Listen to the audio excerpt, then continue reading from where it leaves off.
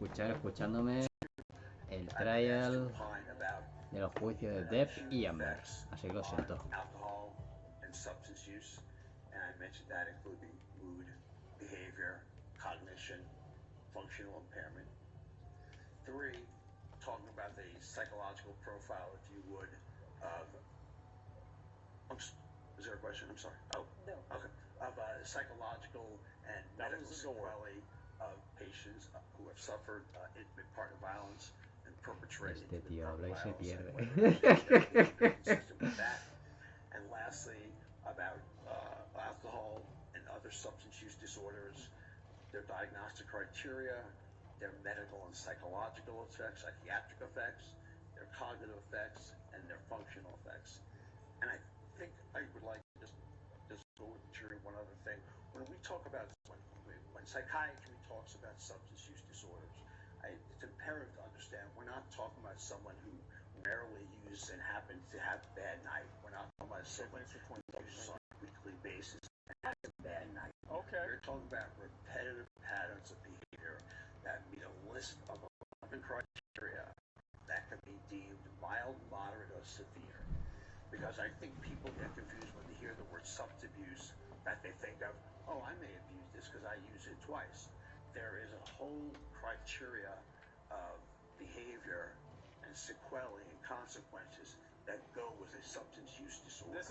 I'm not just talking about someone who will occasionally smoke a joint or smokes a joint or snorts occasional coke, or has alcohol in the hands. So I really need to reiterate that, because I think when you look at psychiatric behavior, we tend to people look online and say, my gosh, I have all 7 of these, right?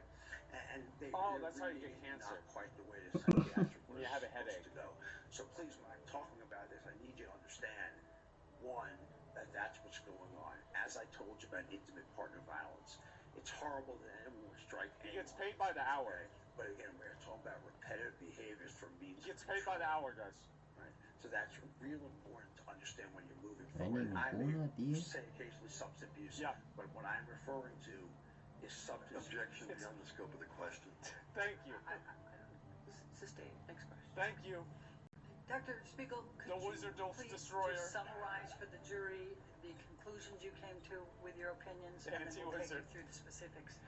So, in my opinion, based on my review of the evidence, silenced, based on my clinical experience, based on my publishing experience, based on my teaching experience, that Mr. Depp has behaviors that are consistent with both someone who has a substance use disorder, as well as consistent behaviors with someone who's a perpetrator of intimate partner violence. Okay, well, what about the second one? Because we know the first one. I'm going to start with the impact of drug and alcohol abuse over time. First of all, based upon he didn't interview him, by the way. Evidence, what type of drugs has Mr. Depp used? So, Mr. Depp, and I'm talking about use. We're talking about a substance use disorder here. We're not just talking about use. Okay, so we are talking about alcohol. We are talking about amphetamines. Hourly pay. We are talking about marijuana. We are talking about cocaine. Write this down. It's going to be on the test. We are talking about ecstasy. We are talking about opiates. We are talking about prescription benzodiazepines. Pero ¿qué le pasa a este tío? And we'll get into everything about the abusability of Seroquel and or gabapentin in Iran. And we are talking about much of the time all of current use, meaning simultaneously. Oh. In your practice, do some patients suggest to you that drugs and alcohol actually help them? So, of course, I think it's patients who lack insight or are in the very early stages of recognizing they have a quote-unquote problem will sometimes actually say that they have this medication actually calms me down. This medication makes me feel better. Isn't that what it's supposed to do? In actuality, they may not acutely feel anything, but chronic and continual use will take its toll on the brain. So the answer is yes, but again, people who have substance use disorders have lack of insight and a lack of judgment about what's going on. I guess substance abuse. Very poor moderates of their own. What's the difference? Yeah. As Mr. Depp suggested, based on your review of the record evidence, that alcohol and drugs actually help him.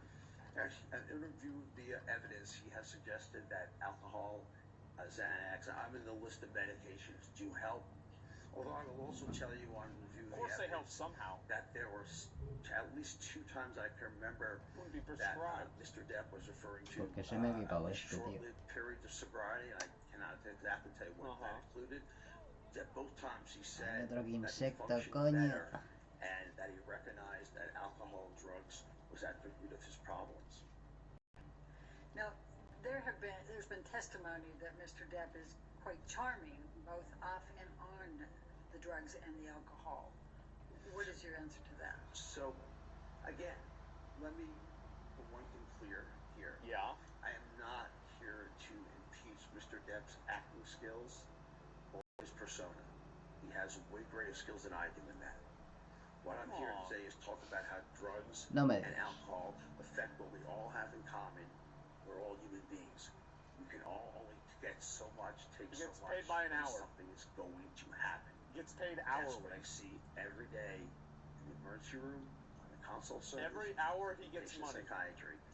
Bad things happen. So the longer that he talks, anything special, the more money he gets.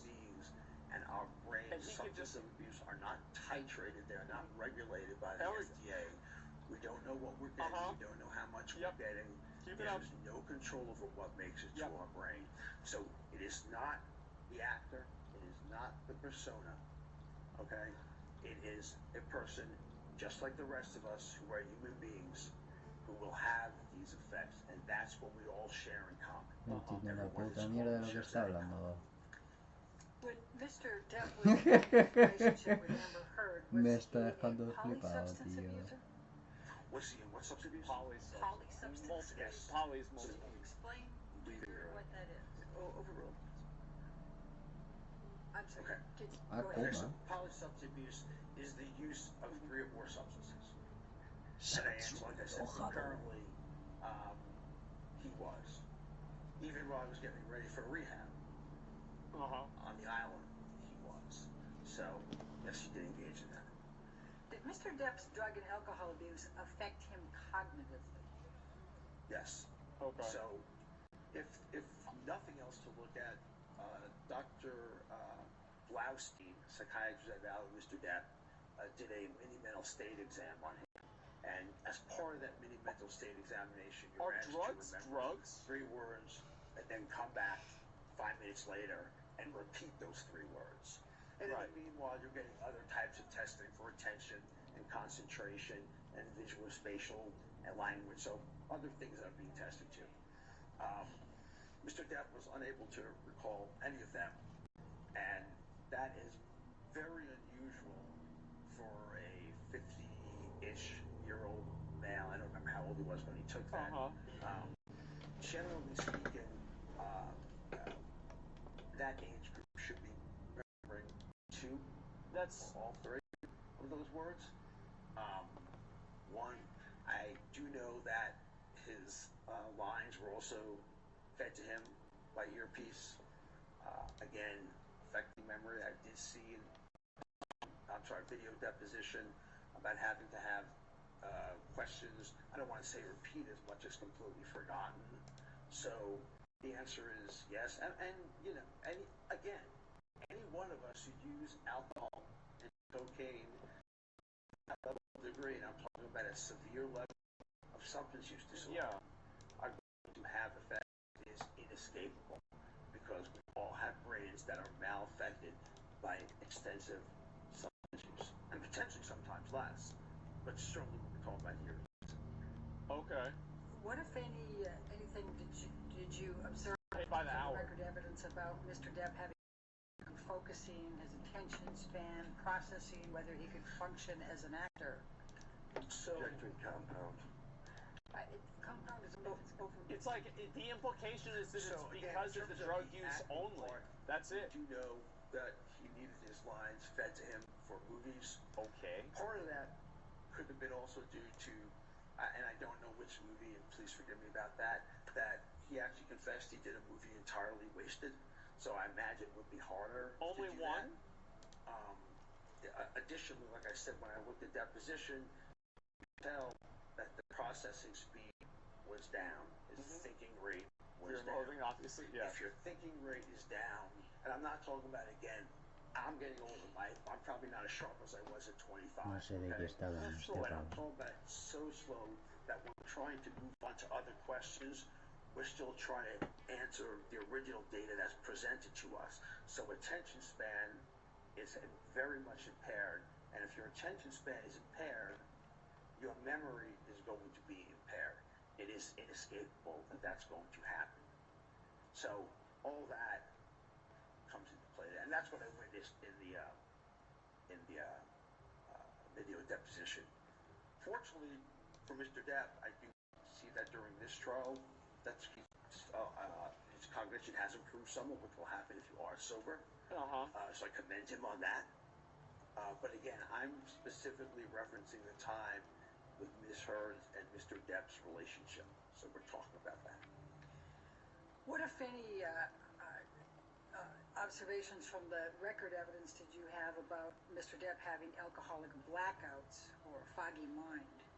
Again, there were reported times where he would be essentially, quote-unquote, passed out drunk. You saw pictures of him passed out drunk and not being able to remember what he did, which is, again, if you look at the record evidence, you will see that, and this is linking intimate partner violence and substance use together. I know we're going to get to that. Okay, good. This is basically, if you have blackouts and you're using alcohol, using cocaine, it's going to be near impossible to remember what happened the night before. I don't think I'm the first person that's ever told you that alcohol can cause blackouts, and basically alcohol decreases a brain chemical, glutamate, which is involved in memory formation. Okay. If it blocks that to an extensive degree, the individual cannot remember what happened because they didn't have enough time for their brain to process the memory, needing this brain chemical. So, does alcoholic blackouts happen every time? No, of course not. But are they complication of a use disorder? Absolutely yes. And there was record evidence of that. Dr. Spiegel, you said at one point alcohol and cocaine. Is it possible to have blackouts with alcohol and different types of substances? Obviously. Yes. So, my clinical experience, and I'll date it back within the Qué last pregunta month. más tonta We esa. had a patient who was using both, especially cocaine, and she had these kind of stroke-like lesions around the brain center known as the hippocampus, which is involved in memory formation. So, objection relevance. Objection, this is an hourly rate. Combining the two subs together increases the likelihood, even if you don't get what is a major stroke. And again, we think of a major stroke as someone who has speech difficulties and movement difficulties. There's a lot of different types of stroke that can just affect cognition. They don't necessarily have to have severe movement deficits or severe language deficits. Es el teostra, tío. Es que lo tengo que matar como 20.000 veces. ¡Qué putada! And actually, there's a vascular neurocognitive disorder. So, you need to understand, that's part of the psychiatric diagnosis. You need to understand that you can have these insults, these lesions, these strokes, without demonstrating physical features. And at a minimal, we know that he was using both substances concurrently, and at minimum, we know he had cognitive issues that we've talked about. Sure. Or at least had some of that. Sure. I think everybody agrees on that. What is there between domestic abuse, heavy alcohol abuse, and cognitive disorders? So, implications. The risk factors, if you would, for intimate implications. Okay, and there are probably many of them. I don't have time to go all of them, but the ones in particular, characters in particular, are one, having someone in the relationship who is jealous or suspicious. Now here we go. Two, having someone who has a higher than average acceptance of violence ideations. Three, someone who has rapid and extreme mood shifts. Four, someone who has limited self-control. One of the roles of cognition, one of the roles of our brain, is to prevent inappropriate behaviors and acting out on thoughts. We all get angry at people. That's human. We all get angry. Right. All things about people. The difference is when our brains are intact and working well, most of us don't act them out. would say that's So true. that's because your frontal lobe and other parts of the brain are involved in making sure these negative thoughts don't mold out. don't get acted on. Yeah. Okay? Sure. So, when you have the effects of alcohol acutely, it causes disinhibition, which means you are, by definition, losing control and having rapid. You do whatever the fuck. 2, you are affecting parts of the brain that are involved in what we call social processing cues. So you no longer can interpret what's in front of you that is, I would say, right or wrong, or what I should act on and what I shouldn't act on. So act on them. Even though sober, and I've seen it in Mr. Depp's record evidence, I've seen it clinically. Sober, we can contain that. We can contain that.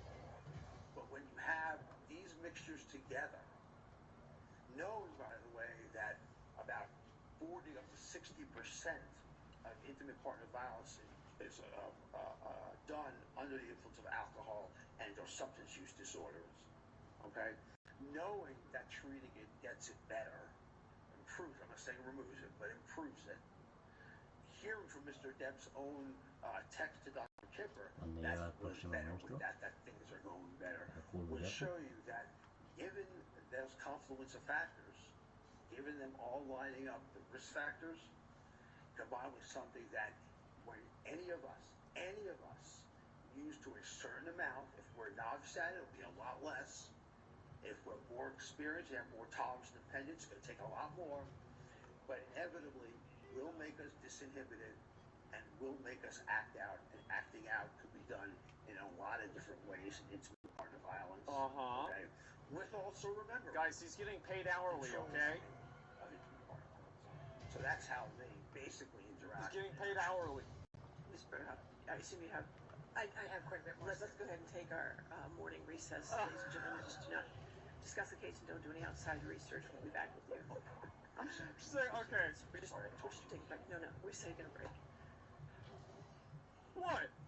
What? I wasn't done talking. I wasn't done. Look, he's mad. He's mad. Everybody told him to shut the fuck up. He gets paid through recess? Yeah, I bet he does. Yeah. We're not talking. How long can he stay up there talking? If you let this guy go, I bet this would be the entire rest of the trial. Take a break till 11 then? We'll come back at 11. He would just start talking. This is the kind of guy that, I mean, he obviously really knows what he's talking about. He's got a lot of experience, and he's going to make sure that you know that. Now, you indicated that you reviewed Mr. Depp's video depositions. Is that correct? The ones from November 10 through 12 of 2020 and December 14 of 2021. Is that correct? Yes. Okay. Did you reach any conclusions about his cognitive symptoms, insight, and judgment in watching those? So, during the video deposition, what was readily apparent was a gentleman who had a significant delay in processing speed. And like I said, when you have a delay in processing speed, many other cognitive functions are going to follow. You're going to be impaired attention, concentration, memory, all that's going to happen. In terms of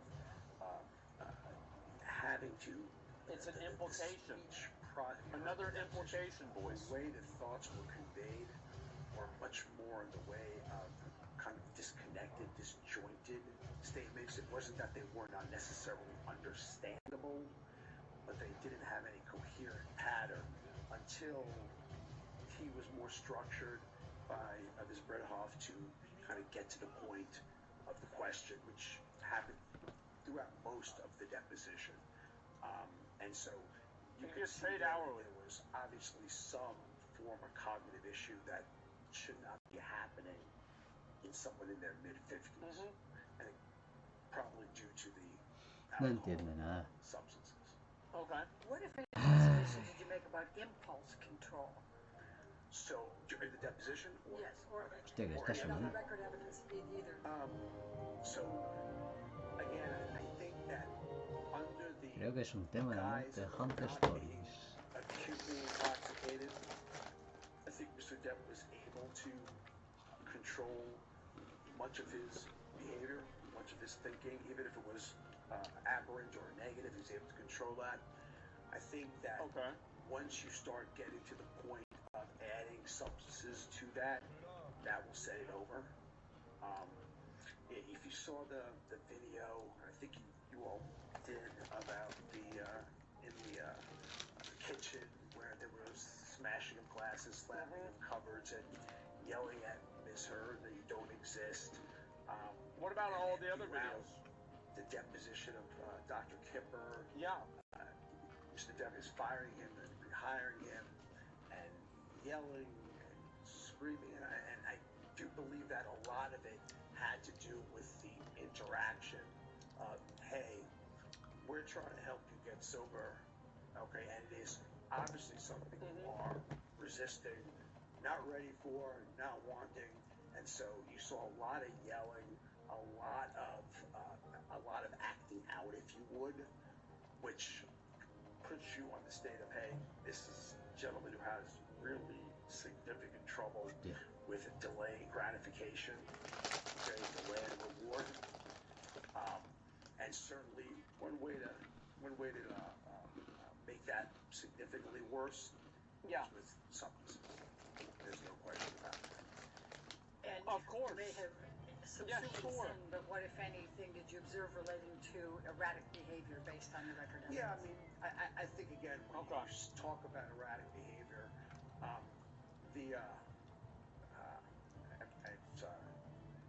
Dr. Kipper's deposition, I believe it was, where, and I think I made particular note of this only because I'm a psychiatrist myself, there was a very large Resto de sushi, de verdad. about Dr. Cowan, who was Miss Heard's psychologist therapist. And the language, you can be dissatisfied with your provider. I have no problem with that. You could be dissatisfied, and you have a right to go to wherever you want to go to. That's paid by the hour. The texting that were involved in this in terms of erratic behavior was disturbing in terms of verbiage used, the phrases used. Am I free to use some of the language, or should I reserve that? Go ahead. I can? Believe me, the jury's been hearing it. Okay, all right, let's go. Okay.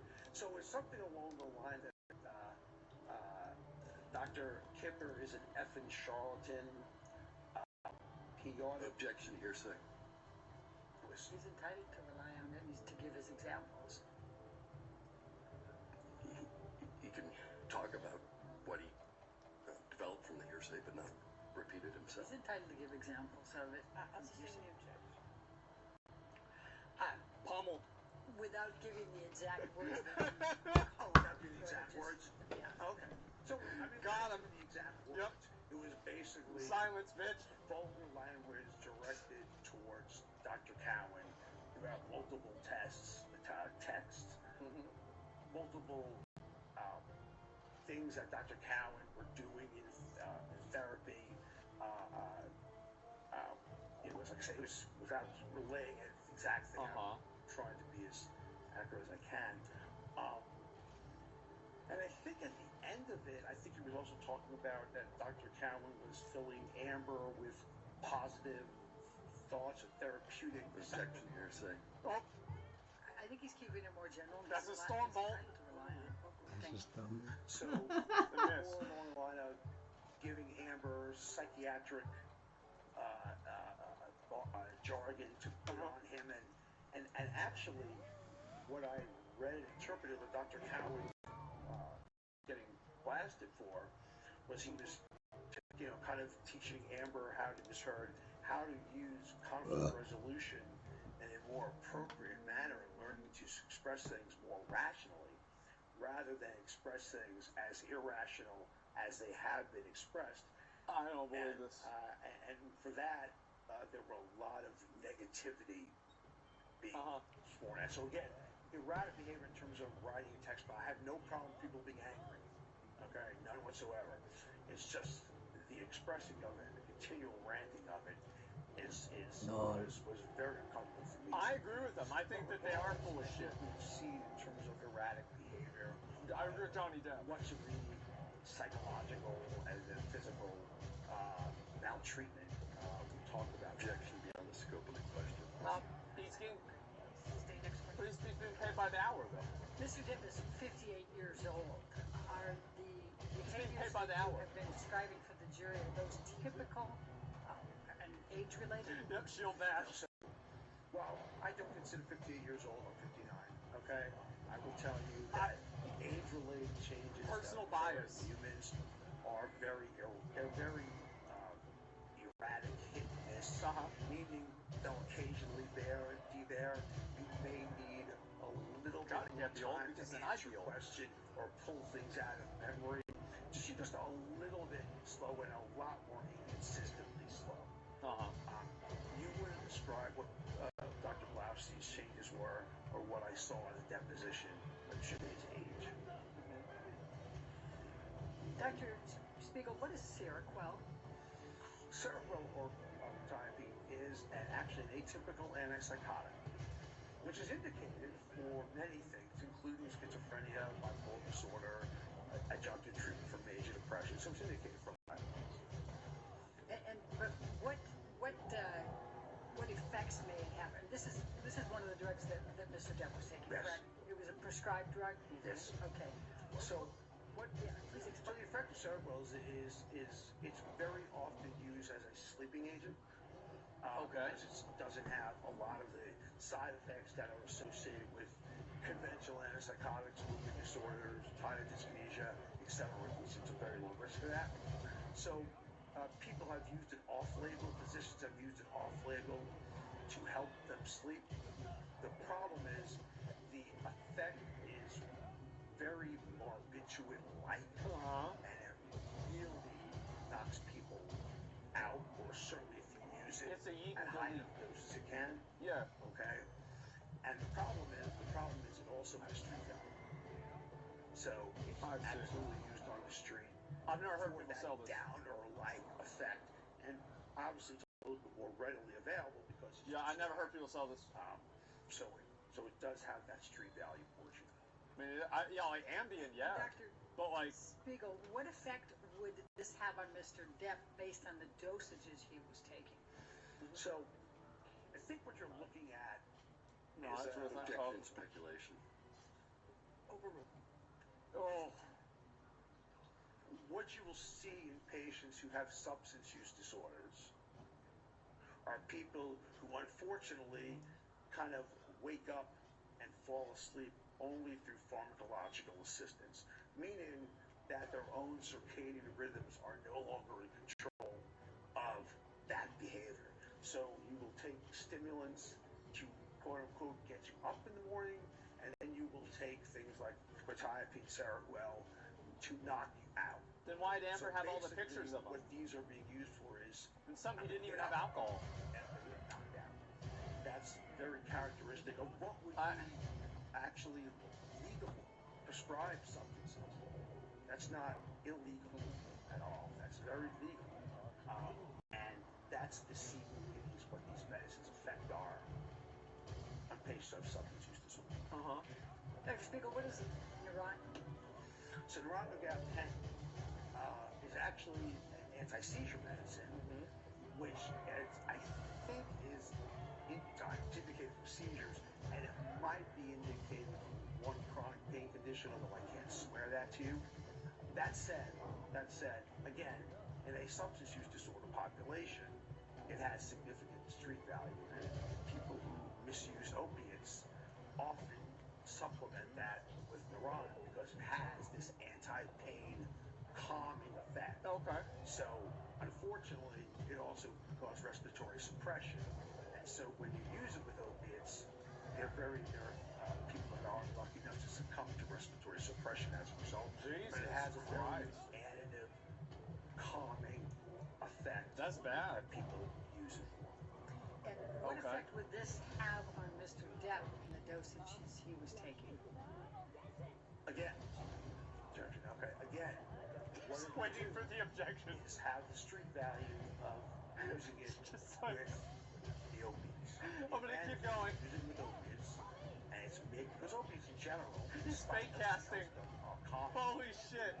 And you use it with it, it offers Verbicon, which is why doctors have been warned not to prescribe medications like gabapentin and opiates together, unless under significant, strict following, because it can cause serious problems. Yeah, sure. Such as death, respiratory suppression. Yeah, And that's Ms. a bad one. Also taking Adderall, correct? Yes. Can you please describe to the jury what that It makes you play video games better. in connection with the dosages? Yeah. So I need to take this. Adderall is a psychostimulant, which is prescribed relatively regularly for ADHD. Right. The problem comes again when you shouldn't be prescribing or receiving Adderall when you're already misusing cocaine. Oh. Okay, you're now doubling your stimulant dosage. So I can just use cocaine. What you are talking about, again, it comes down to the substance use disorder population. You are using it to stay awake, have energy, keep yourself going, getting high, getting energetic, and then the only way to kind of combat that, because you have this effect, is to kind of cut downers during the day, and downers being anything that's calming. So hasta luego. Prescription, anywhere from Neurontin, anywhere from Seroquel, all medications that are potentially, not potentially, which are abusable. And so that's what this is going on. That's what the substance use disorder patient has, and you can't be given substance use cocaine, because that's an extreme risk for death. Can't be anything else. Okay, that makes sense. All right. What, if any, effect would these drugs have if they were mixed with MDMA? ¡A tope! Yeah, what would it do? Queda menos de un mes. Queda menos de un mes. ¿Qué día estamos? Sí, queda un mes aún.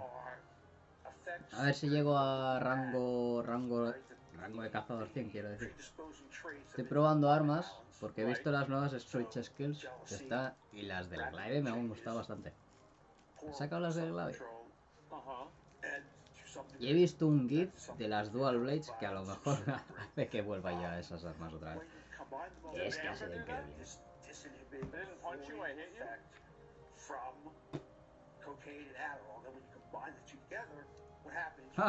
Ojalá, ojalá.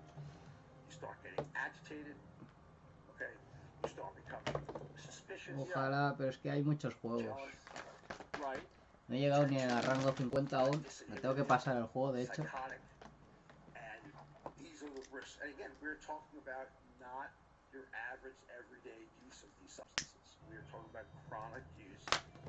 Joder, rango. Cazador 99. ¿Cuántas horas te ha llevado?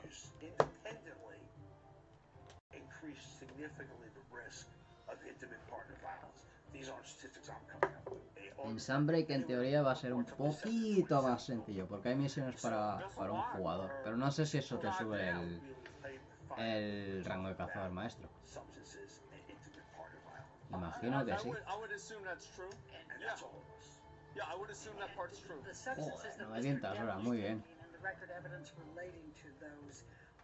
Espero que la expansión vaya incluyendo muchos monstruos en las actualizaciones. Y no solo un par.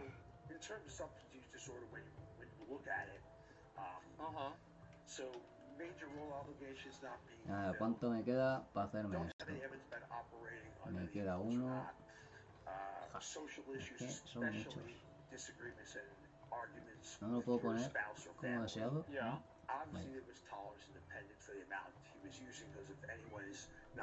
Bueno, a seguir con esto. Unsuccessful efforts, difficulty cutting back, using more than intended, giving up social occupational obligations because there was party right after the rehab. ¿Qué armas llevas, señorito? ¿O usas de todo? Objection beyond the scope of the question. Interrupt. Actually, that's asking for the record evidence for this. Interrupt. There it is. Interrupt successful. Okay. What other record evidence? No fake casting today. Psychological, using despite the fact you know it causes known psychological, psychiatric, medical effects. I think that's been pretty well documented. So in this case, you're talking about someone who has a severe substance use disorder. I do want to emphasize, let it down to the jury, No, that me he equivocado. intimate partner violence and substance disorders are two scourges in this country. Pero, They're two plagues. Gets paid by the This hour. is very serious stuff we're playing with. Every hour You are he just makes money. getting someone closer and closer to the So threshold. the longer that he talks, Relevance. the more money he makes. This is highly relevant. I love the rule as to, So he can just keep Yeah, that's talking and keep making more money. yeah, let's go to the question. Yes. And now he's making money being confused. Tell me more about the Now he's relationship making between money substance making abuse and IPV, please. Yeah, so again, that Let me repeat myself. Let me start from the beginning. and you may be able to control the risk factors for IT. Any of us. Just like may me. be able to control the risk I don't factors. think I for noticed. ITV. Any of us might be able to. Okay, when we're thinking Uh-huh. and we're not disinhibited, not having these hyper intense emotions from substances. Once you add that to this mix, your brain can no longer do what it's supposed to do. Yeah, It's that makes supposed sense. to prevent you qué dolor from doing this. Quite frankly, because it's wrong. en toda la cabeza.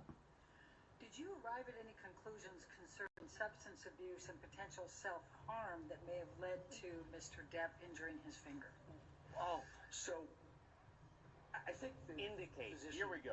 Before me explained that pretty well. But it's going to be an I'll tell you implication that again. Mr. Depp has a history of self-injurious behavior. Yeah. Meaning cutting himself. Mr. Depp has a history of burning himself.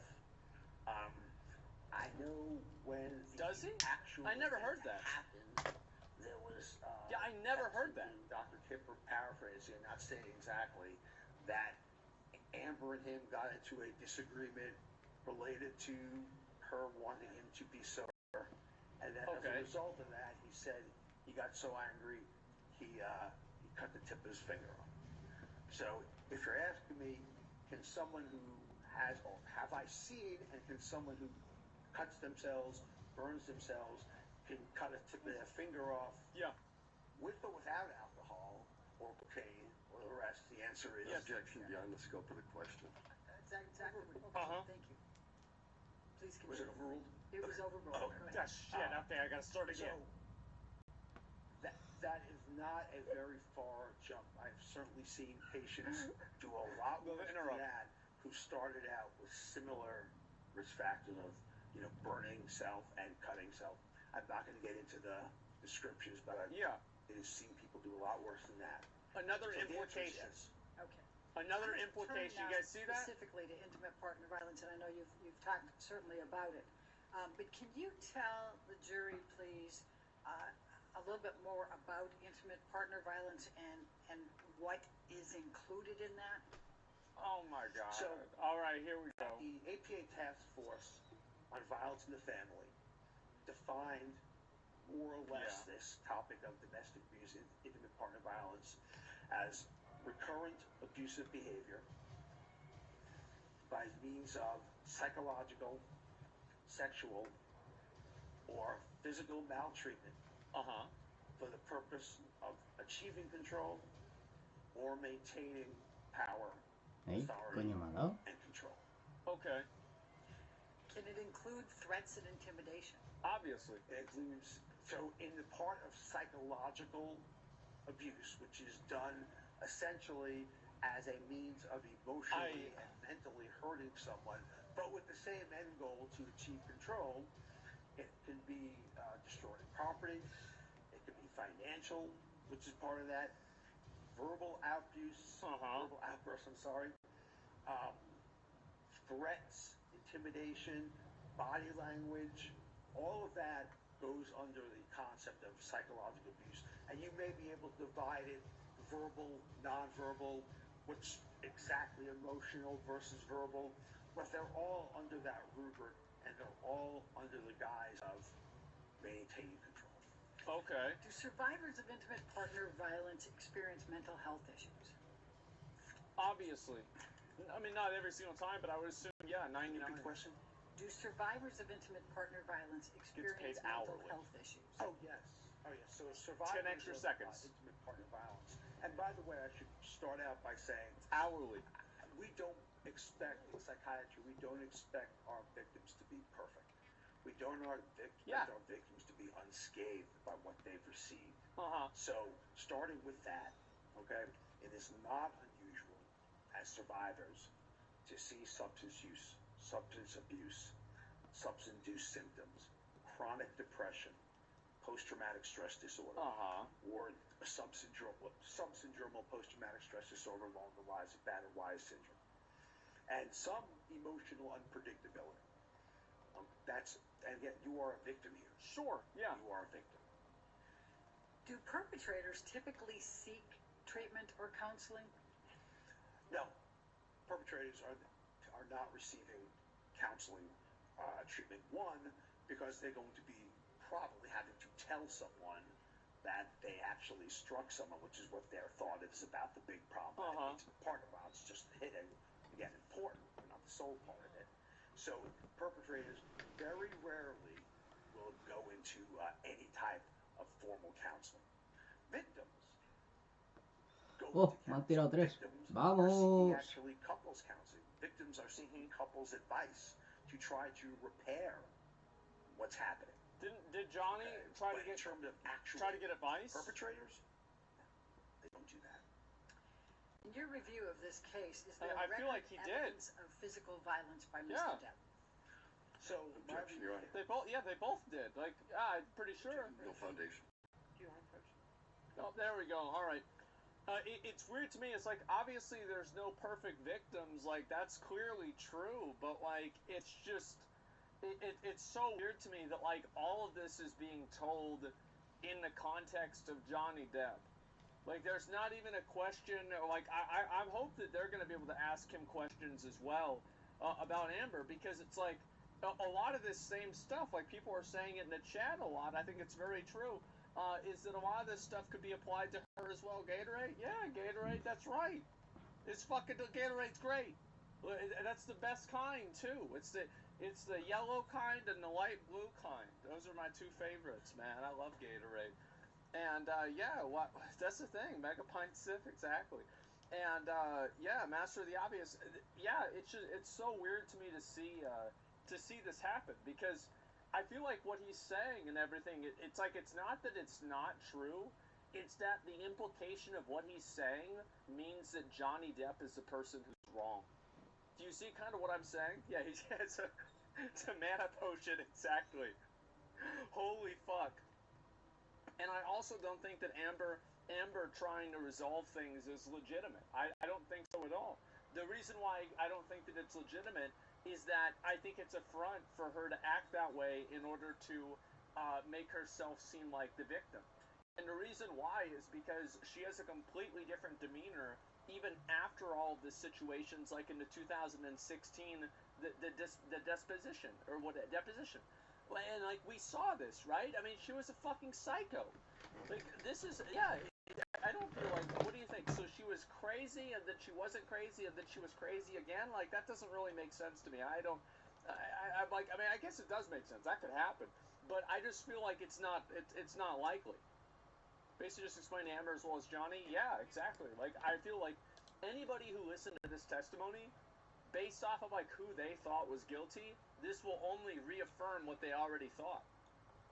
Like, this is not, like, I don't feel like this is a guarantee, and it's like, are you gonna Weakness not remember things if exploit. you're addicted to substances? Like, yeah, sure, of course that's true. Absolutely. New York Post said Kate Johnny's ex will testify on Wednesday. Great. That's good. Crazy when convenient. Yes, exactly. He's so biased and it's clear. Well, I think it's weird, right, to have, like, an expert witness, somebody who's supposed to be an expert in the field, and then have them give a one-sided perspective. I find that to be a little bit unfair. I don't know. Like, that's my opinion. Meanwhile, Amber testifies she remembers the whole day while on mushrooms. Exactly.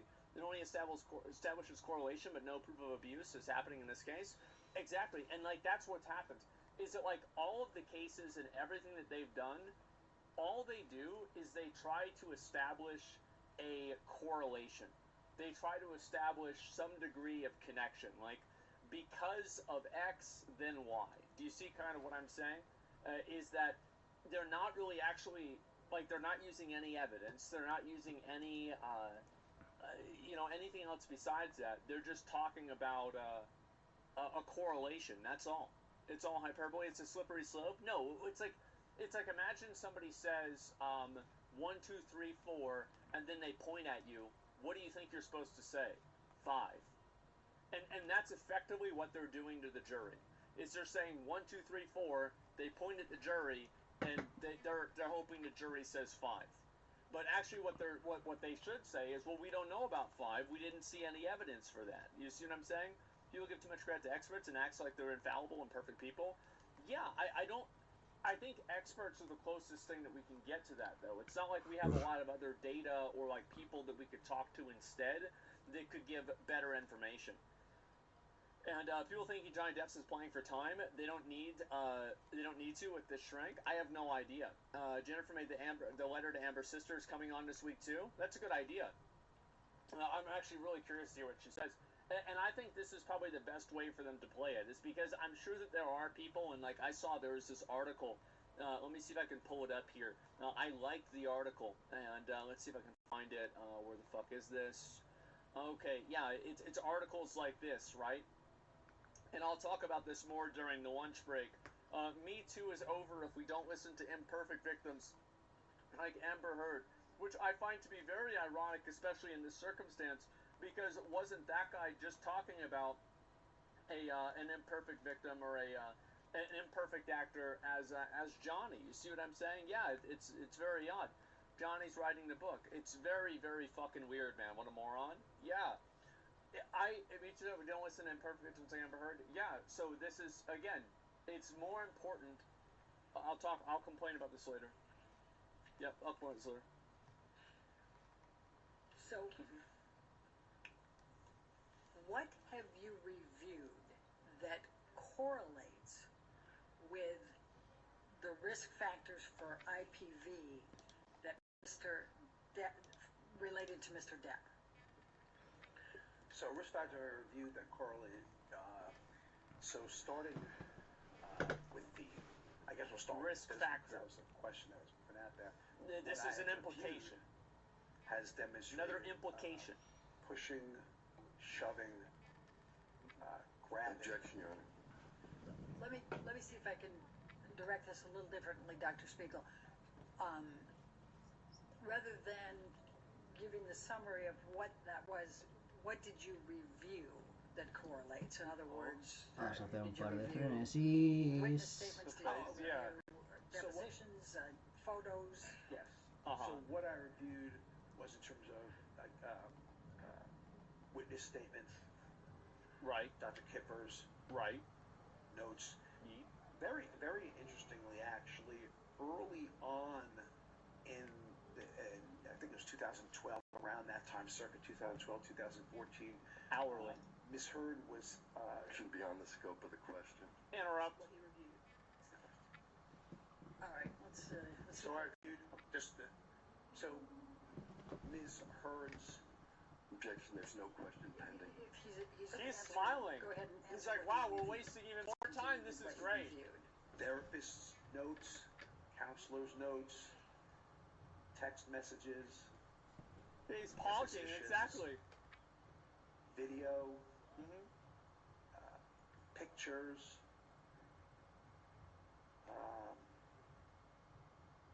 psychologists' notes Uh-huh. and evaluations. And I said physicians' notes. That's what I reviewed. All right. Okay. Now, you've indicated that intimate partner violence includes physical violence, sexual abuse, and psychological aggression. Can you please describe for the jury what psychological aggression is and what it entails? Oh, I So- wonder where this is going. Psychological aggression would be the engaging in behavior for the sole purpose of emotionally and or mentally harming someone with the main purpose of, again, to maintaining control. So behaviors that can occur with psychological aggression include insults, Fat old intimidation, man. by holding things financially against someone, I need the money for the Land Rover. jealousy, rant, $50,000 a month. property destruction. So all that I can't list all is of those. involved nonverbal communication, so threatening looks, glances, Shitting on things a bed. like that. All that is involved in psychological maltreatment in intimate partnership. But that's literally What, if any, all of the things that she did. What, if anything, would be psychological aggression if it was trying to control somebody's career? Would that be offensive? Oh, leading. Section leading. There it is. So yeah, I'm trying to control someone here. That would be under financial, trying to mistreat someone, especially someone who wants to succeed and trying to have a career, and you're preventing them from doing so by maltreatment. That's another example. Right. So I'm going to ask specifically about the risk factors for intimate partner violence. Is substance abuse a risk factor for intimate partner violence? An implication, of Yes, course it is. It is a risk factor as well as a precipitating cause. Yes. And what record evidence did you review that correlates to Mr. Depp engaging in substance abuse?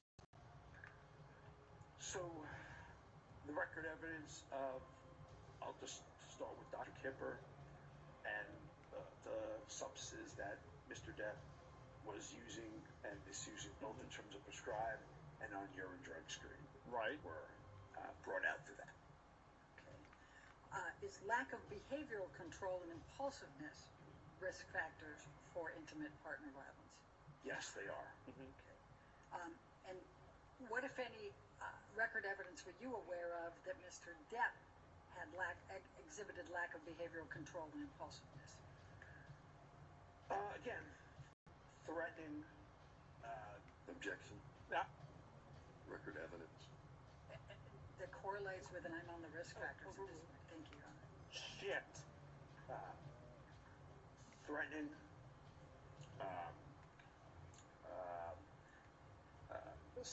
Destroying furniture, property, Like a bed. breaking things,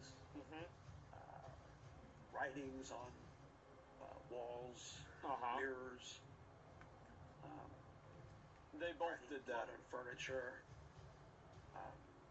All that would be go with that. Right. All right. And what, if any, risk factor is Scripted? narcissism? Yeah, for a little intimate bit. partner violence. So, a patient, before we get into narcissistic personality traits or disorders, Oh, here we go. the overall, it's categorized under what's called cluster B personality. Objection, Your Honor, beyond the scope of the question. Interrupt. He's explaining the narcissism. You're also saying objection. Oh, Can you there it explain is. to the jury what's involved with narcissism as it relates to the risk factors of intimate partner violence and So what that realm is? So narcissism Another pummel. patients have, again, poor self-control, okay, rapid mood shifts. I didn't mean to hit him. As a result, they have an undue sense of admiration. They worship power. They worship control. They have lack of empathy, and people are generally kept around as long as they're useful to them. Okay. A large sense of entitlement. Anything else? Need for praise. So that would go under narcissistic personality and IPV. Especially the need for praise What if thing. any, You know, guys, I mean, What, if any, traits would be requiring Man. admiration? Would that fit into it? Yeah, oh yes. Requiring admiration, need to be admired, part and parcel of narcissistic personality disorder. Yes. Would being envious need to be fit within admired. that? Yes. For like a Fragile donation self-esteem? Yes. of like $7 million. And what, if any, record evidence do you Yeah. have that correlates with Mr. That's Depp interesting. being narcissistic?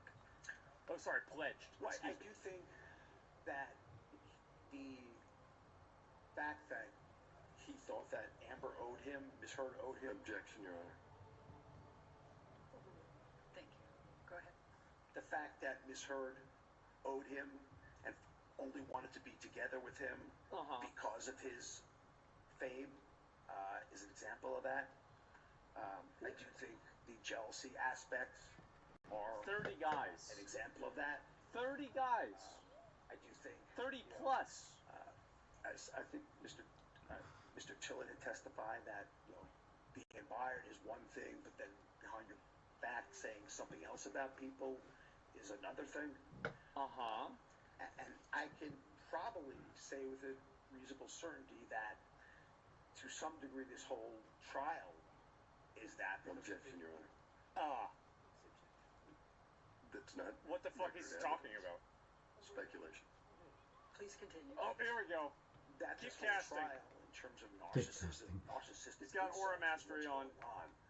I believe that Mr. Depp was very much a mainstay appropriately in Hollywood, and then this was pulled the rug without. Objection, Your Honor. Can we? He's able to explain what he sustained then. Yeah, there we go. Interrupt. Can you explain what you mean by this whole trial? This proceeding will go. This court case we're going through. There's an objection, sir.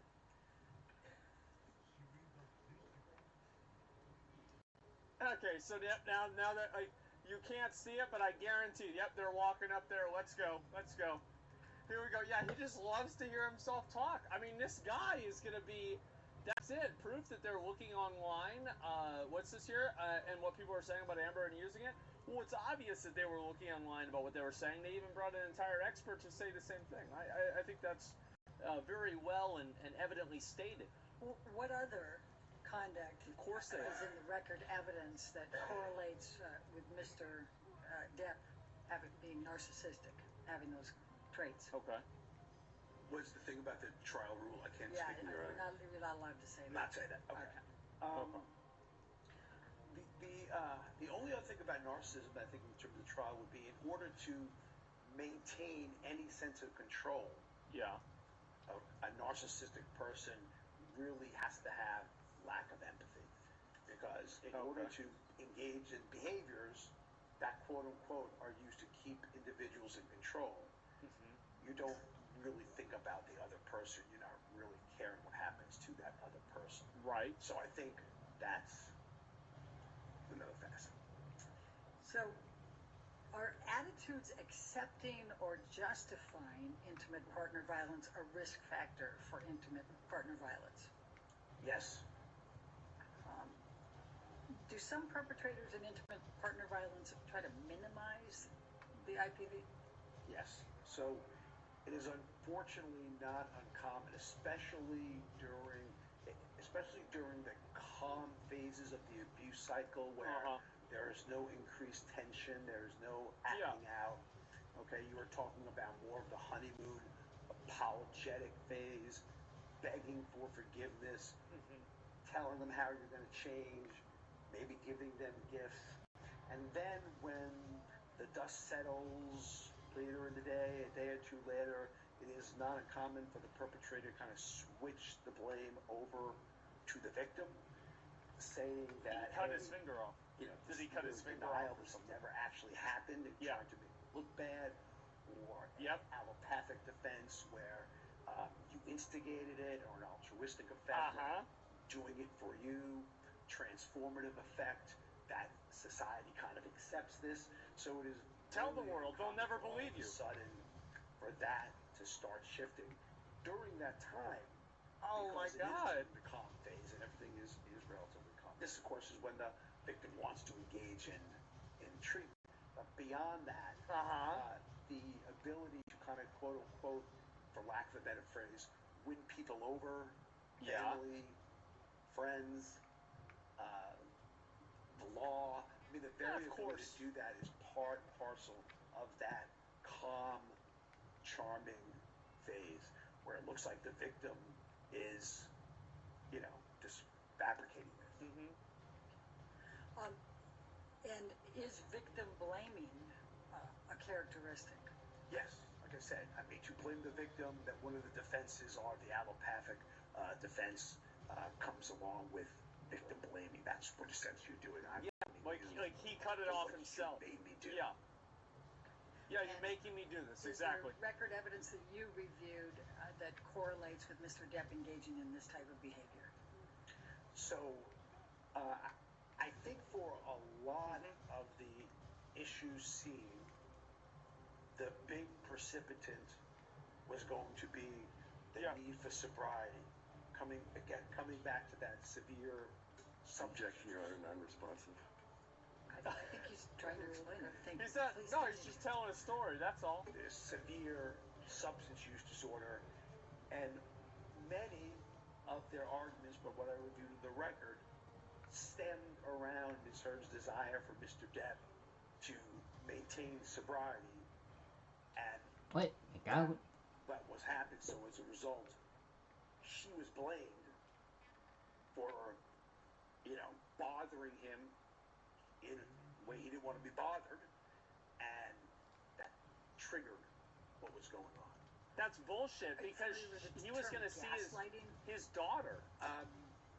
He wanted to see his daughter. What, if any, gaslighting is consistent with intimate partner violence and the risk factors? So again, when you start being What a bunch of able horse to shit. when a person starts to be able to be manipulative and charming, you start to be able to win people over, and especially when you see someone who's a victim who is essentially vulnerable, emotionally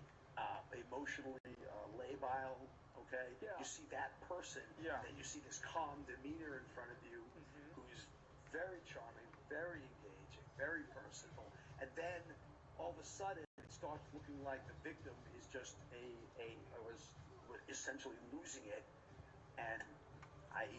they're being gaslighted. Is there examples where an intimate partner violent perpetrator claims that the victim is the person who's actually committing the abuse? Yeah. Oh yes. How common is that? That's very common. Again, that is very common in the occurrence of the honeymoon phase and the calm period of the abuse cycle. Obviously, they're both doing this. Shifting the blame, or anything along that line. That's very common. This is beside the You point. indicated that you reviewed some audio tapes in this case, correct? Yes. And what, if any, evidence did you review there that correlates with Mr. Depp attempting to claim that Amber was the one? Well, I think that was what was said, that Amber was the abuser. Objection, Your Honor. Interrupt. Send the objection. ¡Vamos! Good. Thank you. Please continue. So that claiming that Amber was the abuser in this particular scenario. Claiming.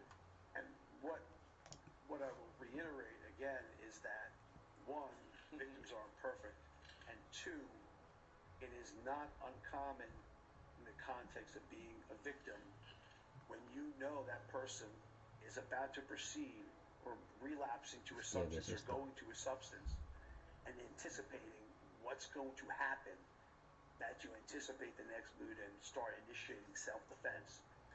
But by and large, that's not what's going on here. How? By and large, Mr. Depp, behavior. Objection, Your Honor. Behavior was consistent. There's objection. Behavior was what? Sustain the objection. Was consistent with another All right, implication? we can move. Holy Victims shit. of abuse a risk factor for intimate violence. Yes. And what? So Go ahead. there's something known as the intergenerational theory of violence, which is basically along the line of observation, imitation, and reinforcement. So you observe behavior that occurred in childhood, you ¿Cuántos imitate it, you cupones? see that there's no significant negative consequences, but you do get the positive consequence of maintaining control of a situation, solving the conflict in your way, if you will. Set festivo, nuevos títulos, más mierda. Only the victims, I'm sorry, not only the perpetrators, but also the victims. Because there are many victims who grow up in a house of abuse. Really? Are not abused, but they're the victims of abuse. Yeah. What are the warning signs heard of of that. intimate partner violence?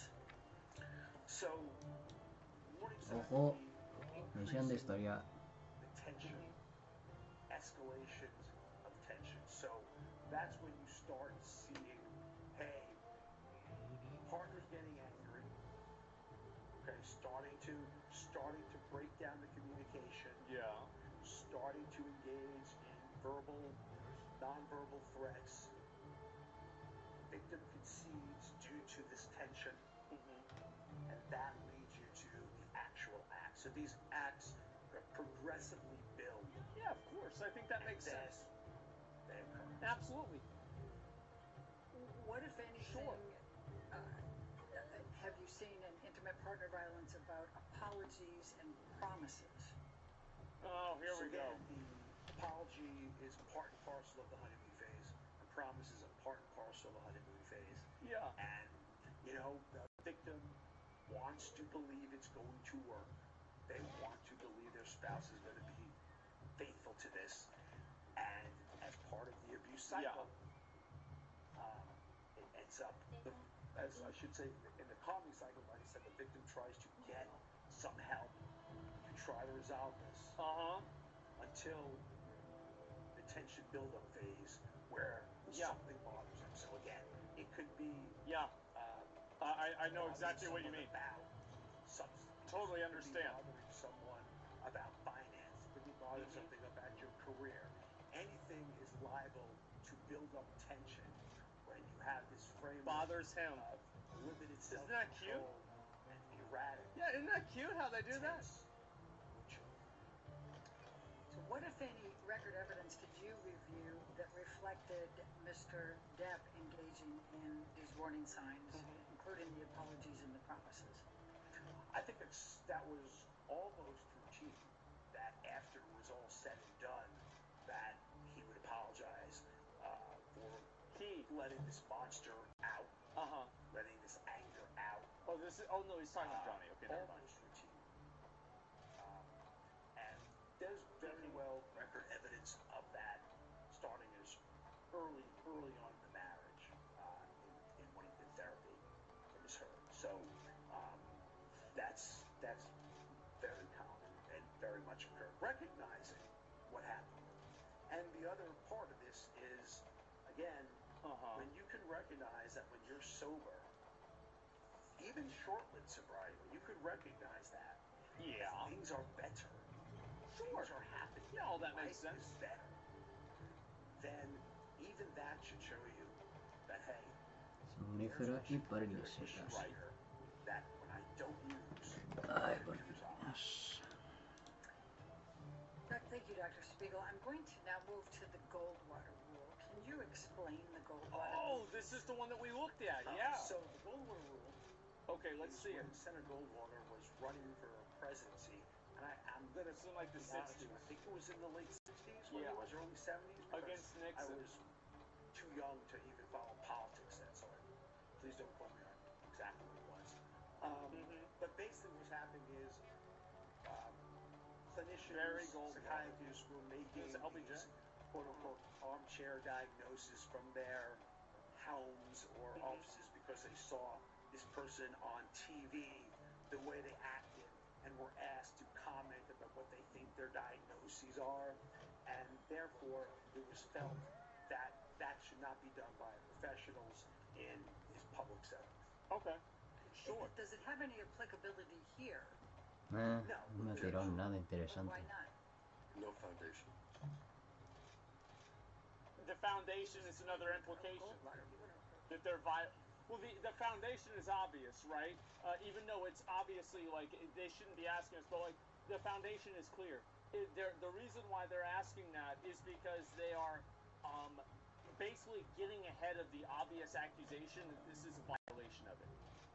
You see what I'm saying? Like, the foundation is obvious. The foundation of it is his entire fucking testimony. Like, giving his, like, a diagnosis on this and explaining everything about this. Yeah, that's what it actually is. And guy's so fucking weird. I just, like, I don't know about the guy being weird. I think the guy's generally fine. And I kind of say a quick video call Jackson's like that on the fly. Yeah, you've got to be on top of your shit, man. You do. Absolutely. Look how he drinks. I don't give a fuck about how he drinks, man. What does he have to say about situations where she actively sabotaged his sobriety? Well, I think that, like, again, like, him being sober and her having control over that was a method of power, right? And, like, I think, again, especially with, like, the fixation on being admired, I think that was, like, so strong in Amber Heard. It was massive. That's why she said that she was going to donate all that money, but she didn't to those different places. And even her publicist says the reason why she donated to those places is so it would get more press. It's like that. They literally just went out and said it. I mean, like, fuck. How is this even a question? Jesus. Dr. Spiegel, do you remember the question? Does the Goldwater rule have any applicability here to your testimony and your conclusions and opinions? Okay, here we go. No, it does not. And why? Multiple reasons. One, the basics of expert witness testimony would almost be thrown away if you are not allowed to base things on what you evaluated of an individual, what you've read about What are those basics? So if I'm not allowed to comment on records or charts or information that I looked at, expert witness testimony can't be done. But more specifically for this case, in the Goldwater rule, the pure version of it was the armchair diagnosis of watching someone on TV. You don't make a diagnosis. More recently, I think that's even more recent. We had examples of that. So you don't make diagnoses like that. Yeah, people do that all the time. This is not the case here. Yeah. Because Amigo. I said to you at the beginning, I have reviewed a lot of professionals and their evaluations and their treatment course. Right. Video deposition, picture deposition, court filings, emails. I mean, I reviewed a whole lot of things that directly describe Seems that way. Mr. Depp and his behavior. So I'm not commenting on a public opinion, and I have absolutely no knowledge of what's in Mr. Depp's It doesn't history. apply to him because he thinks he knows more about it. Like watching a movie, that's not relevant here. Okay. And in fact, I think you testified earlier you invited Mr. Depp to give an Again, example. twice. Leading. Obviously leading. So, to be fair, for evaluate for my own direct evaluation, I was offered twice that I could do an evaluation of Mr. Depp directly, and both times Mr. Depp and or his lawyers decided that that wasn't going to happen. Oh. And in fact, the court did not require Mr. Depp to. No, the court did not require Mr. Depp to undergo this. It did not happen. Okay. That would make Dr. sense. Spiegel, these opinions that you have offered here, do you hold them to within a reasonable degree of medical and psychiatric probability or certainty? Obviously. Absolutely. Yes. Thank you.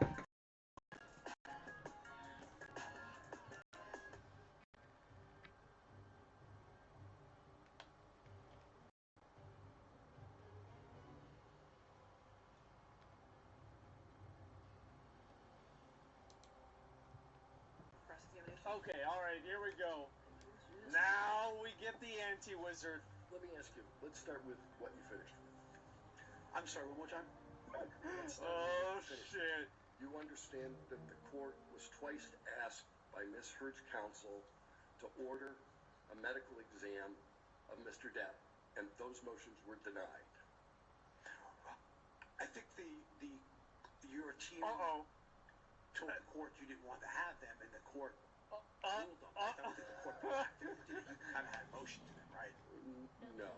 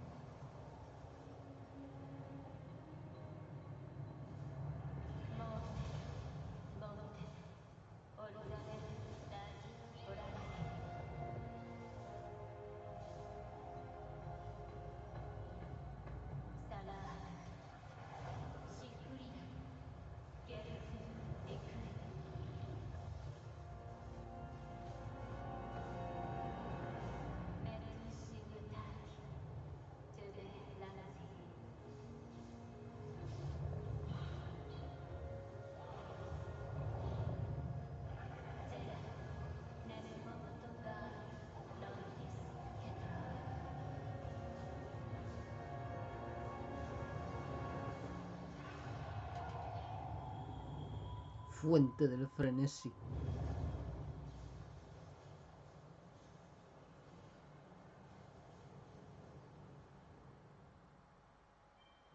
Vamos a ello.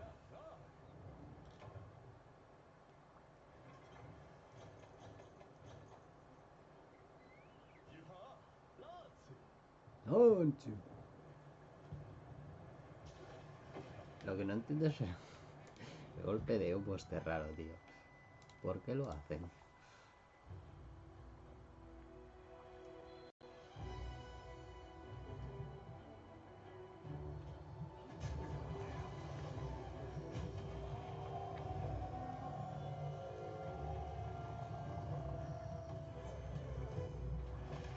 Vaya Marios.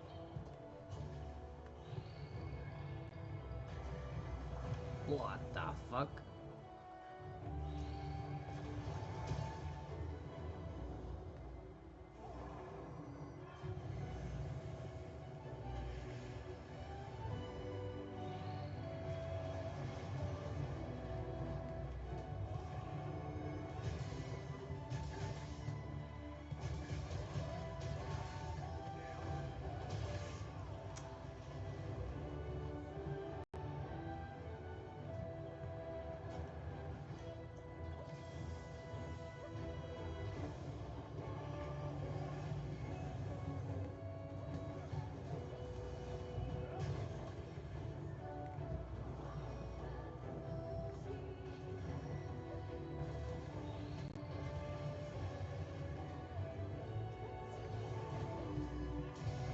What the fuck?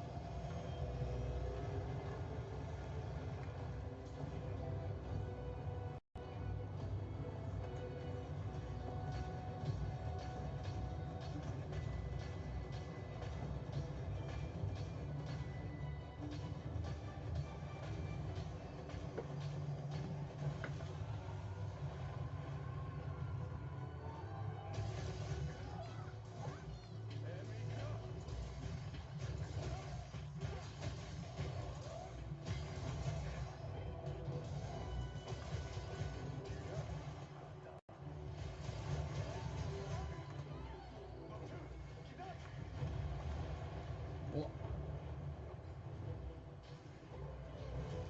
Enfadado.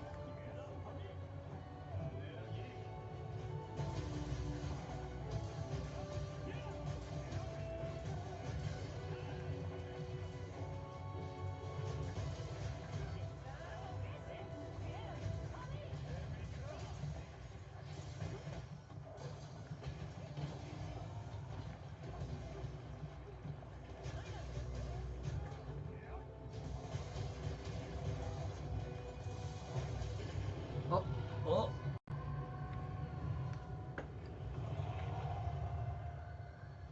Bueno, busi de viento. Laga. Vaya hostia te has llevado.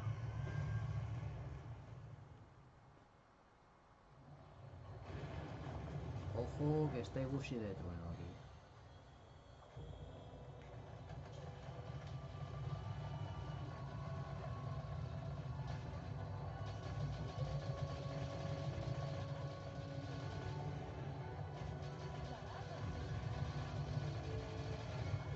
¿Qué está pasando?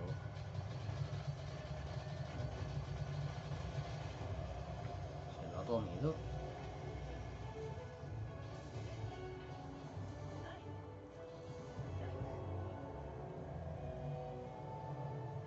Uy, que tiene a Sonic. Qué guay.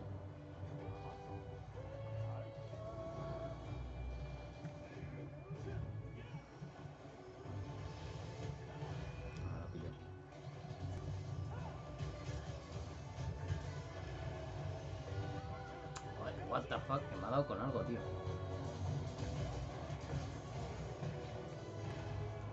ha vuelto a dar, tío. No sé con qué, pero me ha dado. Oh.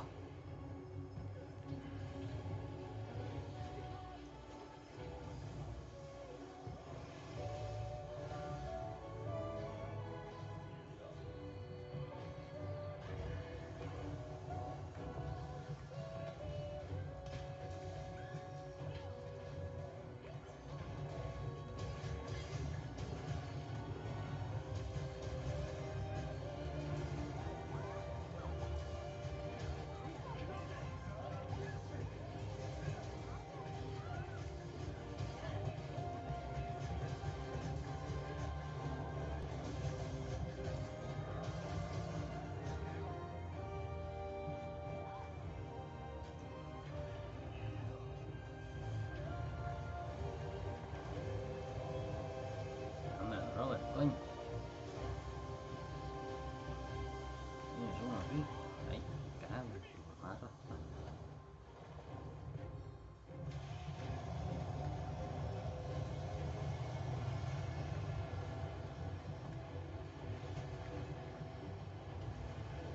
¿Qué está pasando, tío? What is going on? ¡Ah, tío! Me lo he comido.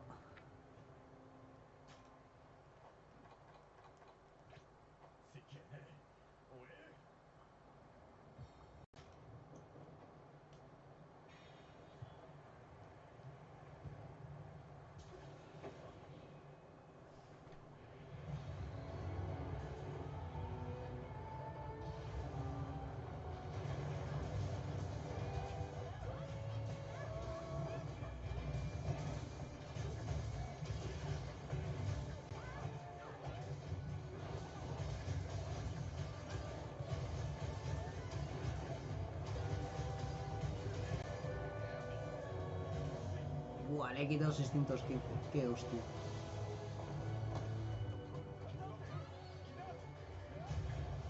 Me cago en tu madre, tío.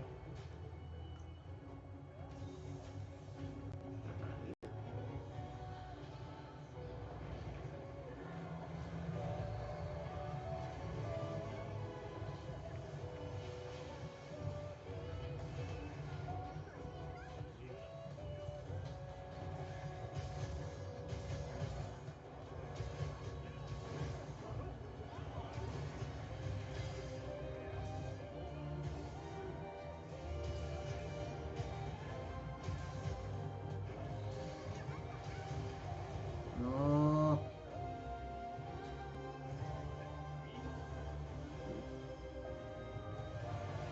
Uf. Casi me da, cabrón.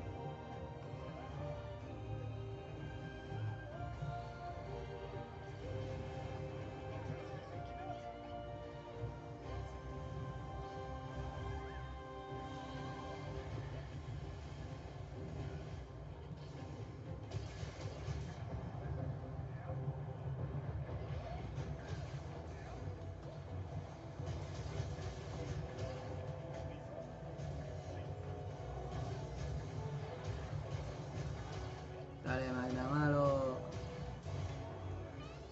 Su puta madre, que me ha dado.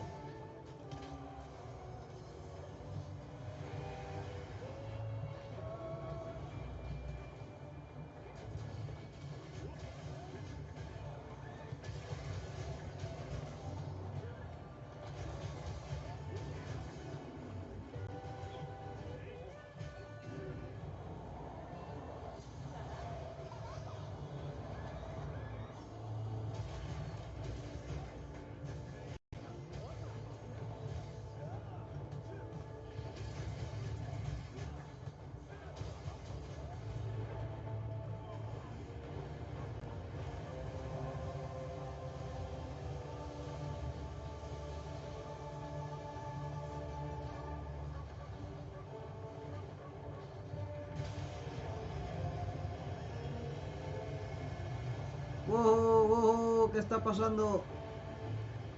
Que no me puedo mover de aquí.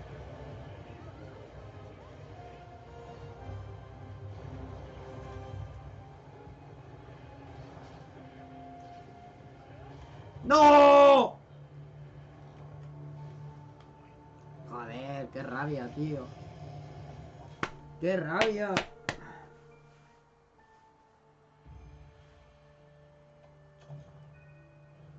Pero han pasado 5 minutos, tío.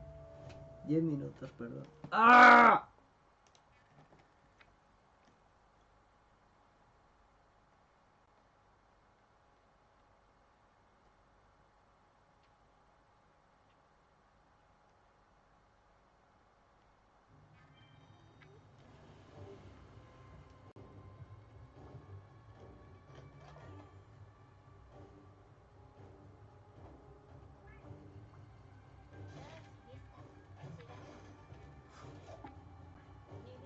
No, coño, no lo voy a hacerlo solo.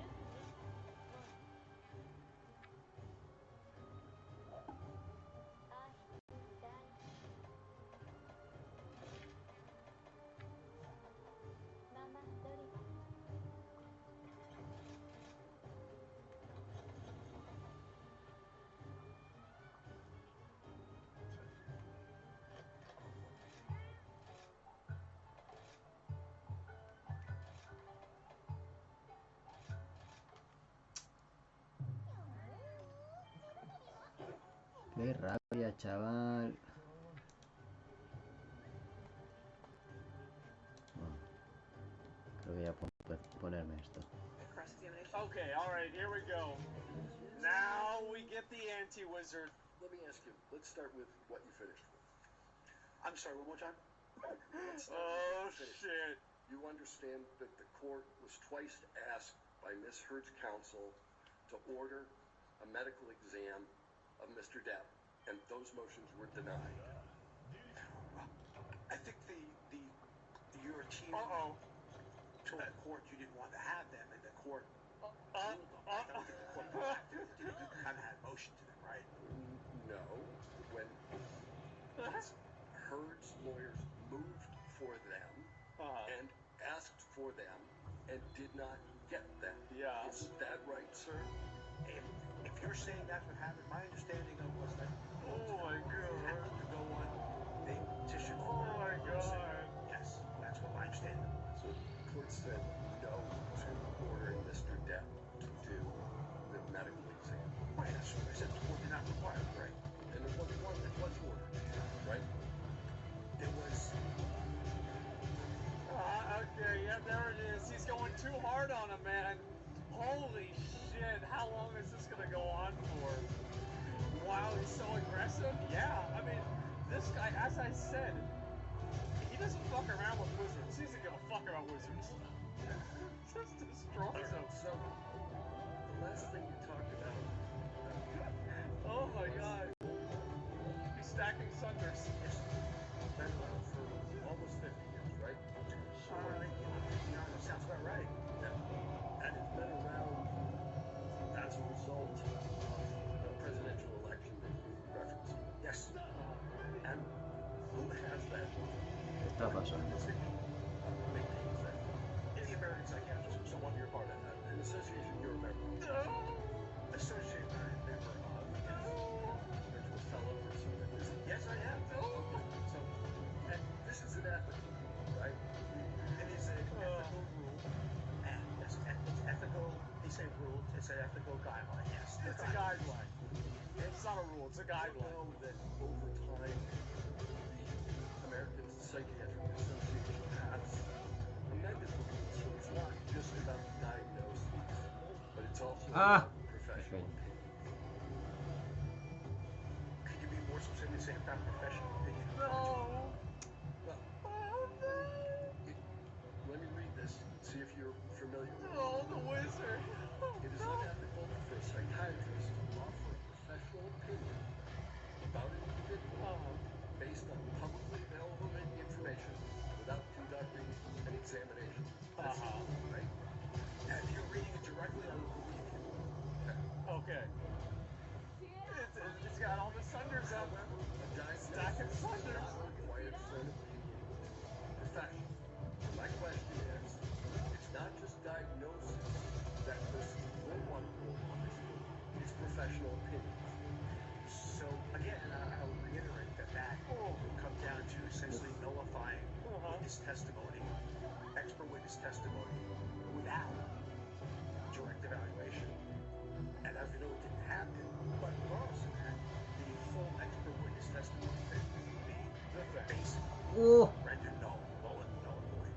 The rule, in fact, contemplates that if she doesn't insert, Again, I'm just telling you the answer to the question. Reading me those statements. Oh God, here we go. Response by Here we go. side, publishes also, is that if that was the case, there could be no expert witness testimony at all. psychiatrists are ethically prohibited from evaluating individuals without appointment, without permission, or other authorization, such as a court order. That's the rule, right? Again, if you were reading that, then I have to God. Oh God. and I would come back to you again. Oh no. This whole thing on expert, we might as well get rid of all the expert witnesses we've had throughout all the time for court proceedings. He gets paid by the hour. Is unless a court orders it, as we just said, they said, then therefore expert witnesses cannot do an evaluation based on an observation of medical records. Insurance companies cannot do evaluations solely based on Vamos. rendering professional opinion. Don't let us be cast At the it. end of the day, you are essentially saying that unless someone has directly evaluated it, this whole medical system. Oh, he's mad. Yeah, he's mad. Is null and void. I'm not saying that. No me lo robes, coño. Give me a second. I'll give you Spell reflect. Okay. what I am reading to you Yes. is a rule by your organization that takes into account that there could be court orders that would permit the exact kind of evaluation that you say I'm eliminating. And I think we're going in circles, but I think I just said that means expert witness testimony would not be allowed, and the branch of forensic psychiatry would be especially hindered. And we know the branch of forensic psychiatry does not prohibit that. So I am a member of the APA.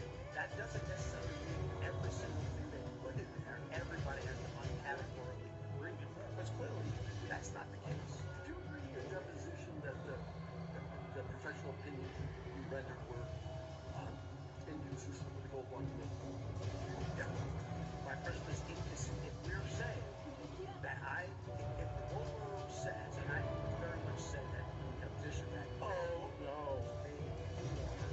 presidents and public figures such as that, but regardless of that, that's what we make. Oh I no. make for Hollywood, but I'll even take that because there's a public figure. Oh, What I'm saying to you is that the gold rule is saying you cannot do any expert witness testimony in our field. That is exactly what it's saying based on exactly what you read. And I'm just telling you what you are saying that encompasses. What I'm asking you, sir, is Oh God. Fucking why the ethical requirements you comply, APA, when Sir.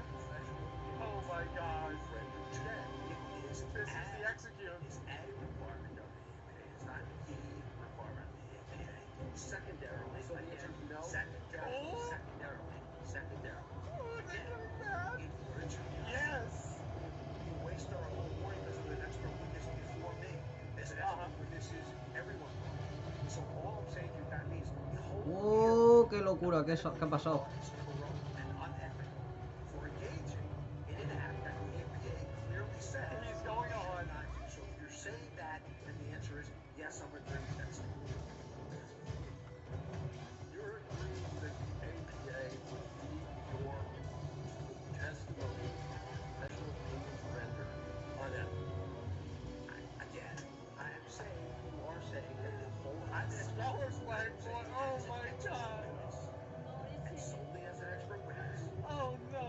That guideline is permitting that from occurring. Que no vaya por mí. Say that the whole field of expert witness testimony. This guy. Again, This is the wizard. This is destroyer.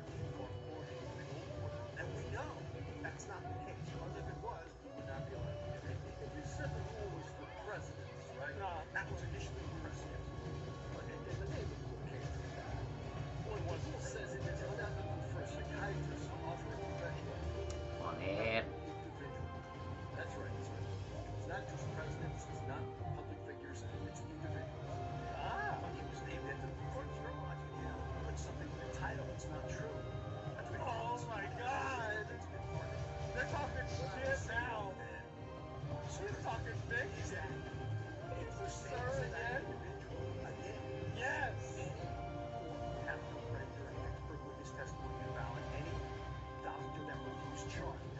my god. I can go on the list of docs that do not see their new patients directly, and that's a violation. So basically, Oh my god. No, no, me muero. then all of Ula, no sé cómo aguantaba eso. and all Pero lo aguanta. Oh boy. is an unethical violation. We are not seeing the president. We deny patients medications all the time without seeing them. We deny patients treatments, unfortunately, without seeing them. And unfortunately, Ah, tío. so the answer to your question again, Yeah, we that all of this we heard is about that. unethical, which is what you were saying. This is what you were. We heard about that. What you were saying. That unless you do the evaluation directly yourself, therefore you cannot be considered ethical. And I'm telling you how that not just expert law, but also managed care and applicable to multiple branch events. Hospital duration of hospitalization stating in a value. The fuck? So tell me where you want me to head. Well, No lo ha parecido.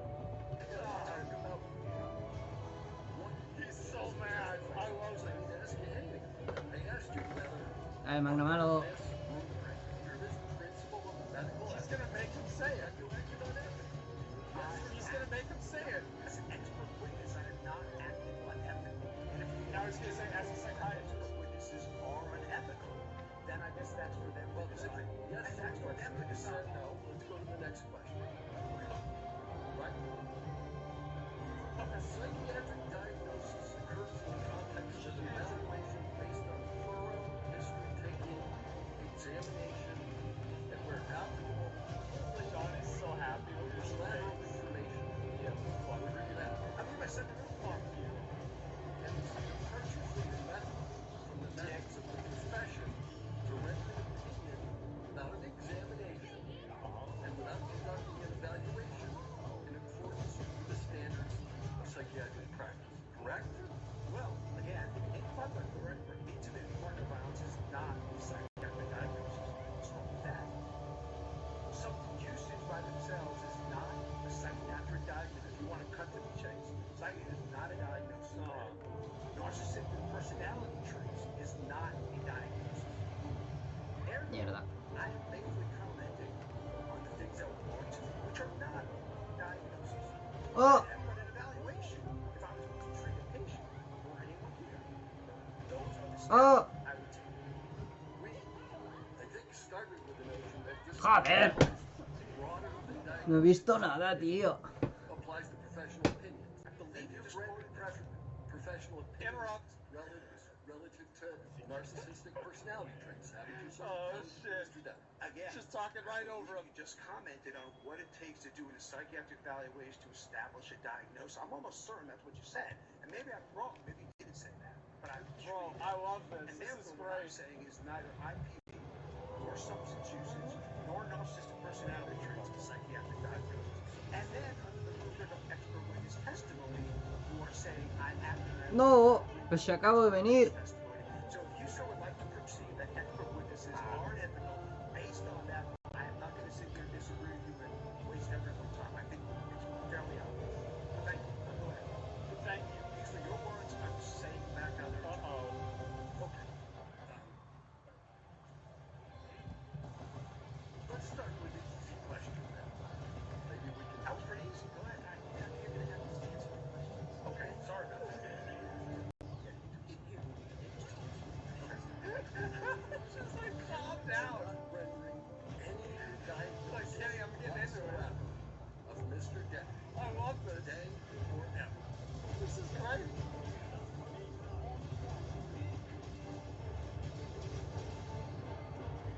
In his fault, yeah. No, I'm not saying that. Certainly, I'm not saying personality traits. Certainly, from what I have read, intimate partner violence not a diagnosis. Oh, estoy a punto de morir. Mierda. Yo sé que estoy a punto de morir. Narcissistic personality traits is not a diagnosis. The answer is no. But if you want to tell me that substance use disorder is a psychiatric diagnosis, the answer is yes. And But that wasn't an issue, was it? Whether Mr. Depp used substances. I mean, you're saying you've gone through the record. That wasn't really an issue in this trial. Yeah. From day one.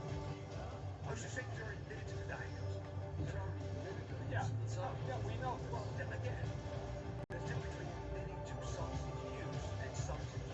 ¡Vamos! What you just said. Me pasa el juego. Is this a disorder or diagnosis? Isn't that exactly what you're thinking? Personality disorder.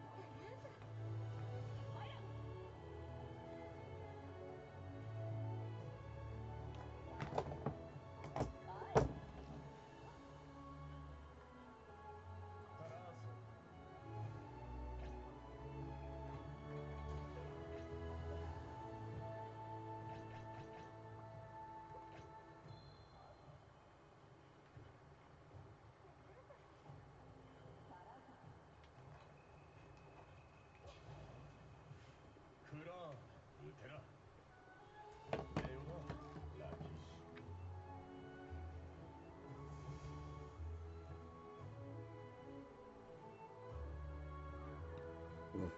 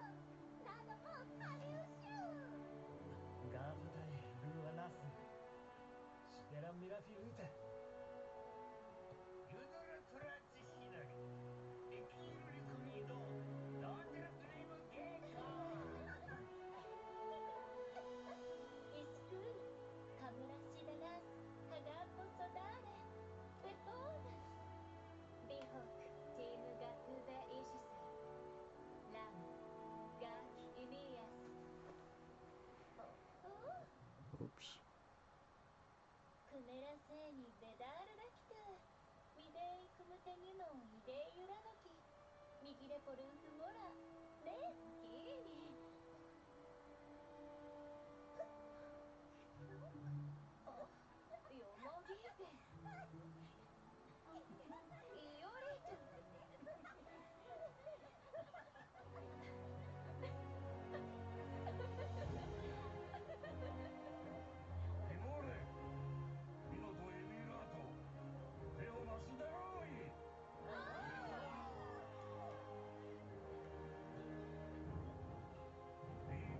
あヨモギーペイオリート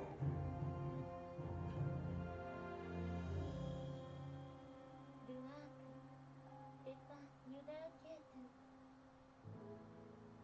ルラスロワレマネイーダトエリラモアラキルキティーレレルハーラアイレザモレミー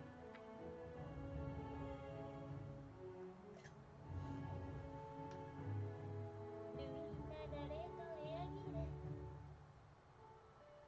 レベミルルアリュクミレカムラーレニュモナゼホシアークルファミルストゥーレフライ Sí.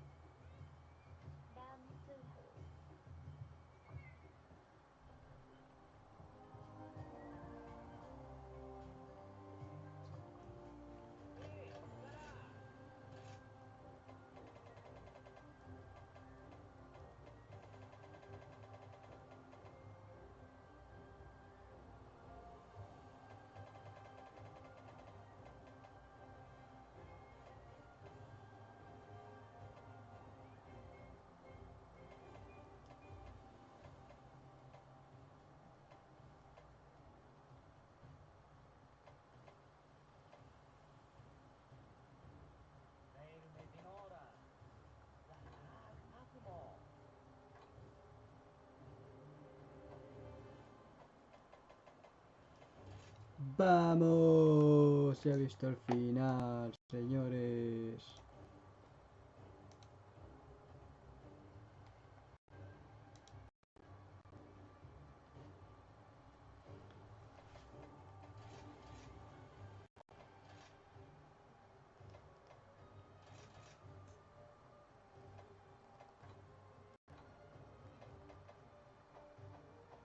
Hablando de adornos, tío.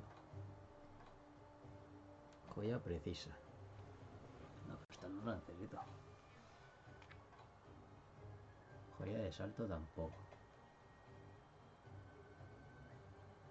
Si esto es lo que necesito, joya de destrucción. Critical Jewel, Master Jewel, Grinder Jewel. ¿Qué coño hace este Jewel? Speed Sharpening, Charmed by a Queen. Great Ituchi Tail, Rattling Talon, Aqua Gloom Jewel. ¿Cuál es esta, tío?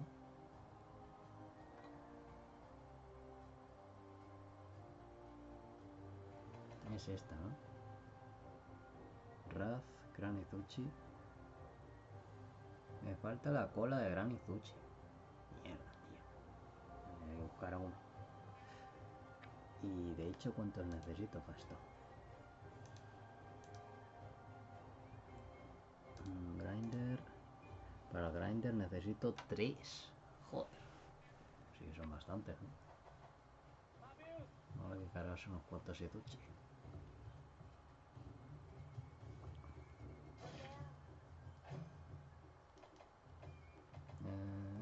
Misión de evento. Uno donde hay Izuchi, tío. Aquí no hay ninguno. Tiene que ser de rango alto, además. Y no...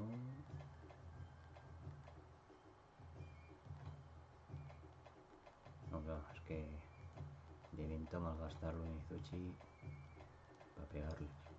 Bueno, aquí hay un cruel trío, los hombres.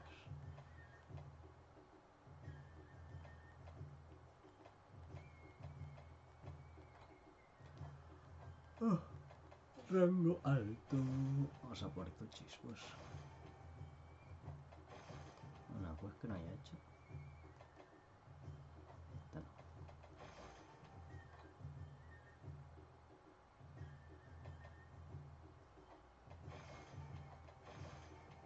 No, aquí me imagino una vez. Vamos, no debería.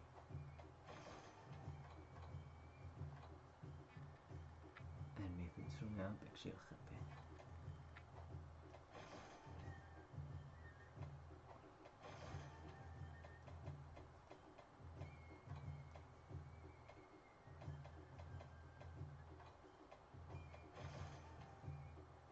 Ahí hay uno. Necesito cargarme más de uno, tío. Vaya. Basura.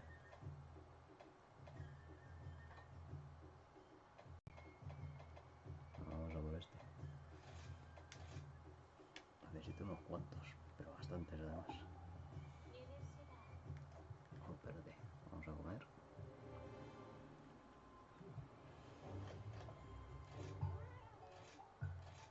Pudiente. Bueno, pero sigamos viendo esta nuevecita. Disorder is a DSM-5 diagnosis, correct? Correct. Diagnostic personality, and you haven't testified that Mr. This Beck might be a has skull reflect. narcissistic personality disorder, have you? I would certainly, if I didn't, I'm certainly thinking that, but at least I'm going to say he has traits, which are characteristics of Downplay it. provisional diagnosis. Downplay It's it. a provisional diagnosis, probably narcissistic personality. So, but yeah, I mean, I do believe that. Well, when you say provisional diagnosis, you know the DSM-5 requires, in order to find that diagnosis, You have to talk to him. 5 of the 9 factors. And you haven't done that analysis. You've never made that diagnosis. You've just identified certain factors. Oh my god. And our criteria for the diagnosis. Right. But Yeah. you need 5 of 9 to get to the diagnosis. You've already told us that you didn't make a diagnosis. Oh my You're god. just identifying traits, correct? I'm identifying traits that are consistent with the diagnosis, yes. And did you testify in deposition that the existence of traits, as opposed to the disorder, doesn't have a correlation with IPV? If I said traits do not have a correlation with the, if that's what I said, I don't remember saying that, but that wouldn't be correct. Saying narcissism has a correlation with the diagnosis. Yes, that part's true. All right, how far are we going to back this up? Because there's a diagnosis of narcissistic personality disorder. Diagnosis. Yes, sir. And that one is tied, has some correlation with IPV, right? Narcissism has correlation with IPV. Again, sir, you're not allowed to answer. Oh, really? You're splitting hairs. Here we go. You're splitting hairs between The judge is going to have to come in soon. Which all I'm commenting on. Yeah, they're getting mad. Traits that are consistent with the diagnosis. And Mr. Depp, narcissism absolutely has risk factors associated with IPV. Let's go back again, and maybe we can focus on the question I asked you, and we can get an answer that's addressed to that question. Narcissistic personality disorder is a risk factor for IPV. Yes or no? Yes. And you previously testified that there is no literature which you are currently aware that the mere presence of narcissistic traits is a risk factor for IPV. Am I answering the question? Yes. That's incorrect. You didn't testify that. A cluster. Oh boy. Cluster B Oh traits, boy. which narcissistic personality disorder is part of, is a huge risk factor. Oh my God. To committing partner violence, which include cluster B traits include narcissistic personality disorder, antisocial personality disorder, amongst others. So the answer to the question is No, tío, me falló. every resource on intimate partner violence will support that cluster B traits, where narcissistic personality falls under, is a risk factor for intimate partner violence. Any single trait is a risk factor for IPV. Oh God. Again, I will Any repeat. single one. Cluster B traits. Oh I didn't God. say any trait. I said cluster. Oh my God. No, I didn't say any. Let me be more Yeah, precise. interrupt. Let's go. Any narcissistic trait in and of itself is a risk factor for IPV. He's gonna make him say no. But you are mischaracterizing what I said. Of course What he I is. said, I'm pretty sure He's I the said wizard cluster. destroyer. If you look at all the intimate That's what he partner does. violence literature, and I would behoove you to do so, you will see Oh that God. cluster He's got to B get that in there. traits.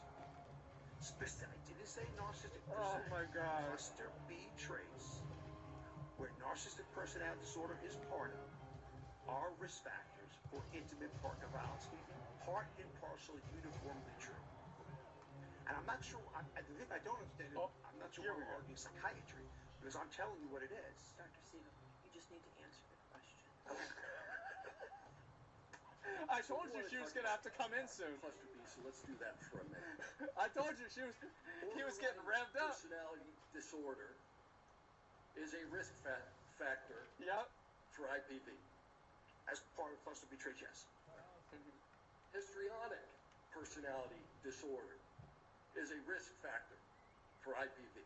Less so. But it Less so. Less so. I mean, it's a risk factor, but less so, yes. Less so. Significantly less so. all right. So Because which traits he saw where he was going. under narcissistic? Before I move on there's only been one diagnosis in court of personality disorders, correct? In this court. I'm not sure who you're referring to. Are you referring to Mr. Depp? I'm not sure what you were talking about. Do you understand that there was a medical examination done of Miss Heard? Yes, I did.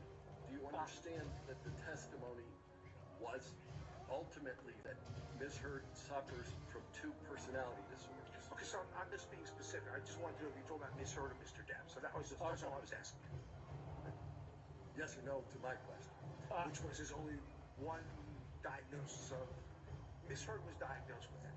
Yeah. And both of the diagnoses are in cluster B, and both of them are risk factors for IPV. Both those Spell cluster B reflect. things are the.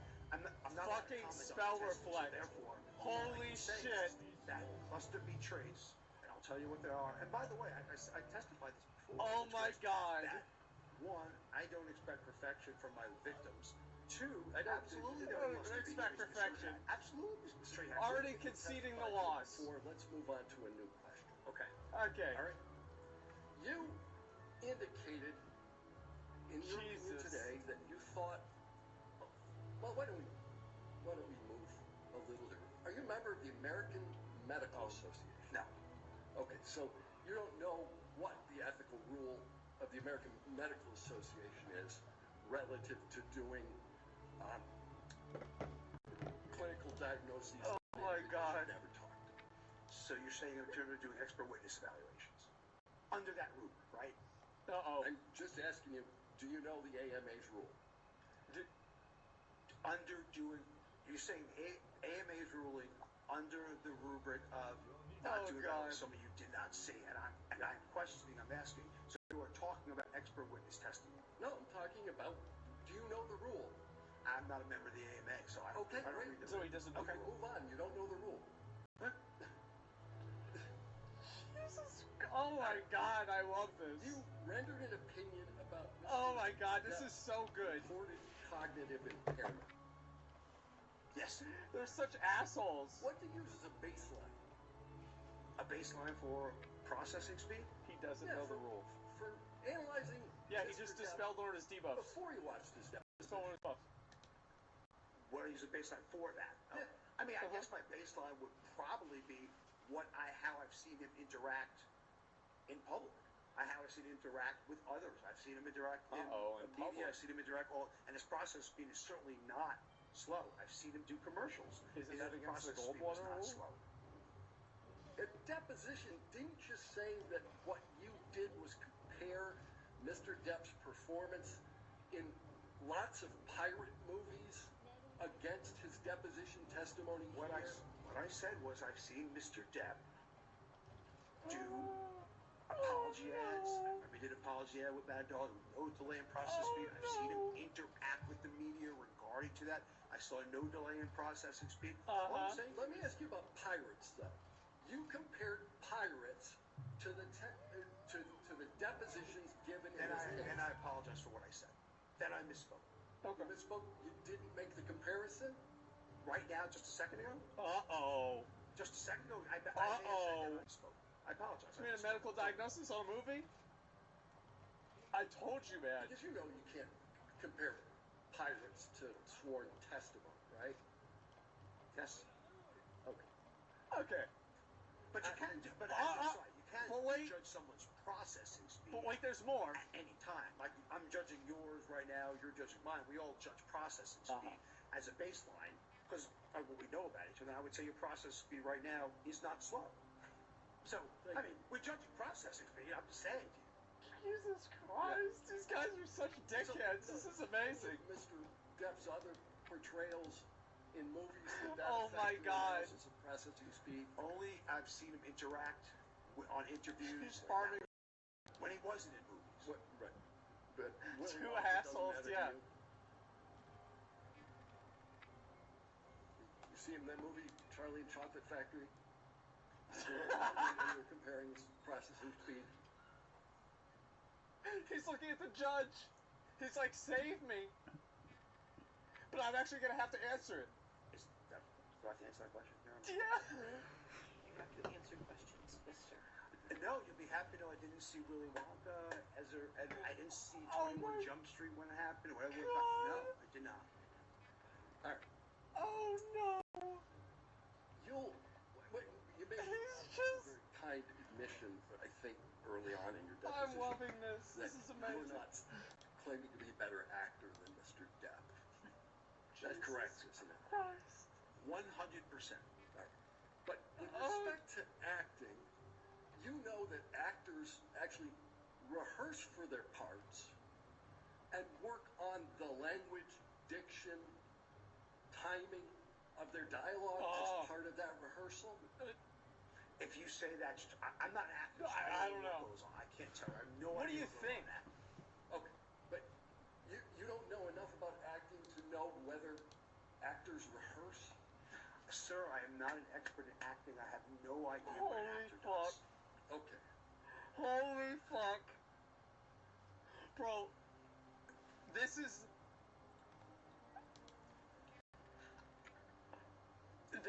I don't feel bad for him either, because he's an asshole. During your deposition...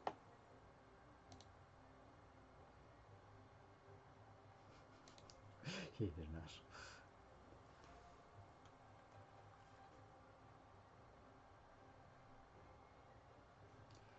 Tengo...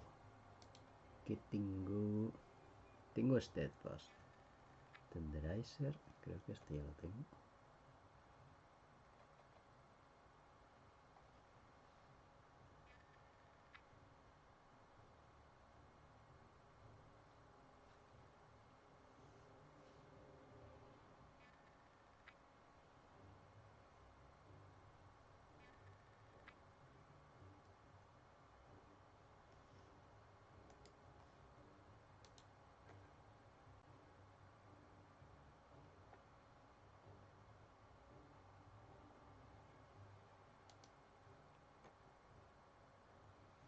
Vale, me falta este, el Critical Jewel 2.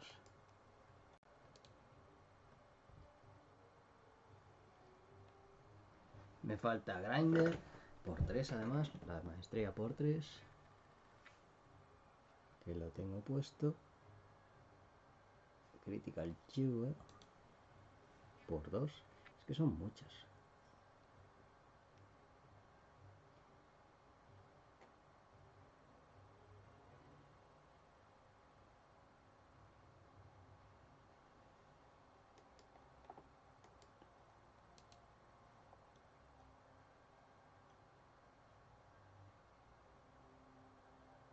Weakness Exploit.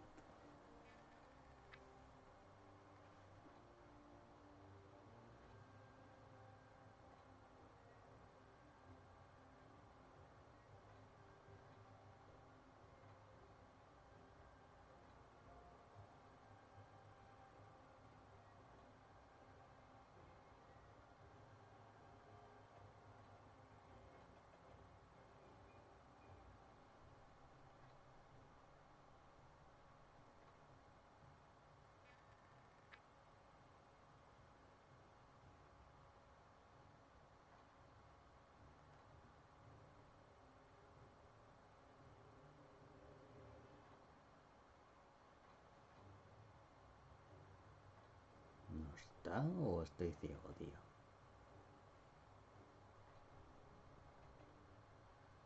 Evento crítico, esto no puede ser. Punto débil es este. ¿Y cuántos necesito del Tenderizer? 1. Vale, Tenderizer no lo necesito. Fuera de aquí. O sea que tengo Tenderizer, Steadfast, Attack Jewel, falta Grinder, Critical Jewel y Mastery.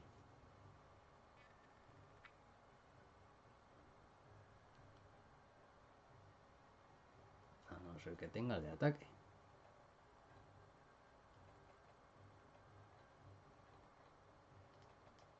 Que no lo veo, por cierto. Aquí. Y de ataque solo necesito 1, o sea que tampoco lo necesito. Voy a echar un mío, tío. Constipation, papu.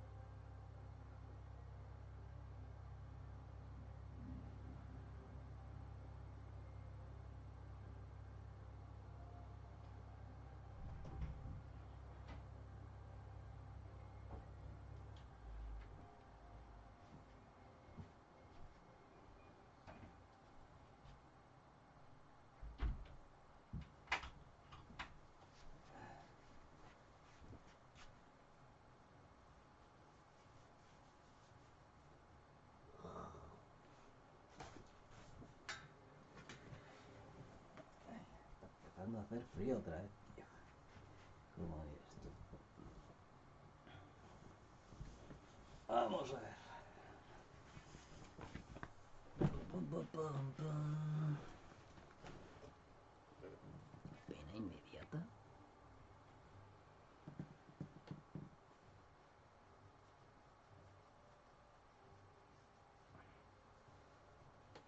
Ni puta idea de qué hace esta. Bueno, sigamos viendo. What were the He probably doesn't circumstances even care. under which you decided to call Mr. Depp an idiot? Under somebody call Mr. Depp an idiot? Yeah, you called Mr. Yeah. Depp an idiot in your deposition. Oh, that's good. Okay. That's So great. I think it was in the Oh, okay. context. I think it was What a in the- surprise. I probably should read the context of it, but I think the context was, and I'm trying to think back, and I'm trying to think back, okay? And what I thought it was related to was if Holy you're shit. coming to some deposition, okay? And again, I'm thinking back, so you have it in front of you. I don't.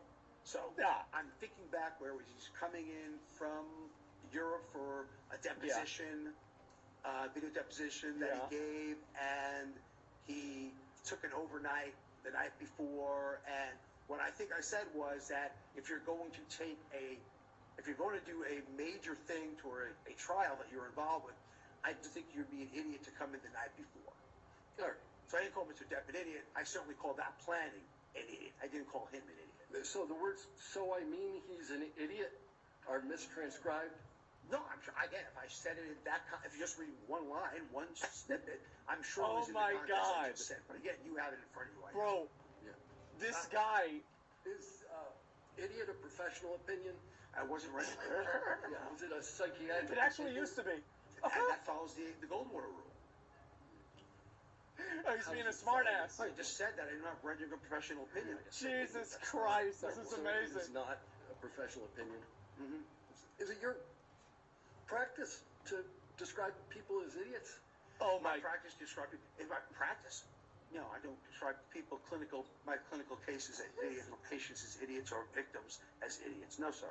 But you sat for a deposition in this case So did he say and for described the fucking plaintiff as an idiot, correct? But that's- You gave me 9 hours of deposition, and if I said the word idiot, it was an idiot in planning. It wasn't making him an idiot. I don't know Mr. Depp's IQ. I don't know his overall functioning. So therefore, if I said it, it was an idiot in planning, which is what I meant to come across as. Ah. So you did say you don't know his overall functioning, but you made some testimony He did just today say that. as to some Oh my evaluations God. made relative to his functioning. You would agree with me that it's probably a IQ good an idiot? idea It used to, to yeah. think about the questions that are asked you in a court proceeding before answering. Am I allowed to answer that question? Yes. Okay. So, what I meant by function, what I said by function, I believe that his agent reported how late he was showing up to every movie while the cast is waiting for him. I believe that would be an impairment. If I showed up late for that, I would not be here right now, would not have a job. Okay? I believe the thing was in terms of balking out of treatment for substance rehab that his doctor is prescribing for him. So if you're asking me if Johnson. that's an impairment of functioning, I would say I'm very much substantiated in that. I'm How are trying to you? understand The fuck? how you got to this notion of cognitive decline. Oh my God. And I thought it was based, Bro. at least in part, on the manner in which he testified. This is bad. I'm sorry, what? On the manner in which he testified. This On is the fucking manner- bad. I'm sorry, I'm not being difficult. I can't hear. I'm sorry. On what? I was asking you about the cognitive decline Yes. testimony that you made. Yes. And it was my understanding that at least a portion of that testimony that you rendered was that you derived some evidence of cognitive decline from the way Mr. Depp testified. Yes. Okay, alright, what was it? Okay. And that's what I said. Yes. Right. And so Good. all I'm asking you is, don't you think it's a good idea when you're in the middle of a court proceeding to answer questions carefully? Again, professionally, we diagnose patients with a neurocog disorder by gross evaluation. Oh my all the God. time with cognitive. On the thought that Oh age my normal God. controls- I'm just saying, age normative controls does not put a 58-year-old gentleman at that This is process. brutal. That's all I'm saying. Right. That's all I said. And you derive this without ever once talking to the man.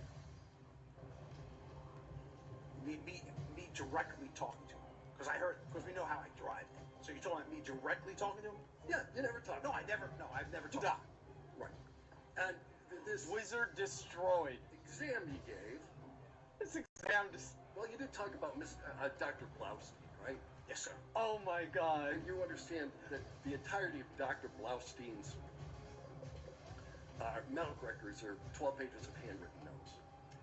The important part was what I said. For me, as an example of cognition, which I'm trying to prove, which is what you asked me, the important part was what I said. And that was irrefutable. The important part is that he gave the mini mental status exam. Yes, sir.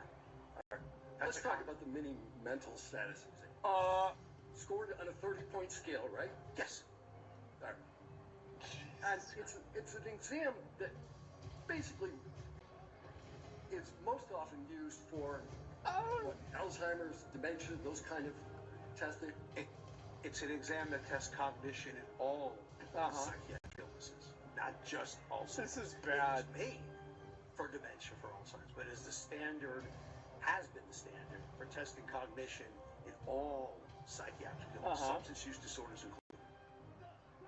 Okay. Now, Someone drop her repair off for this there's man. an element It's of bad. that exam that requires drawing, correct? Yes. So you don't know what drawing Mr. Depp did, or whether the drawing should have been fully scored. I wasn't questioning his visual spatial perceptual skills, which is what that does. Right. And you don't know what score Mr. Depp received on the exam. I was very specific. I know 3 words, not remembering at 5 minutes. That's all I said. 3 words, not remembering 5 minutes, and he remembered one of them, right? From what I'm saying, you didn't remember any of it. All right. Yeah. All right. Memory on the exam. Out of the 30 points, what's it worth? 3. 3, right? Oh god. Memory is 3 out of the 30. Yeah, memory's 3. But again, the memory section in and of itself tests memory. That's the only question that tests memory. The only section that can actually test memory. So the memory section tests memory. It's the only section you're testified about. And for all you know, that with respect to the exam that you're You could have relying passed everything else. Mr. Depp scored 27 out of 30. Would be 28. And that would be telling, though, cognitive. If you scored 27 and 30 and you missed 3 points on memory, that would be very telling. You don't know if Mr. Depp had been up all night the night before. That's true. Again, you wouldn't expect to not recall any words at 3 minutes unless there's a cognitive issue. You don't know if Mr. Depp was high. And again, That's a good point. He got you. That could affect memory, but I'm not refuting that. I'm not. He probably was high. He could have been high. He could have been drunk. He could have been using cocaine, and that would absolutely affect his memory. Or all of the above. Yes, you're right. Yeah. So ultimately, you had no idea what state Mr. Depp was in at the time he took the exam that you're relying on. Short of what you just said about drugs and alcohol, okay, there shouldn't be a reason why 58-year-olds also have strokes and other neurocognitive conditions. But short of that, there shouldn't be a really good reason why someone at that age shouldn't come up with at least one. But in answer, Wait a minute. You started that question with short of drugs and alcohol, and spent 35 minutes talking about his use of drugs and alcohol. Isn't that right? Spell reflect. I thought I agreed with you. I think I agreed. I said Oh that my drugs God. and alcohol can absolutely affect cognition. no. I'm not sure. Yeah, I agree, but I'm not sure if that's a. Holy shit. I agree with you on that. He's not looking at the jury anymore? So you don't know. Yeah, because now they're arguing. One way or the other. Now he's mad. How he scored on the exam. You don't know whether he was at the time on drugs and alcohol, but you're going to rely on it in your testimony to say that he's cognitively impaired. That does sound bad. Which is what we do in clinical medicine, sir. Okay. Okay. You rely on tests that you don't know when it was administered, you don't know the score of the test, and you don't know the state of the person. This is being bad. tested, He's getting into a but you corner. rely on it anyway. Again, if we had to know every test, when people get the mini mental state exam, Oh we my have God. no idea clinically if they are high, wasted, zoned, stroke. Holy we have no shit. idea. So if you're going to say that, that means everybody needs a drug test before they do a mini mental study, and that's not the standard of care. And I think you know that. So I think, there it is. He's mad. Let's talk Here a we go. little bit It's not over. about this word you kept using, correlation. Uh-oh. You know the word, right? yes, Correlation and causation aren't the same thing, are they, sir? correlate. No, they're not the same thing. No, how are they different? Correlation they is differ? consistent with causation is direct link. Can you say that again? You're so fast I didn't hear it. I'm sorry about that. Correlation is a risk for something happening. Causation is a direct link. Right. So, just because something's correlated doesn't mean it's going to happen. 100%. Right. 100%. Lung cancer, for instance. Smoking is very highly correlated with lung cancer, right? Yeah, and certainly, and there's certainly a link to lung cancer and smoking. Right. But not all smokers get lung cancer. That's true. Not all smokers do. No one, like I said, no one fits the curve perfectly. Right. And The wizard's getting into a corner. Testimony to Oh, no. All of us do this. All of us do that. Oh, no. Your suggestion about all of us is you're just looking at the world as a sample and not at any particular individual, correct? What I'm looking at is that I'm not talking about an individual, how they can or cannot be resistant. What I'm saying is invariably, when you use substances, this is going to happen. Now, is there a 0.05% chance Here that he someone goes. who does? He's, oh my, But is that medical degree of certainty? bro. Oh, he's getting mad. 5% chance of what, sir? Of developing symptoms. If you're using excessively, eventually you're going to develop symptoms. He's mouthing, yep. But risk factors tell us nothing about any one particular individual, do they, sir? No, again, risk factors tell us nothing except that they This have is it, they're bad. in a higher likelihood of developing. That's what This it is bad. But you did a whole litany of risk factors relative to IPV. Yes. Right. And none of those risk factors tell us anything specifically about an individual. Other than they're at higher risk. Right. Right. Yes. Yes. So someone could have every single risk factor for IPV and never commit IPV, right? That's true. It would be, again, if you're going to say a medical degree of probability, the answer is they will. But if you're saying uniformly, the answer is no. Well, they will. Medical degree. IPV can occur without substance abuse. Oh, sure. Someone can abuse substances without ever perpetrating IPV. Again, absolutely. But, again, you are saying different than what I said. I did not say abusing substances. I said substance use disorder. Those are two different things. Because there are surely people who use substances that do not engage in any violence, do not become psychotic. Oh my God. So And that's equally true of people who have substance abuse disorder. There are certainly people who have substance abuse disorder who don't commit IPV, correct? They are saying people who have substance use disorders, the majority of them, over 50% do. So over 50% do. So that's medical. So the answer is yes. As you said, not everyone who smokes gets lung cancer. Holy So- shit. There are Holy significant fucking numbers shit. of people.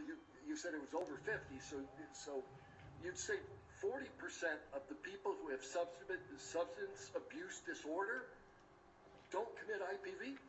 And those are the ones that do not have That's a IPV lie. risk factors, right? So That's we're a talking about lie. people Wait a who minute, don't- isn't substance abuse disorder and IPV risk factors? Yeah. These are other people that don't have other risk factors, right? But again, we're talking about people in general. You don't know anything about any particular individual as to whether anybody's going to commit IPV. If statistics follow through. All we can say is more than 50%, 70% will. If you combine more risk factors you have, the more likely you're going to develop the illness. If you smoke cigarettes once, that might not correlate to lung cancer. If you smoke it chronically, that might. So Right, that's but all I'm we're saying. talking about individuals here. You either have lung cancer or you don't. God. Right? If you're He's smoking, trying to use the statistics. You either commit IPV or you didn't. That either could be it. Yeah, you either did it or didn't. Yes. Yeah. Right.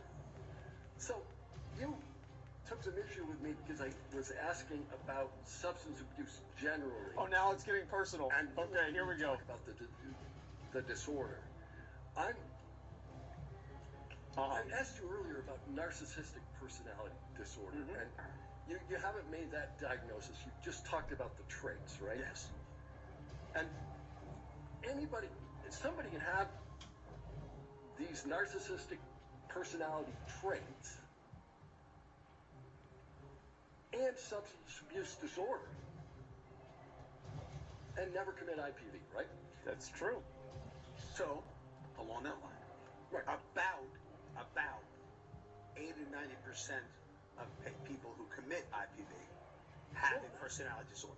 So the answer is less than about 10% obviously do not. That's an inverse statistic. You should compare about the amount of people that have the disorder that commit IPV. More It's deliberately disingenuous. close links with IPV for borderline personality disorder than narcissistic nice try. personality disorder. Correct, sir? I'm not going to agree with that. No? I'm not saying there are more links. I would say to you there are absolute. If you're asking me there are links, the answer is absolute. If you're saying to me more, I can show studies that say yes, so studies say that has not been absolute and no. No, absolutely not. Yeah. And now what?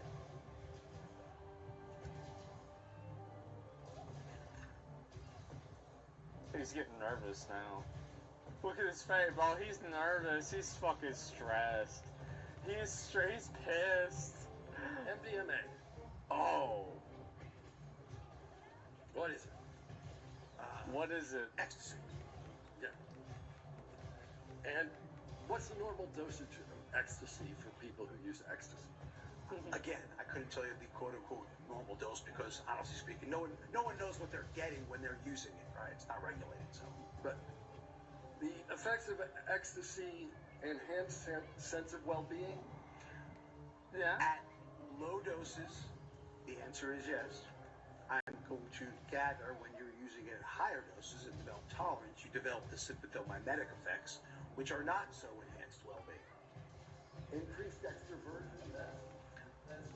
Again, Just walking at low away. doses, you are 100% right. Here we At go. low amounts, you are 100% right. It is an attactogen. We feel closer to people. That's what people who use it say. They feel close to people, warm to people. 100%. Yeah.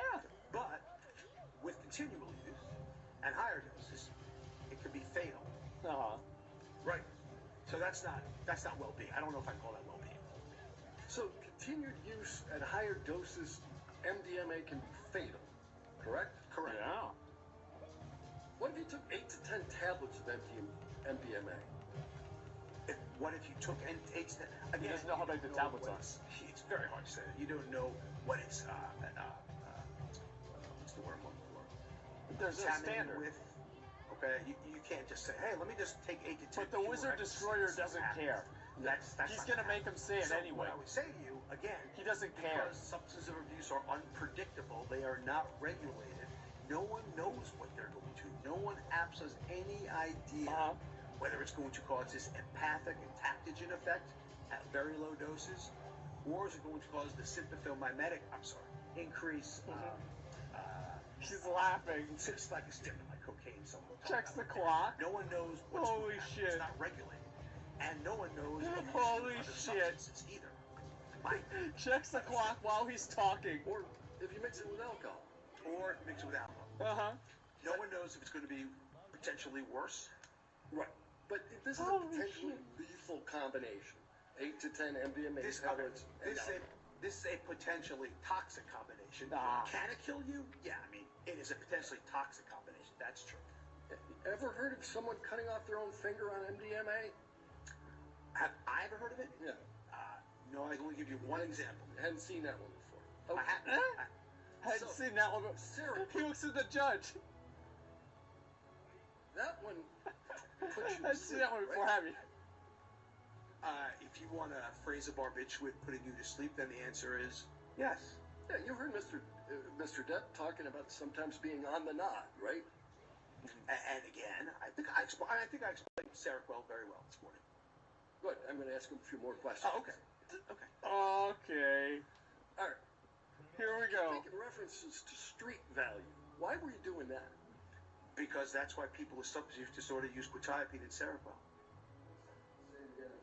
That's why people who would use quetiapine and or Seroquel can have Street value. Why are you talking about that? Like, the implication that he Right, sells you said drugs. that Mr. Depp Yeah, I love had a that. prescription.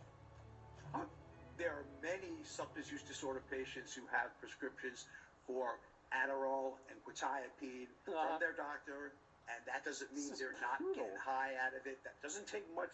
Doctors like to believe what patients have to say. They're not going to go in there being expert witness testimony. No. All I'm telling you is that in people who have substance use disorder, it is not uncommon. And the thought was initially that because quetiapine was not addicting, that it's safe to give in people with substance use disorders, when in fact, we absolutely know it has street value. Absolutely know that for a fact. Right, but my point about this is you made a bunch of testimony about street value, but you knew at the time you made the testimony that Mr. Depp, in fact, had a prescription. Oh. He also had a prescription for oxycodone and roxycodone. Does that count? Because that's also probably not a good thing. Oh, see the implication. Just because you have a prescription, Yeah. Mr. Depp would agree with you it wasn't a good thing. just because you have a prescription doesn't mean you can't abuse it.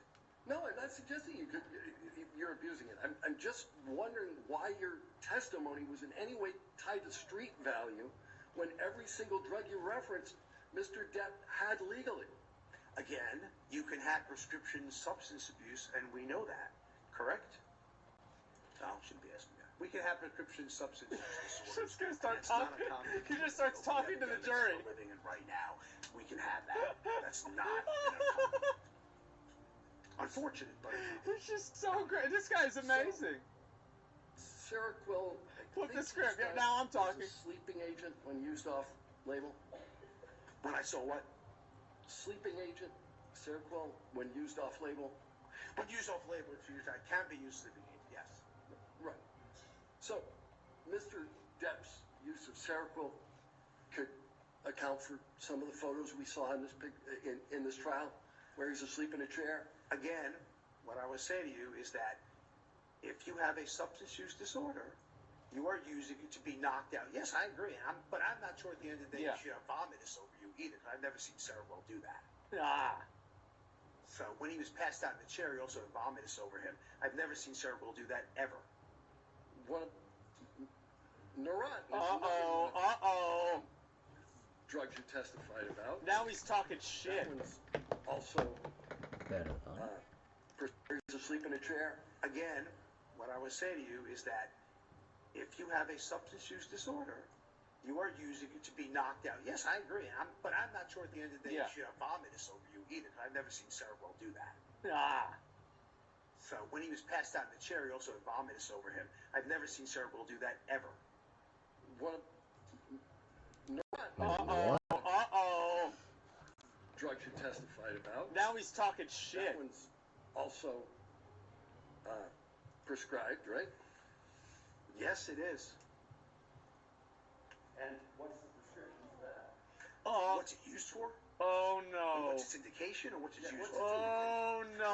indication is for seizures. Here It we may have go. a pain indication. Again, I'm not a neurologist, so I can't tell you exactly if it does. But Oh, but God. it's chronically used off-label for pain. It was It's ice used cream. off-label for anxiety. Right. And what's its effect? Yeah, it was ice cream. That's You're right. another- I forgot about That's that. another one that'll put you to sleep, right? Well, yeah, I mean, sure, 100%. Right. And you made reference to a picture.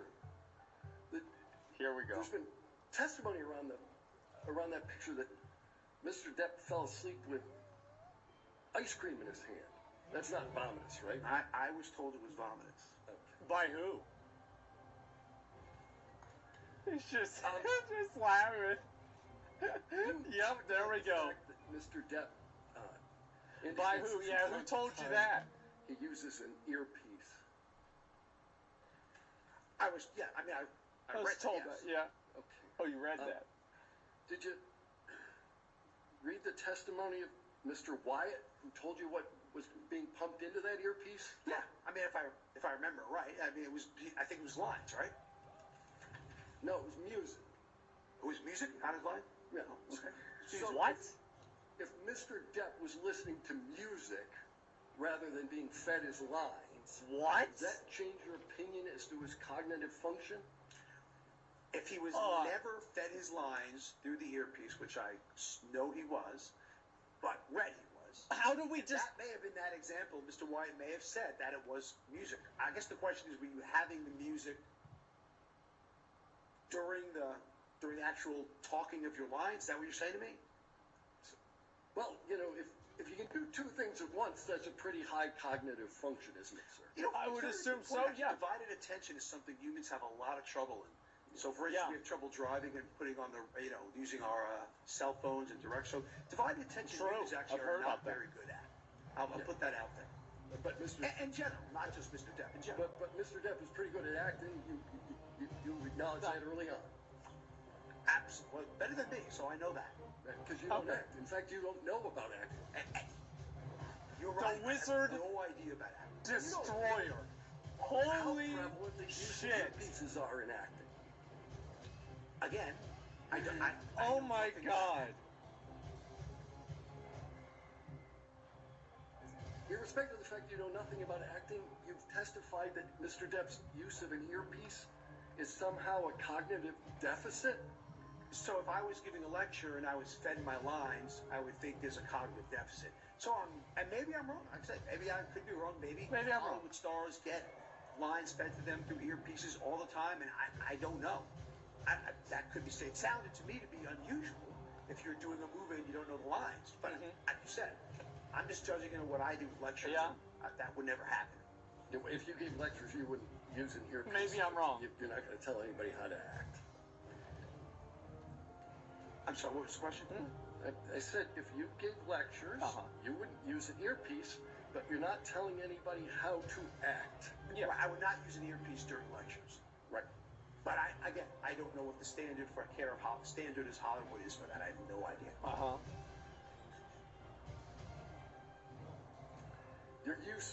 Your testimony about the use of an earpiece, as maybe you were wrong.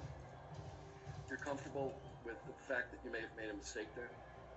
No, because I think in the basis of what I've read about it, I'm comfortable about it. I don't believe that actors are routinely given their entire script through earpieces. I find that hard to believe. But it was music. But not one whit of evidence that this ever happened here. I guess what I said. I just said I find it hard to believe. I didn't say it. I said I find it hard to believe. Why is that hard That's to all I believe? Yeah, but what you found hard to believe, sir, was that every line of the script was pumped through an earpiece. Where did you ever get the idea that occurred?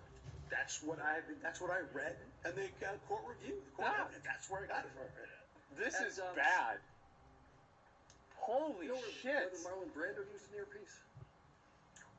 Isn't he dead? So the answer is no. He does not use one now. No, I used the past tense. Oh, I'm sorry. I know nothing. I will concede to you. I know nothing about it. This I will guy is concede a to you. legend. If that is the He standard, doesn't use one now. He's dead. Then I apologize, and that was wrong on my part. If that's the standard, I'm Holy wrong. I don't know. Okay, This is unbelievable. let's go with that. No further questions. Let's go with that. A bit, you may want to take. All right, let's go ahead and break for lunch then, ladies and gentlemen. Again, do not do any outside research. Do not discuss Jesus. your testimony with anybody, okay? Oh my god. No, he doesn't use one. He's dead. Holy fuck. And then he decides to end it on that. That's the best fucking thing. Oh my god. This is what the fuck just happened? All right. So let's come back at 1:55 then. All right. Is that fine? Wow. Dude, that was fucking brutal. Holy shit, it's like we have this in politics. Bro, I told you, it's like they have that lawyer in there, and all he does is he just dismantles the experts. Like, that's all he does. He's like, you're an expert in this? Oh, really? Do you know everything about it? He's like, no. All right. Well, see, I told you. So do you know this about this certain thing that could have happened? Well, like, no, I can't be sure about that. Yeah, you're not sure about anything, are you? That's what I thought. It's just, it's like he's trained. He's like a trained destroyer of these experts. Like, that's it. He just can't even, like, they can't get anything out there. He's a Death Knight lawyer. Yeah, I mean, holy fuck. Have you seen Johnny Depp's brain? Well, no. Well, then how do you know what's in it? Like, God. The Witness Vanquisher? Yeah, this is amazing. Love to see how much fun you have. I love seeing it because, you know what? I bet the guy that's up there isn't even mad. I bet he's enjoying this. Because finally, he can be an obnoxious asshole to somebody else. Because, yeah, he didn't even care. Like, it wasn't even a problem. Like, he's happy. Yeah, he's enjoying this. Yeah, he doesn't give a fuck. He just wants a good 1v1. Yeah, this is amazing. Johnny's reaction was perfect. Like, the Marlon Brando one. Holy fuck. Did you know he uses the earpiece? Isn't he dead? Like...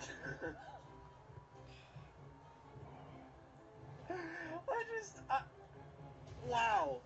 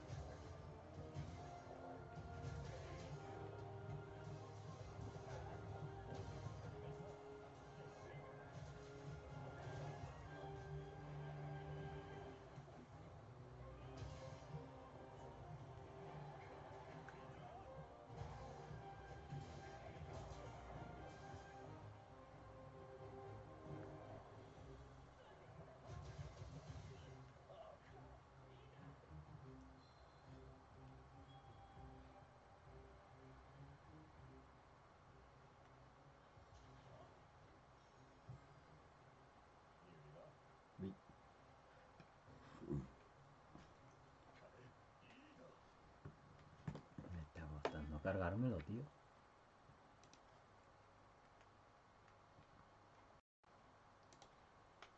Yes, now you're going to be testifying with respect to Mr. Depp's challenges to, or claims of damages, and you're also going to be testifying to Amber Heard's damages, correct? Yes. All right. Well, I'm going to start you with Mr. Depp's. She's smiling, because that means she gets paid twice. With respect to Mr. Depp's claimed damages, on what subject have you been asked to offer your opinion? So I was asked to assess any alleged damages that the op-ed piece in the Washington Post that Ms. Heard wrote, whether that has impacted his career in any way, particularly did he lose any income or any economic opportunities because of the op-ed piece specifically. All right. And have you been asked to limit that to the period of December 18, 2018, with the date of the op-ed? Yeah, here we go. November 2, 2020. Here we go. Let's see it. Yes. Okay. Now, what materials did you review in making your analysis? There were a lot of documents. I reviewed the pleadings of the case, the complaints, the discovery items, the responses to what they call interrogatories, which are the questions that the lawyers ask both sides. I reviewed Mr. Depp's deposition testimony, which there were volumes of that, as well as Ms. Heard's. I also reviewed the deposition testimony of the experts that were proffered that had to do with the entertainment industry, you know, the agents and the management teams of both sides. Ron Schnell, the big data expert. I also reviewed emails and texts between the parties, between their families, between their management teams, the Okay. audio recordings, the visual recordings that have been presented in this case and the previous cases that have been involved in the last couple of years. I also did my own independent research from general publicity and press and investigative articles, as well as those that are specific to the entertainment industry, and utilized some entertainment industry specific sources to get some information that was helpful to my case, to that case. Got it. Thank you, Ms. Ungle. Please describe for the jury your Bien, cola. Bien, cola. observations with respect to Mr. Depp's career trajectory. Okay, let's see it. Mr. Depp has had an extraordinary career over many years, so it's a long one to look at. Obviously, he was a rising star in the late 80s and in the 90s, starting with 21 To Jump our Street, case, and yeah. you've heard, all the films that I'm sure Cute, he's right? been in. He really started to break through when he worked with Tim Burton, the director, and of course his character Jack Sparrow in Pirates of the Caribbean was, world renowned.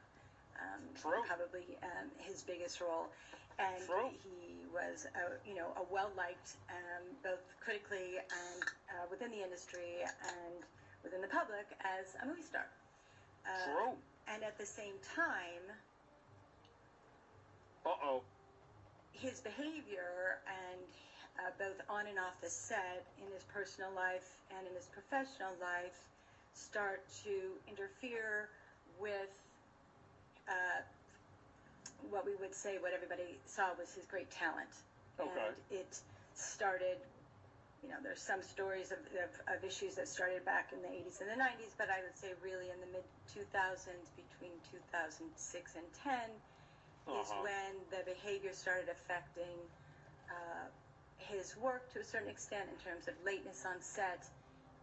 And then, as Ms. Jacobs, his talent agent, discussed with you in her deposition, it really started to affect her ability to get roles and the industry's willingness to work with him, given the issues that he was having with both behavior, tardiness, drinking, and the drug abuse, and other issues in his personal life. So it got Other issues for her to find him work, and I think it got harder for production companies and studios to hire him due to the challenges that would put on a production. How are you going to tack And when that did on at Mr. the end Depp's without career saying what it is? begin based on your review of all the record evidence? Well, again, according to Ms. Jacobs, his agent, she mentioned that it started getting more challenging for her around 2010. The lateness on set was being made, she was being made aware of that more and more often from production executives and the producers that she was working with on the Pirates movie. Okay. And not only Pirates, it continued on the other films, including Mordecai and Murder on the Orient Express. And in around 2014, when he had the appearance, it was presumed that he was under the effects of alcohol at the Hollywood Film Awards in 2014. Objection, Your Honor, non-responsive. Is that She's answering the career downturn. like? Are we gonna? Please continue. Are we gonna confirm that Johnny Depp does drugs again?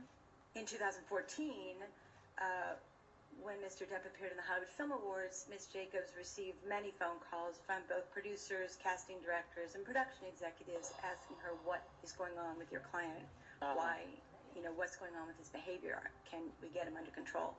And then I think it really started to shift around the Pirates 5 movie in Australia with, again, the lateness and the issues with the finger that stopped production and things of that nature, and then it got harder and harder. Now, based on your analysis, what has caused Mr. Depp's career downturn? Objection. No foundation. Overruled. Can you please repeat the question? Based on your analysis, what has caused Mr. Depp's career downturn? I wonder. And I realize you've said a number of those, so just is there Yeah, I anything wonder. else? I wonder what it could possibly be. We've talked about the erratic behavior, the tardiness, the drugs and Yeah, alcohol yeah, yeah. abuse, and the lawsuits have had a really big impact, not just this Really? lawsuit, but previous lawsuits that Mr. Depp has been involved with, because there's a lot of publicity around anything Involved that he does. with. And every time he has Involved filed a with. lawsuit, it is brought to light various issues with respect to whatever that lawsuit was about, whether it was about, erratic behavior or domestic abuse or drugs and alcohol and even spending habits. So every time a lawsuit has been filed, the press and the publicity has just been charged up and brought everything back to light, and it's been an unfortunate problem on that level for the industry to continue to work with him, even though all this is out in the public. For the films that were shortly like an article before written Pirates 5, would do the same how thing? successful were they? We're talking Mordecai, Alice Through the Looking Glass. I think you testified to some of those. The Lone Ranger, Tonto. Right. Objection, compound. Of course, Mr. Depp has had some extremely successful films, but also in the 4 or 5 years prior, and through Pirates, there were films that didn't do well at all and were considered what the industry calls a bomb, which could have been I've heard of those. Alice Through the Looking Glass, The Transcendence, the Lone Ranger, and Mordecai were films that just didn't perform, although they were valued in their financing based on Mr. Depp's star quality and acting ability. Unfortunately, they just didn't perform. So as many hits as he's also had a lot of recent, what they call failures in the business. What they call. And what, if anything, did Mr. Depp do with respect to showing up for a press conference in Japan for Mordecai? Miss Jacobs mentioned in her deposition testimony that Mr. Depp didn't show up for the press conference in Mordecai, which he was not only an actor for, he was also a producer. And he didn't show up. Apparently, he was sleeping, so he wasn't able to make it. Now, what, if any, impact did the Brooks litigation have on Mr. Depp's career? Is the jury familiar with this already, or? Well, I think you can. Okay. So the Brooks litigation was, there was a litigation around. Mr. Depp had punched someone on one of the, I think it was a location manager on the set of a film called City of Lies. I don't know exactly what happened to that litigation. However, of course, again, it was written a lot in the press, and unfortunately came to the forefront that he had, violent behavior yet again. So yet again, wait, 2018, yet again. and I'm going to say before the op-ed on December 18, 2018, was there any negative articles, negative press about Mr. Depp? How are you going to just put that in there? For quite a while. When you're a celebrity such as Mr. Depp, you're in the limelight, and everybody wants to look at everything that happens. So after every movie or after every incident, there was usually press. But the ones that were more significant were the ones in the Hollywood, a couple of them in the Hollywood Reporter and one in the Rolling Stones. So in 2017, there was an article in the Hollywood Reporter where the journalist discussed, I think the article was called Pirates of the Caribbean, The Diminishing Returns of Johnny Depp. And that Pirates, the last one was 5, right? And that one didn't perform nearly as well as the other previous Pirates of the Caribbean films. And there was some discussion that the characters... Objection, hearsay, Your Honor. I think you should explain generally. That's sustained. Okay. Let me ask you this. When was that Hollywood Reporter article on diminishing returns of Johnny Depp? That was in the spring of 2017. Okay. And so it seems like these articles have an impact. I just want to make sure we understand. How well did Pirates 5 do compared to 1 through 4? It performed less well by over $200 million. Okay. That's not as good.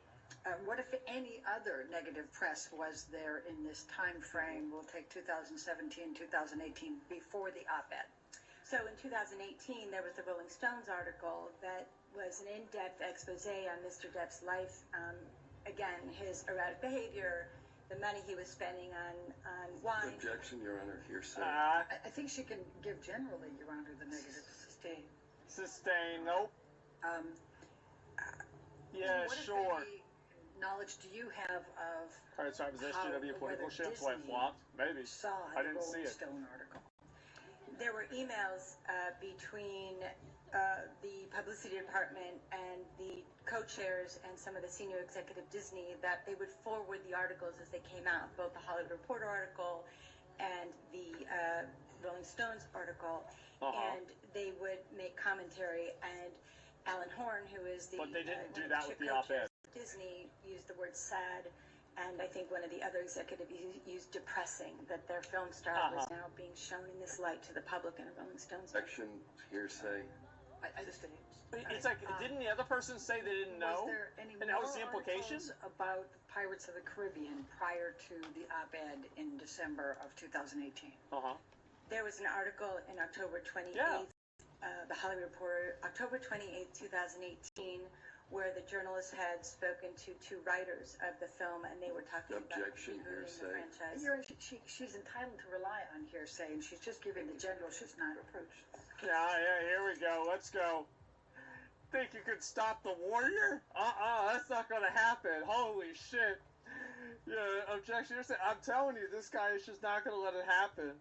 And I feel like Pirates of the Caribbean, like, you can only make so many movies until people kind of get tired of the movies. You know what I mean?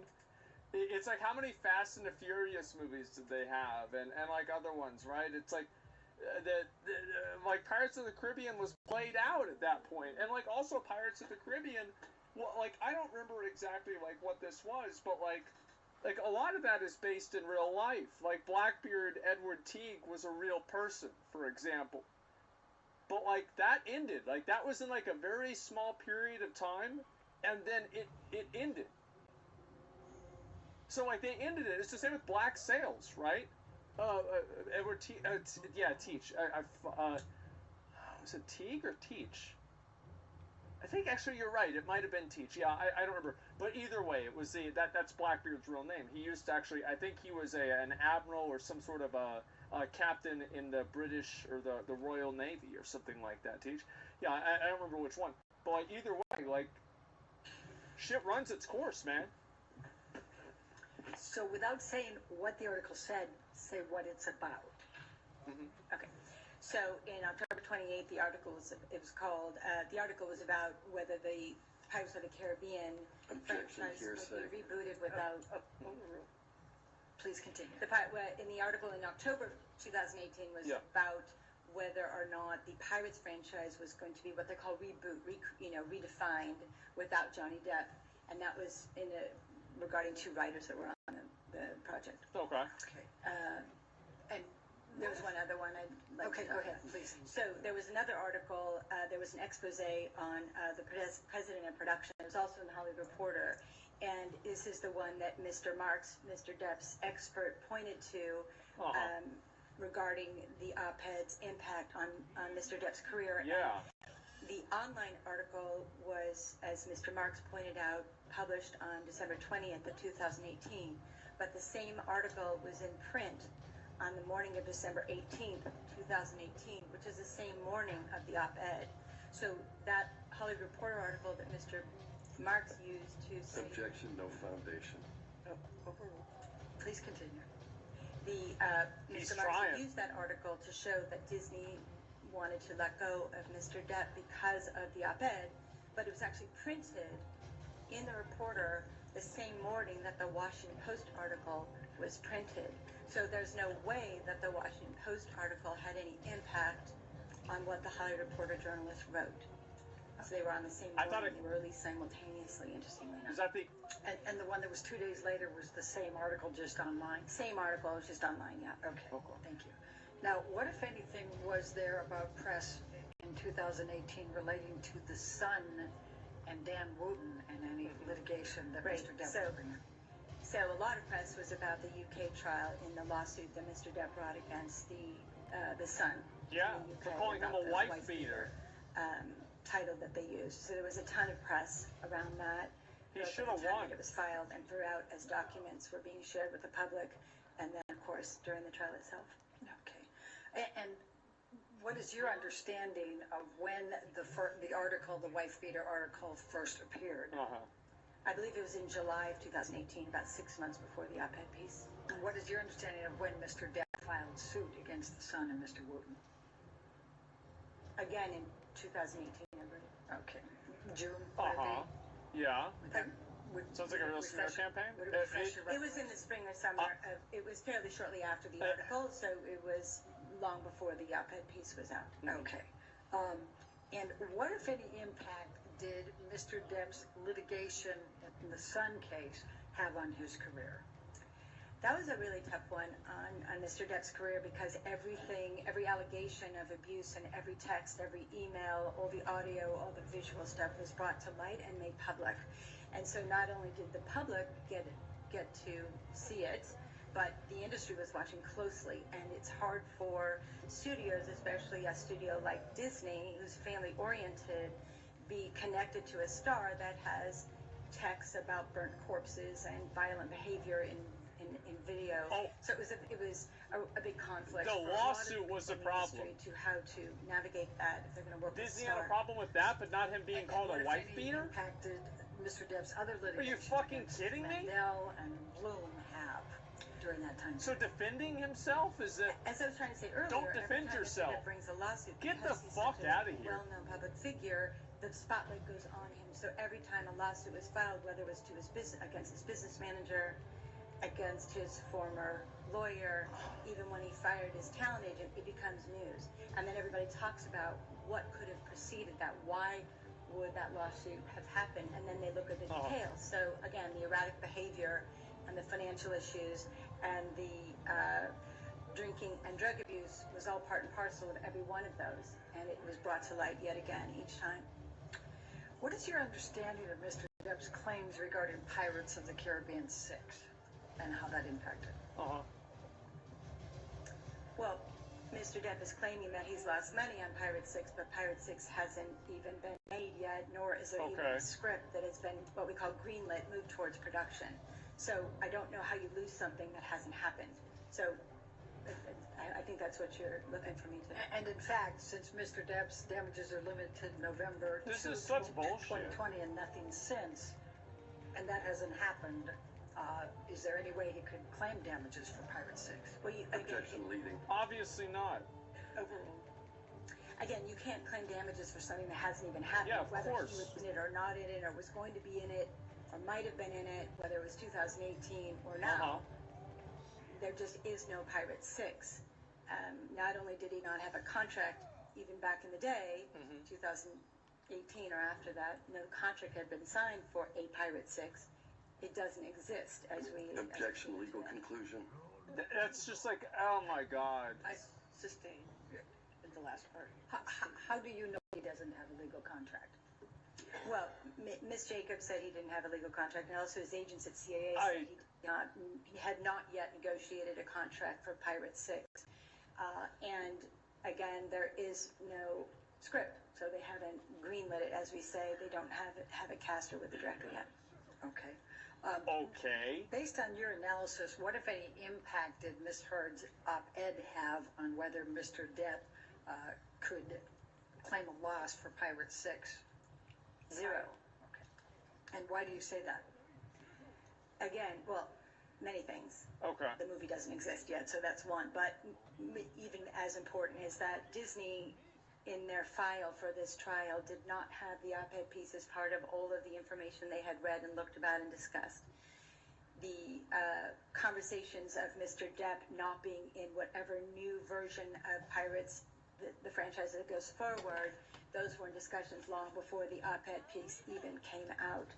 And there are other factors that Disney was considering: the lateness on set, the cost overruns that costs, which can go from hundreds of thousands of dollars to millions of dollars when you have crews sitting around for 2 to 4 hours, 8 hours, or even several weeks to a month when the finger incident happened. So on top of that, Mr. Depp is an expensive actor. He can earn between $20 and $25 million. That's so fucked up. Plus back end. So it's very expensive. So when you put that all together, the rising cost of Mr. Depp's talent, the challenges that they had to keep it on budget because of his lateness and his tardiness, and all the other allegations that would affect a brand such as Disney. I'm mauled. Someone talks about I am mauled. does not necessarily coincide with the brand of Disney. So there were many problems. And interestingly enough, there was a lot of conversation internally in the industry, or Objection, hearsay. She's entitled to rely on hearsay, Your Honor. Sustained. This is just like... All right, please continue without saying what the discussion in the industry Oh was. my god, man. I just...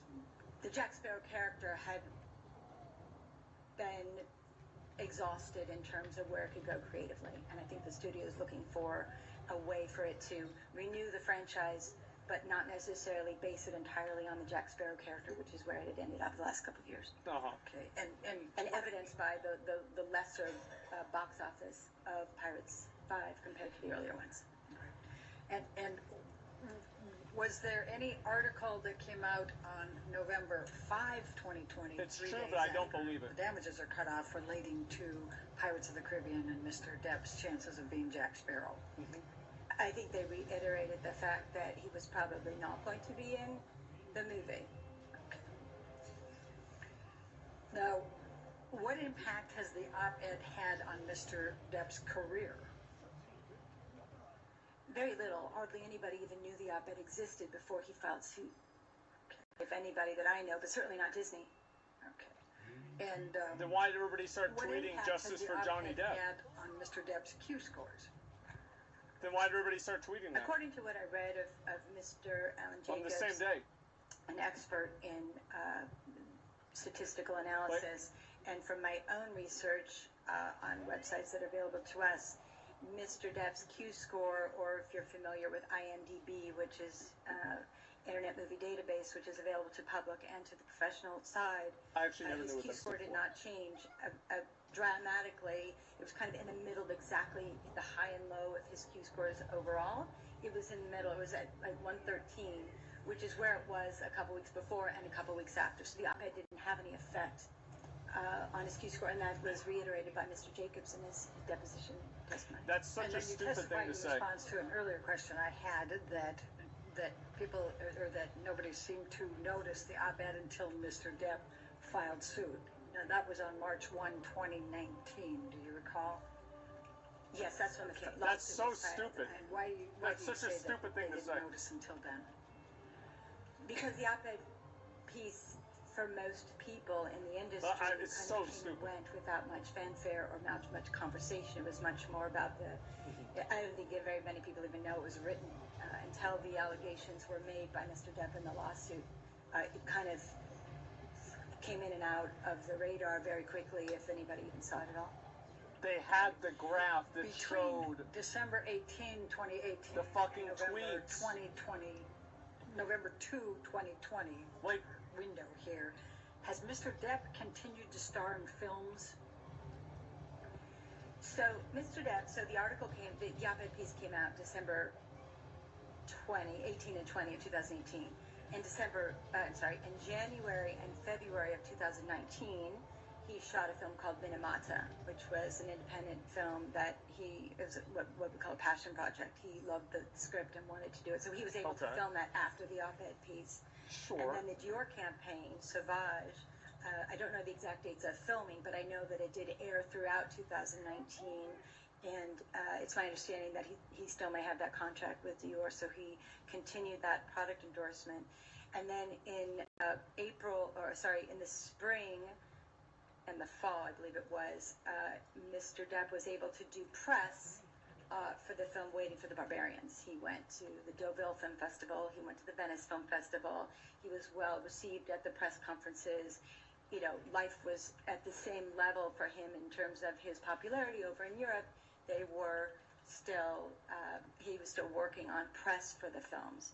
And then, of course, he was scheduled to film Fantastic Beasts in early November of 2020. And that's no longer the case, is that correct? Objection, Your Honor.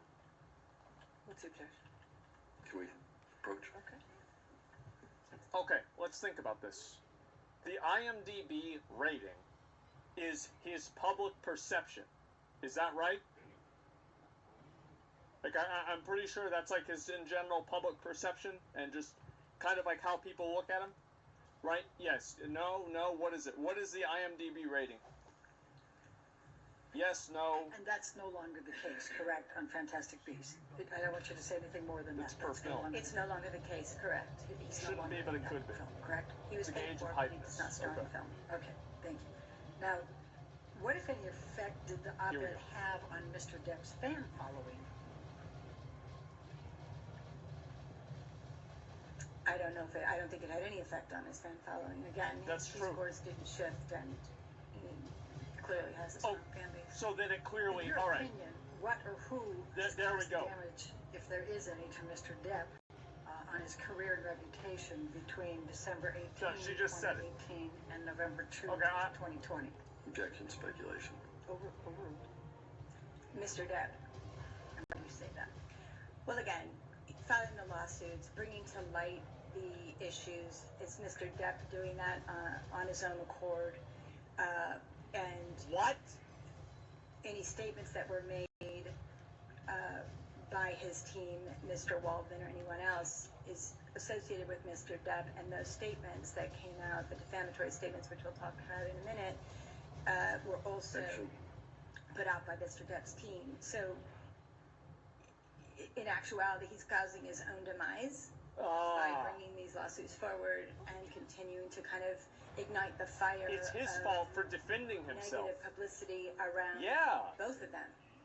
Yeah, it's his fault for defending Are all of your himself. He opinions shouldn't to do with a that. reasonable degree of probability or certainty with respect to Mr. Depp's damages? What a Yes. stupid. Look,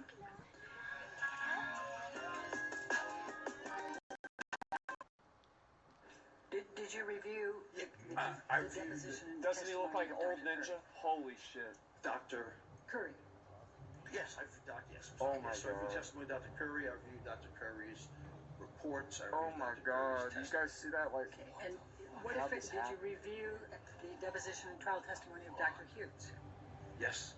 Objection, Your Honor, beyond the scope of the disclosure. Dr. Blevins. I'll allow that. Thank you. Overruled. Did you interview Mr. Depp? No, I did not. Interesting. Did you request to I interview? requested to interview Mr. Depp twice, and both times Mr. Depp and his lawyers refused. Okay.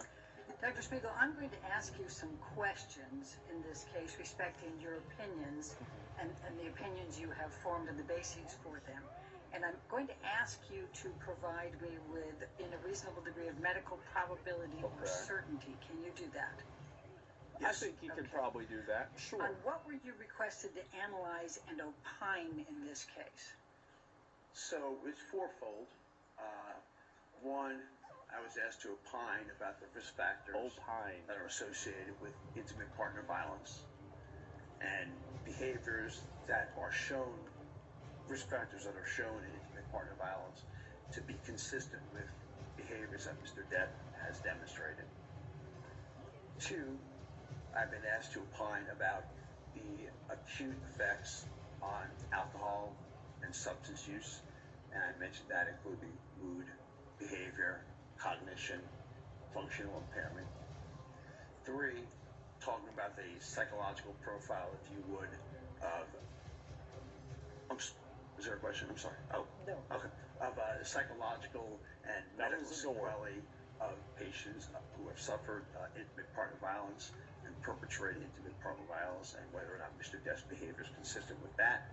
And lastly, about alcohol and other substance use disorders, their diagnostic criteria, their medical and psychological effects, psychiatric effects, their cognitive effects, and their functional effects. And I think I would like to just go with the jury one other thing. When we talk about this, when psychiatry talks about substance use disorders, it's imperative to understand we're not talking about someone who rarely uses and happens to have a bad night. We're not talking about someone who uses on a weekly basis and has a bad night. Okay. We're talking about repetitive patterns of behavior that meet a list of 11 criteria that can be deemed mild, moderate, or severe. Because I think people get confused when they hear the word substance abuse, that they think of, oh, I may have used this because I used it twice. There is a whole criteria of behavior and sequelae and consequences that go with a substance use disorder. This is easy. I'm not just talking about someone who will occasionally smoke a joint or smokes a joint or snorts They occasionally both coke, did this. okay, or has alcohol in hands. So I really need to reiterate that because I think when you look at psychiatric behavior, we tend to people look online and say, my gosh, I have all 7 of these, right? And that's how you get cancer. Not quite the way the psychiatric When you have a headache. to go. So please, when I'm talking about this, I need you to understand, one, that's what's going on. As I told you about intimate partner violence, it's horrible that anyone would strike anyone. He gets paid by the hour. But again, we're talking about repetitive behaviors from means. He gets paid by the hour, guys. Right? That's real important to understand when you're moving forward. And I may say occasionally substance abuse, but what I'm referring to is substance Objection beyond the scope of the question. Thank you. Sustained. Next question. Thank you. Dr. Spiegel, could The Wizard you Wolf please Destroyer. just summarize for the jury the conclusions you came to with your opinions, and then we'll take you through the specifics. So, in my opinion, based on my review of the evidence, Silenced. based on my clinical experience, based on my publishing experience, based on my teaching experience, that Mr. Depp has behaviors that are consistent with both someone who has a substance use disorder as well as consistent behaviors for someone who's a perpetrator of intimate partner violence. Okay, well, what about the second one? Because we know the first one. I'm going to start with the impact of drug and alcohol abuse over time. First of all, based upon He your didn't review interview him, of by the the way. record evidence, what type of drugs has Mr. Depp used? So, Mr. Depp, and I'm talking about use, we're talking about a substance use disorder here. We're not just talking about use. Okay, so we are talking about alcohol. We are talking about amphetamines. Hourly We pay. are talking about marijuana. We are talking about cocaine. Write this down. It's going to be on the test. LSD. We are talking about ecstasy. We are talking about opiates. We are talking about prescription benzodiazepines. And we'll get into a separate thing about the abusability of Seroquel and or gabapentin. And we are talking about much of the time all of them. Current use, meaning simultaneously. Oh. In your practice, do some patients suggest to you that drugs and alcohol actually help them? So, of course, I think it's patients who lack insight or are in the very early stages of recognizing they have a quote-unquote problem will sometimes actually say that they have this medication actually calmed me down. This medication makes me feel better. Isn't that what it's supposed to do? In actuality, they may not acutely feel anything, but chronic and continual use will take its toll on the brain. So the answer is yes, but again, people who have substance use disorders have lack of insight and a lack of judgment about what's going on. I guess substance abuse. Very poor moderators of their own. What's the difference? Yeah. As Mr. Depp suggested, based on your review of the record evidence, that alcohol and drugs actually help him. Yes, and in review of the evidence, he has suggested that alcohol, Xanax, I'm in the list of medications, do help. Although I will also tell you on review Of course they help somehow. that there were at least 2 times I can remember Wouldn't be that prescribed. Mr. Depp was referring to at least short-lived periods of sobriety, and I cannot exactly tell you what that included. That both times he said that he functioned better and that he recognized that alcohol and drugs was at the root of his problems. Now, there's been testimony that Mr. Depp is quite charming, both off and on the drugs and the alcohol. What is your answer to that? So, again, let me put one thing clear here. Yeah. I am not here to impeach Mr. Depp's acting skills or his persona. He has way greater skills than I do in that. What I'm here to say is talk about how drugs and alcohol affect what we all have in common. We're all human beings. We can all only get so much, take so much. He gets paid by an hour. Something is going to happen. He gets paid That's hourly. what I see every day in the emergency room, on the consult service. Every hour he gets patient money. Psychiatry. Bad things happen. So the longer Not that he because talks, of anything special, the more except money he all gets. human beings and our brain And he can substance abuse are not titrated. They're not regulated by the FDA. We don't know what we're getting. We don't know how much we're getting. There's no control over what makes it to our brain. So it is not the actor. It is not the persona. Okay? It is a person just like the rest of us who are human beings who will have these effects, and that's what we all share in common. Everyone in this courtroom shares that in common. When Mr. Depp was in his relationship with Amber Heard, was he a polysubstance abuser? Was he in what substance abuse? Polysubstance Multiple. abuse. Poly is Can multiple. you explain Leaving here. what that is? Overruled. I'm sorry. Okay. Go ahead. Okay, so polysubstance abuse is the use of 3 or more substances. And so like I said, concurrently, he was. Even while I was getting ready for rehab on the island, he was. So, yes, he did engage in that. Did Mr. Depp's drug and alcohol abuse affect him cognitively? Yes. Okay. So, if nothing else to look at, Dr. Blaustein, psychiatrist that evaluated Mr. Depp, did a mini mental state exam on him. And as part of that mini mental state examination, you're asked to remember 3 words and then come back 5 minutes later and repeat those 3 words. And in the meanwhile, you're getting other types of testing for attention and concentration and visual, spatial, and language. So other things that are being tested too. Mr. Depp was unable to recall any of them, and that is very unusual for a 50-ish year old male. I don't remember how old he was when he took that. Generally speaking, that age group should be remembering 2 or all 3 of those words. One, I do know that his lines were also fed to him by earpiece. Again, affecting memory. I did see video deposition about having to have questions, I don't want to say repeat as much as completely forgotten. So the answer is yes. And you know, any one of us who use alcohol and cocaine to that level of degree, and I'm talking about a severe level of substance use disorder, are going to have effects is inescapable, because we all have brains that are malaffected by extensive substance use, and potentially sometimes less, but certainly what we're talking about here is extensive. Okay. What, if anything did you observe Paid by the from hour. record evidence about Mr. Depp having difficulty focusing, his attention span, processing, whether he could function as an actor? So Objecting compound. Compound is only if it's over. It's like the implication is that it's So, again, because in of the terms drug the use acting only. part, That's it. We do know that he needed his lines fed to him for movies. Okay. Part of that could have been also due to, and I don't know which movie, and please forgive me about that, that he actually confessed he did a movie entirely wasted. So I imagine it would be harder Only to do one?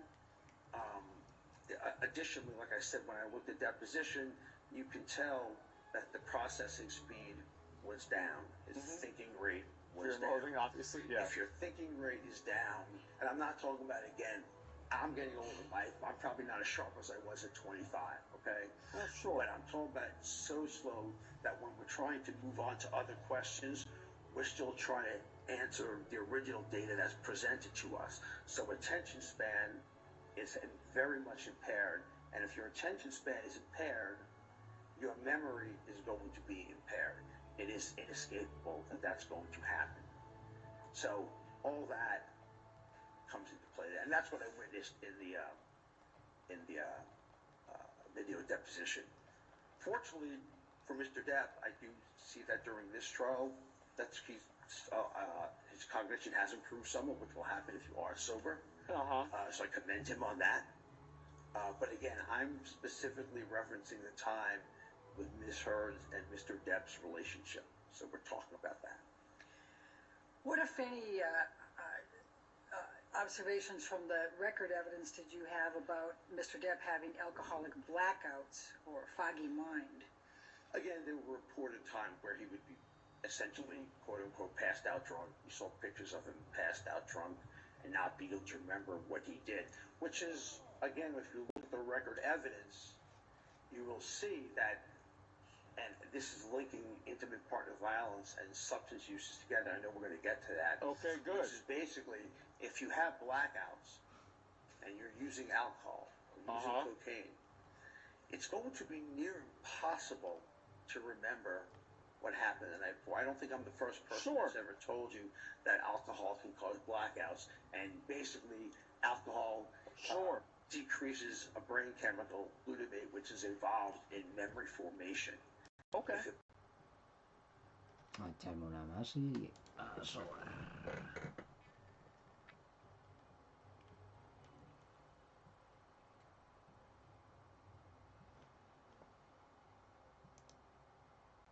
Of Johnny Depp versus Amber Heard, day 20. I don't have words for the cross-examination of the expert, Dr. Spiegel, we just saw. The expert, it seems, was brought in to testify about the effects of drug and alcohol on memory and cognition, but then he definitely went into being an expert in interpersonal violence, which is very much a part of this case, a very large part of this case.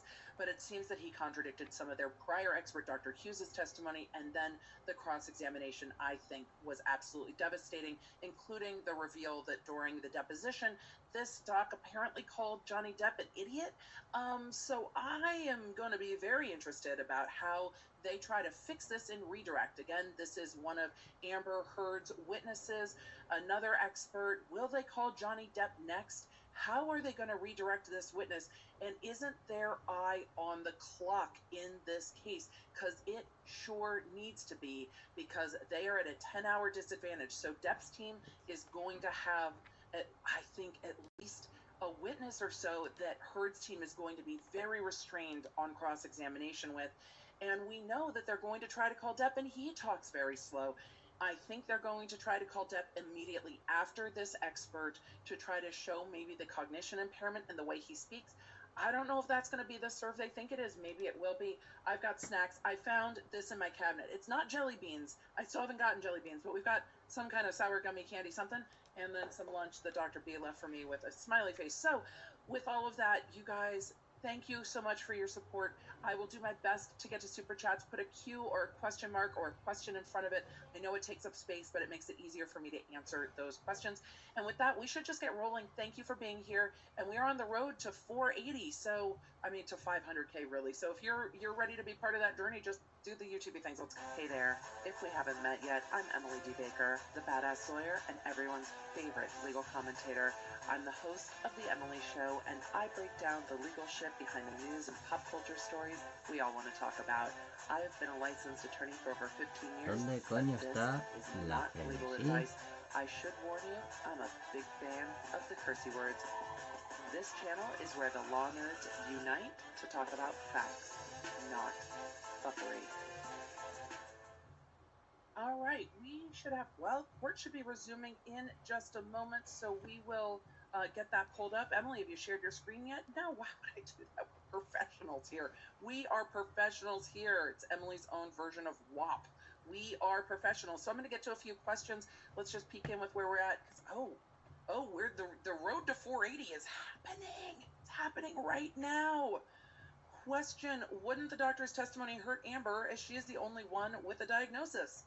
Ruth, you're all up in here asking logical questions that seem to logically follow from what the fuck we just witnessed. I think that's a very good question. She's the only one with a cluster B personality diagnosis, and I am not going to judge anyone by their diagnosis. I asked the chat not to.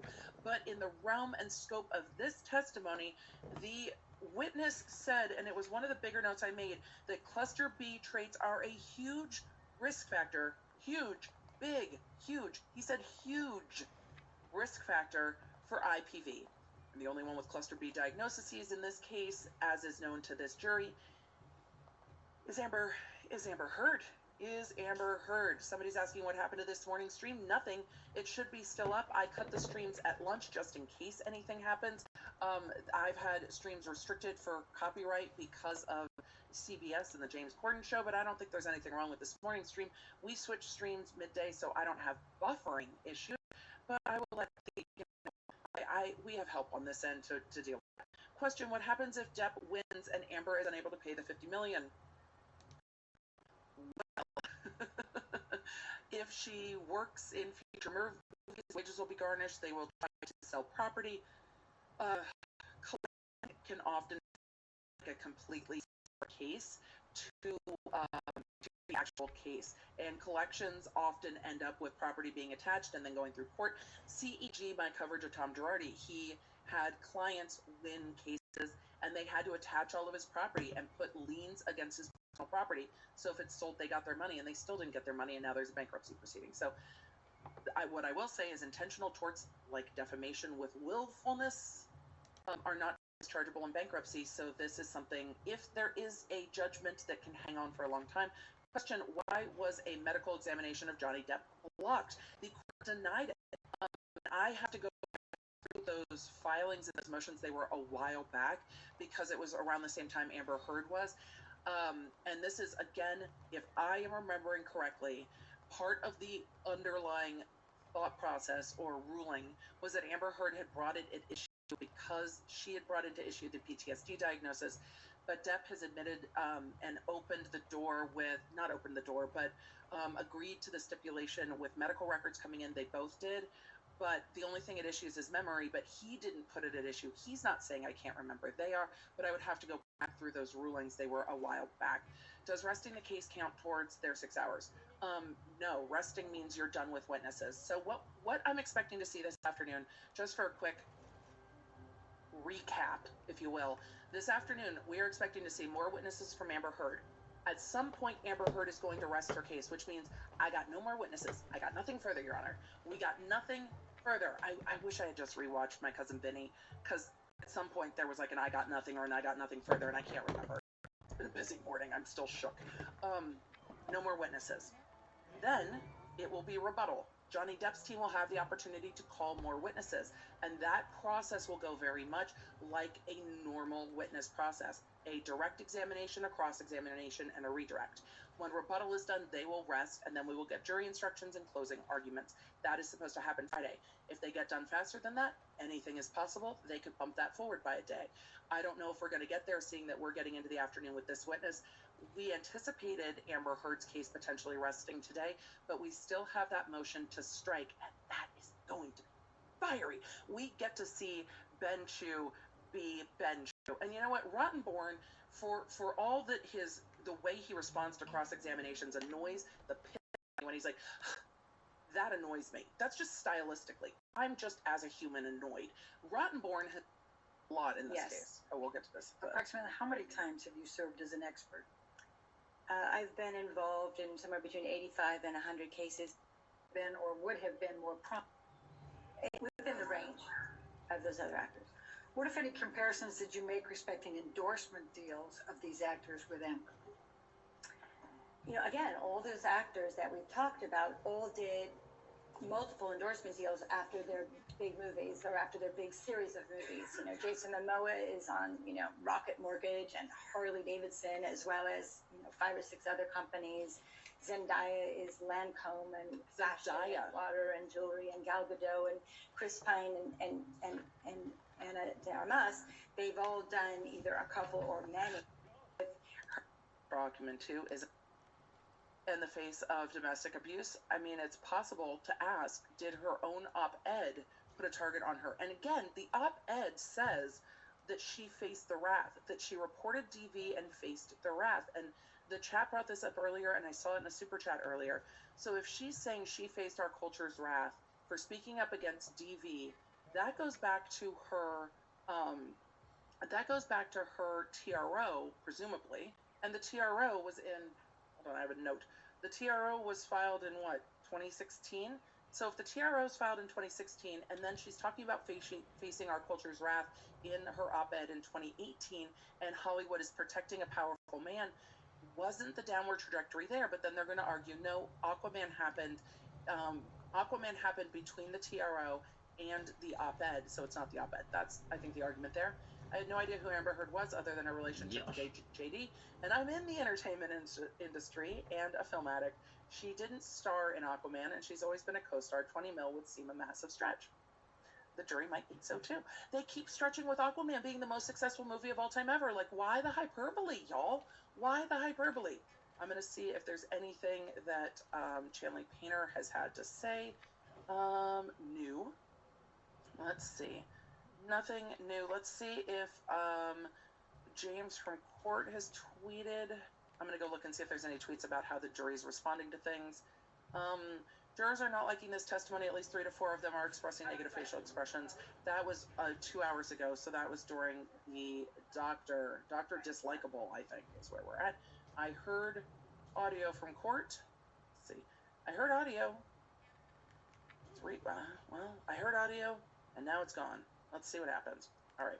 That's where we're at on that. Let's see if there are any other statements from the Twitters. Remember Sam Worthington? Not Worthington Ford? No. He was the main character in Avatar, had the highest grossing movie up until Infinity War. Now where is he? There's a precedent for people falling out. That happens too. Is that the name of the lead actor in Avatar? I didn't know that. Isn't Avatar 2 coming out? Clarification, please. All statements read, Bird loses, same scale should apply to Johnny. We're pricing things that have not occurred. Yeah, the same stuff will apply. So it's again, this testimony is a double-edged sword for everybody. Because again, how do you track lost opportunity? And that's what these experts are trying to do. How do you calculate the opportunities you don't get because of this? So that's what it is. What happens if the jurors fall asleep? Generally another juror will tap them. Sometimes the bailiff will go up and just be like, hey there, court's still happening, but it does happen. Surely the box office success on a film doesn't reflect the individual actor's success for the role. I think it's a way to gauge the level of film. Saying an Aquaman movie is a different level than like an independent film, I think is fair to say that it implicates their rise to stardom differently. Hope you see this. It's not a spoiler because comics. How many times has Marvel deviated from the comics? The movies are based on the comics, not a spoiler. Okay, that's fair. So, there we go. Love from PA, thank you, you're welcome.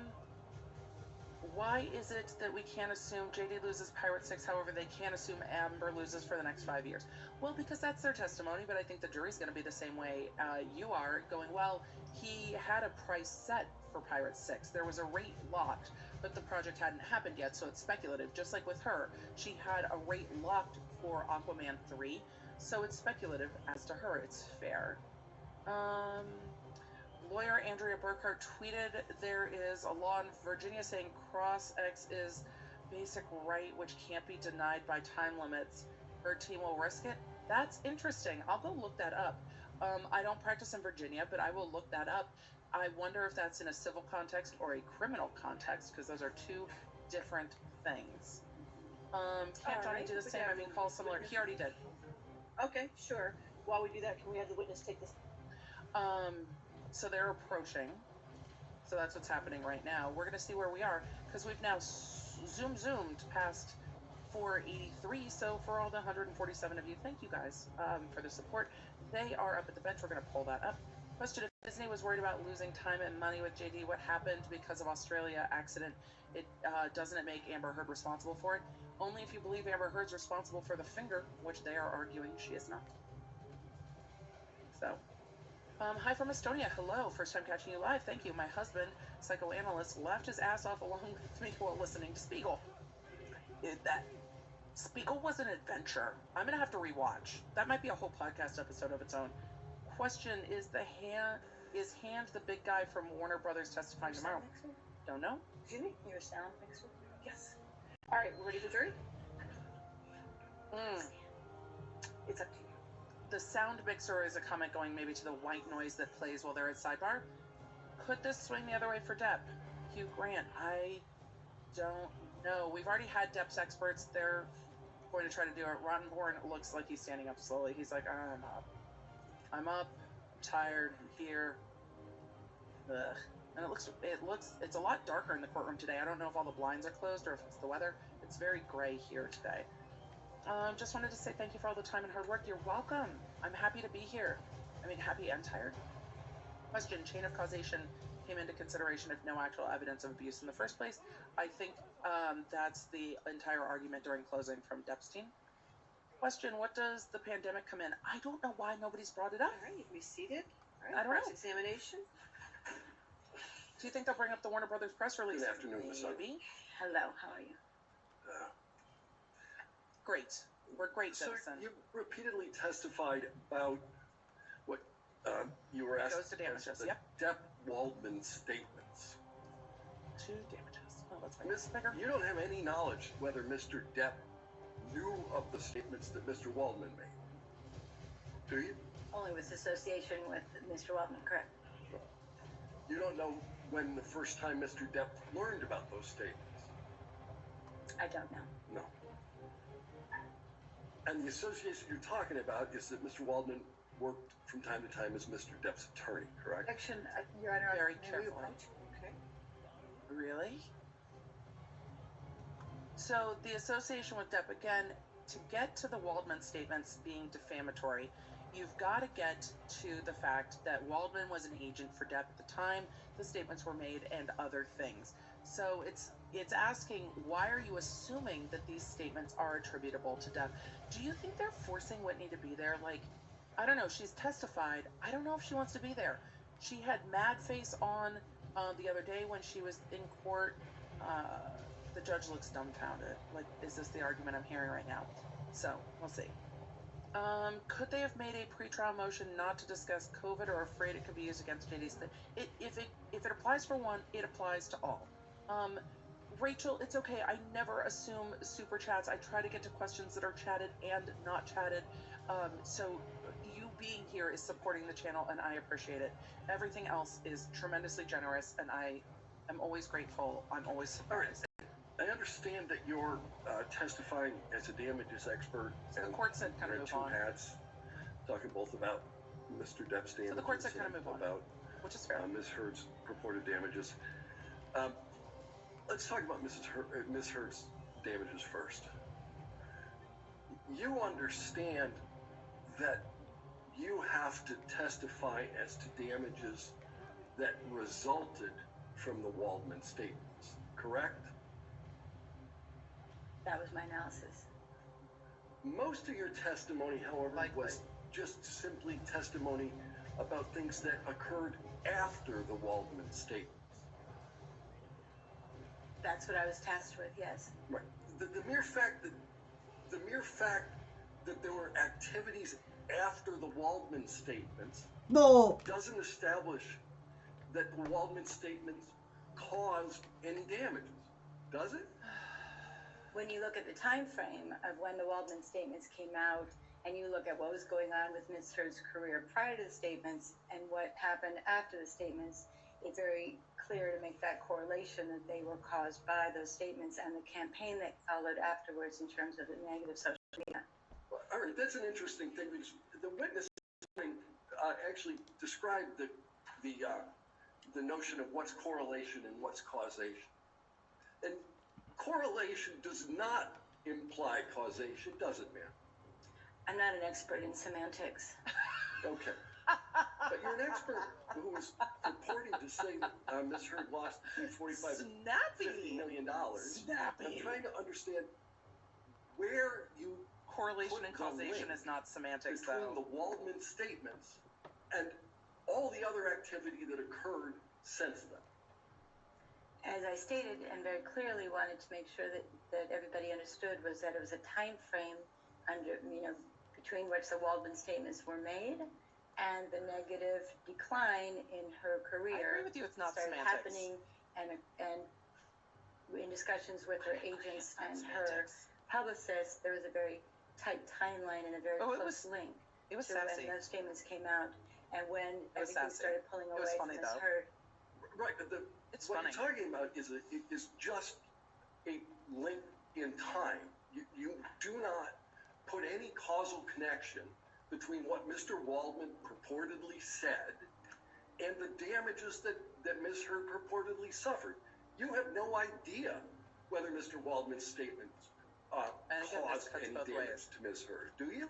Well, actually, both the Oh, I words think in the Dennison comes off as statements were used as condescending. hashtags He in the campaign, as well as when the statistical and the investigative analysis was done on the social media campaign. It turned out that 1 in 4 of the statements had Waldman or Waldminian in them. So that was another connection this is that I going was to the able former- to make between the defamatory statements and I thought the that was negative Waldmignon. negativity that the studios and the product endorsements and the television and the press connected as well. All right, let's start with first principles. If they're true, they're not defamatory, I correct? don't know that it was. Again, I that's believe outside in the scope 2020 of or my 2021. expertise. All right, let's then go back to what The judge you just isn't there yet. testified to. And I think Spiegel you was the said most we've the seen the Waldman judge statements nail appeared somebody in in. hashtags. I said words from the Waldman statements appeared in hashtags. Right, and the left him hashtags jury. that were analyzed, however, don't have the Waldman statements in the hashtag. I've also seen them online myself. Is he going to say Amber Turd? Well, but the analysis that Mr. Schnell did, Yep, that's he his looked job. at form, right? That was Schnell's analysis, and I do believe I remember reading that, yes. All right. And the 25% that you just raised, that's Mr. Schnell's analysis. You didn't do that. He did. Correct. All right. So you know what Mr. Schnell did. And he didn't look at hashtags that contained the Waldman statement words. He looked at Justice for Johnny Depp, right? That's one of them, yes? One of them, of the 1.2 million He's going to hits get into this a lot. that you talked about, Oh that boy. was 900,000, 984,000. He's like. Well, he's also in just my ready. conversations with Mr. Schnell, we talked about all the words that were in the statement that also appeared. So what he wrote in his report and what I had in my conversation may not have been the same thing. Ma'am, I want to hear about your conversation with Oh, Mr. Schnell. that's a little snappy. It's part of what I relied on, and I'm allowed to talk about that. All right, so your conversation She's right. with Mr. Schnell, let's move beyond that. Let's talk about what the other hashtags were. It's not uncommon that during cross people stop Amber looking at Heard the is an jury and abuser. focus. That's not in the Waldman statement, is it? Well, he's going to say Amber Turd. The fact that she was called a hoax can be related to Amber Heard as the abuser, but no, those words were not used, correct? Right. And we just don't like Amber. That's not in the Waldman statement. Correct. And Amber Turd is not in the Waldman statement. Correct. Right. None of those things are. And in terms of the use of the words fraud and hoax, that appeared in only 6.5% of the millions Oh yeah, they're getting snappy with each other. He's being rude too, though. of tweets that Mr. Schnell analyzed, right? I don't have his definition or his report in front of me, but we can look at it if you'd like to. I don't think there was a reason for him to go in And, so hot. And you said The last Waldman witness there was. appears in 25%. Waldman or Waldman. Waldmignon. According to Mr. Schnell, yes. Mr. Schnell said Waldmignon. But if that's your only evidence, however, that any of this activity has any link to Mr. Waldman. Is that correct? Well, no, we also look at the timeline because those campaigns were not active prior to the Waldman statements, and then they started appearing, so there's some connectivity there as well. She did snap first. Mr. Depp bears no responsibility for the social media campaigns. He doesn't. If the social media campaigns caused Ms. Heard to lose her ability to generate income, that's not the Waldman statements. That's a social media I'm campaign. going to object, Your Honor. May we approach? Okay. Huh. I wonder what they're approaching about. They're going to have to get to the audio, and I'm disappointed that Dennison didn't start with the audio saying, when is the time that these audios were released, and going through that audio. I was hoping that that's where he would start. Maybe it's where he'll end, but they have to get to it. I also don't like that he's assuming there's a social media campaign. Saying the social media use, I think, is more fair, but the Heard's position of the case is that this was an orchestrated social media campaign by Waldman and therefore by Depp, and he's allowed to get into it, but they have to ask about the audio. I think maybe they should have started with that, and they didn't, but it is fair to talk about correlation and causation, because you don't know what caused the damage, right? No, we're correlating it through this and this and that, and that's fair. I'm confused. Is this direct? No, this is cross-examination. The most fun part of a trial, other than closing arguments. We love a good cross-examination. So, yeah, it's got its cringy moments. So I'm just looking for all evidence of the causal connection that you claim exists between He the moved on. $45 million of moved on. damages that you assert and the 3 statements made by Mr. Waldman. Well, I also looked at Ms. Heard's career after the divorce proceedings and other lawsuits that she was either involved with or was discussed. And her career might have had a pause, but she was able to overcome that when she did Aquaman and she did The Stand, both very prominent productions. And there was no dramatic downturn in her career after any publicity. Ma'am, I don't mean to interrupt you, but do you have notes with you? No, there's dust. Oh, okay. There's just dust, and I'm just distracting myself. But I guess I'm sorry. It's just nerves. It's really just that there's just okay. dust. Sorry. But after the other expert had notes, it's fair to ask. The way was moving. Right. So as I was saying, her career was moving forward, and even she had been able to overcome the negative publicity surrounding the divorce or the initial filing of the UK lawsuit and the other lawsuits, anything that she was associated, she overcame that. She did Justice League, and she did Aquaman, and she did The Stand, and she got the L'Oreal contract all after that. The only time her career slowed down and stopped was at the same time that those was a very human defamatory moment. statements came out. So, And he did apologize. But there was a lot of other activity that She's like, I'm just happened kinda following nervous. the defamatory statements. You said every Audio. time Mr. Depp. Now I'm going to move you to Oh Amber my Heard's God. damages. With respect to Amber Heard's claims for damages, on what subject have you been asked to offer your opinion? So I was asked to look at the reputational harm and economic loss that Ms. Heard incurred due to the defamatory statements that Mr. Waldman, on behalf of Mr. Depp, made in April of 2020. And She doesn't again in know it's June on behalf of 2020. Mr. Depp. She doesn't know that. And what materials did you review? She doesn't know it was on behalf of him. Again, many of the same materials that I reviewed for Mr. Depp's case, which was the deposition testimony, the pleadings, the discovery, all of that was included, as well as expert testimony that was based on statistical analysis of negative social media campaigns that were created, as well as what happened. I talked to Ms. Heard's agents, I read their depositions, I talked to her publicist, I read her deposition, I talked to Ms. Heard herself to get a first-person accounting of what happened from her perspective after those defamatory statements were made. And then I looked at the, again, emails back and forth and texts back and forth with the studio, Warner Brothers, and other producers that the management team was working with to get Ms. Heard more work.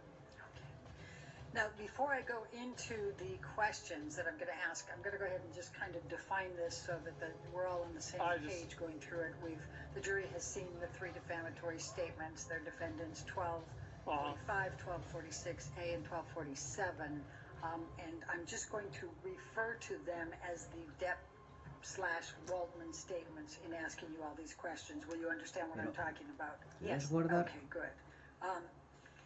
Please describe Amber Heard's career prior to the publication of the Depp-Waldman statements.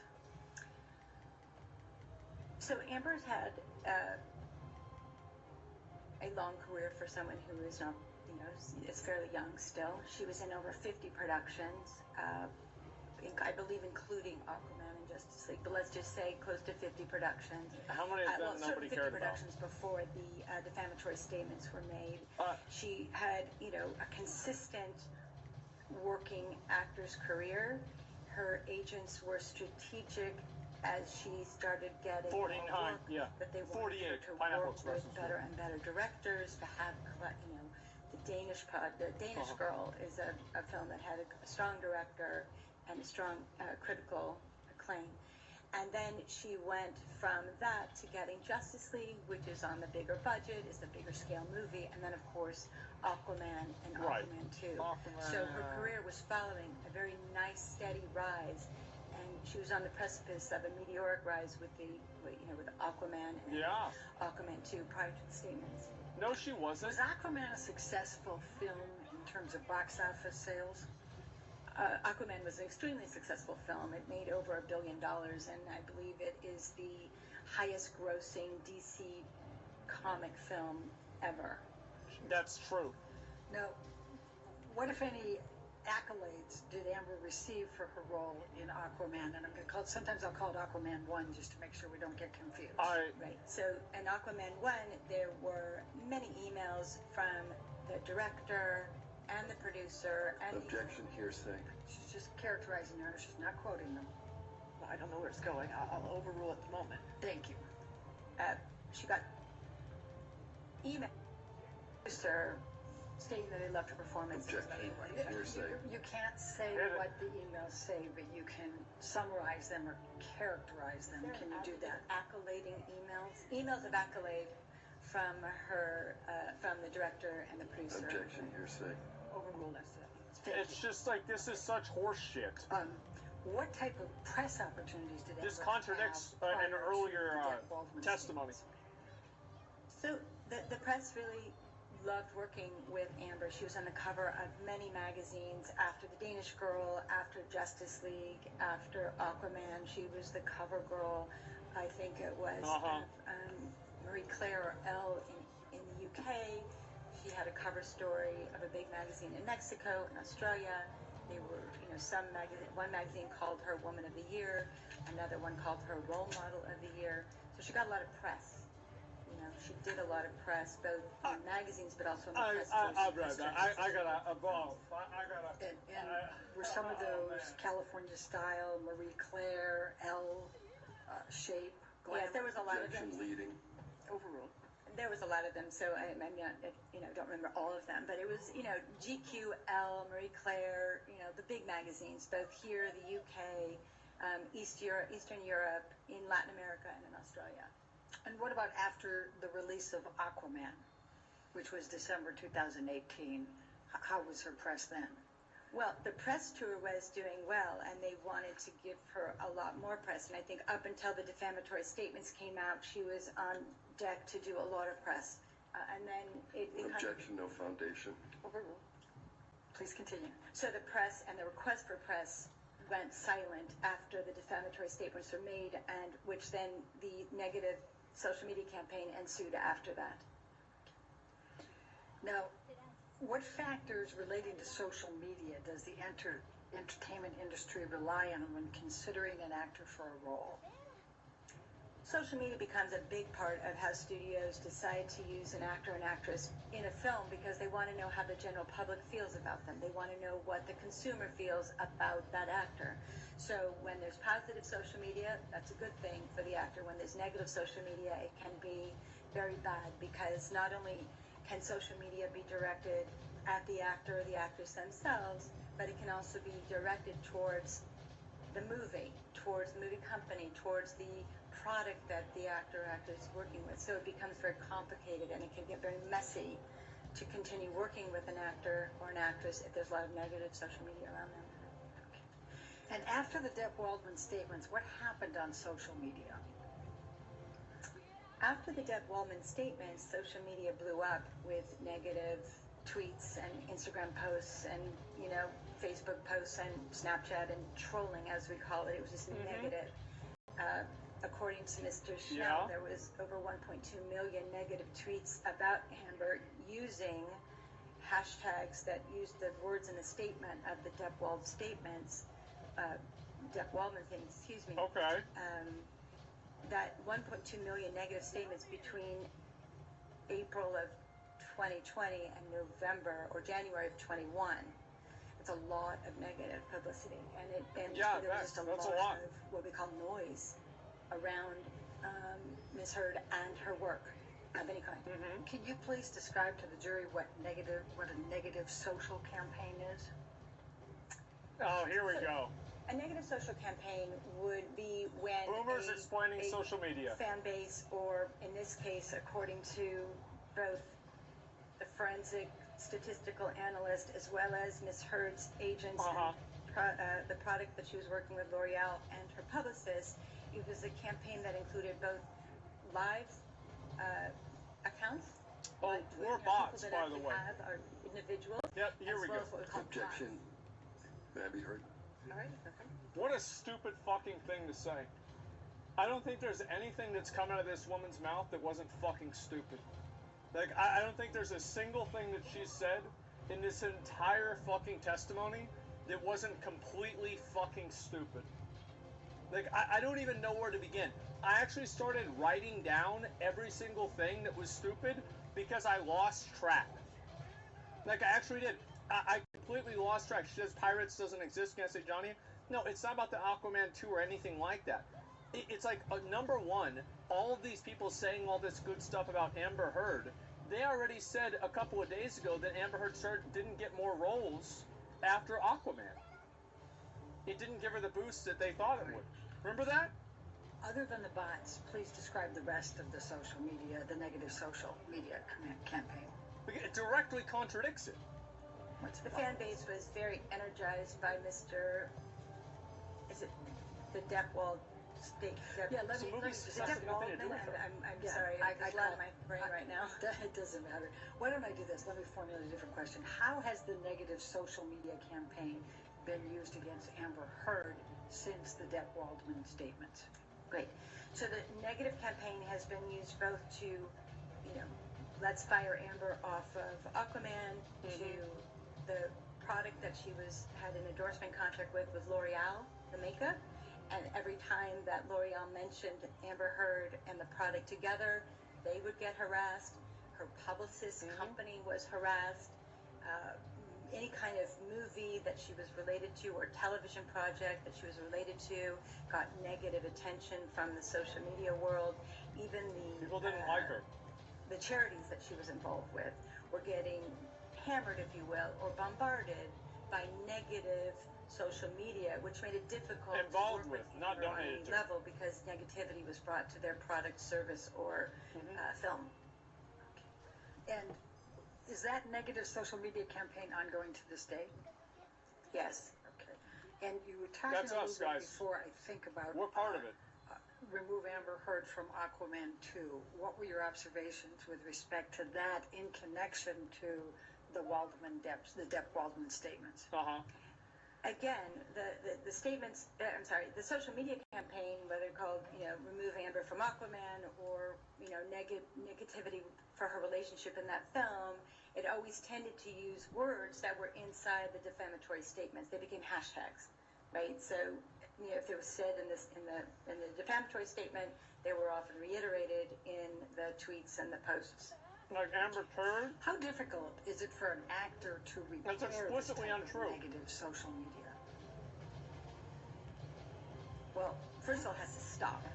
Okay, so once it stops, then an actor and their team can work slowly and patiently in both, maybe it's press interviews, maybe it's relationship with charity, maybe it's a small role in a movie and they do well and they kind of rebuild their career, but it can take like Mel Gibson. 2, 3, 4, 5 years or more to rehabilitate your career, but first and foremost, it needs to stop. Right. It just needs to stop so that they can, the consumer can get beyond it, and then they can reactivate their career by doing their work again. Describe Amber Heard's reputation after the Depp Waldman statements. Well, the reputation, I guess, depends on who you're talking to, but in the public, it's been very negative.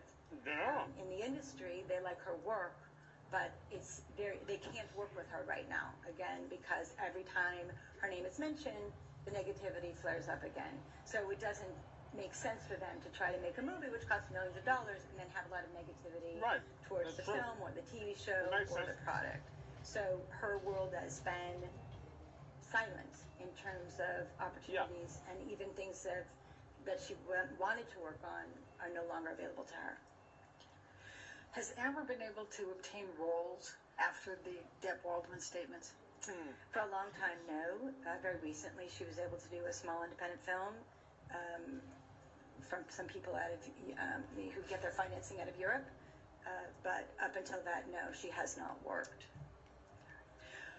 Now, based on the fact that Amber came out of Aquaman, what should her opportunity, what would you have expected following the release of Aquaman, December 2018.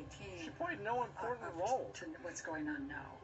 What do you mean? I like to call Aquaman really, Amber Heard's Star is Born moment. It was that moment where not only was she a good actor, but she was now That's a weird way to pronounce Jason Momoa. because she was in the most successful film That's a really almost of weird all way. time, if not all time, and certainly for DC Well, I've never heard it pronounced that way. She was on the poster with the very handsome Jason Momoa, and they were this couple, and she was strong and beautiful, and it was just this extraordinary moment for her to career to take off, right? Her agents were excited, the producers were excited. Everybody just wanted to hit the ground running and let's do more. Let's do more work. Then why didn't they? What, if anything, happened to Amber's participation in Aquaman 2?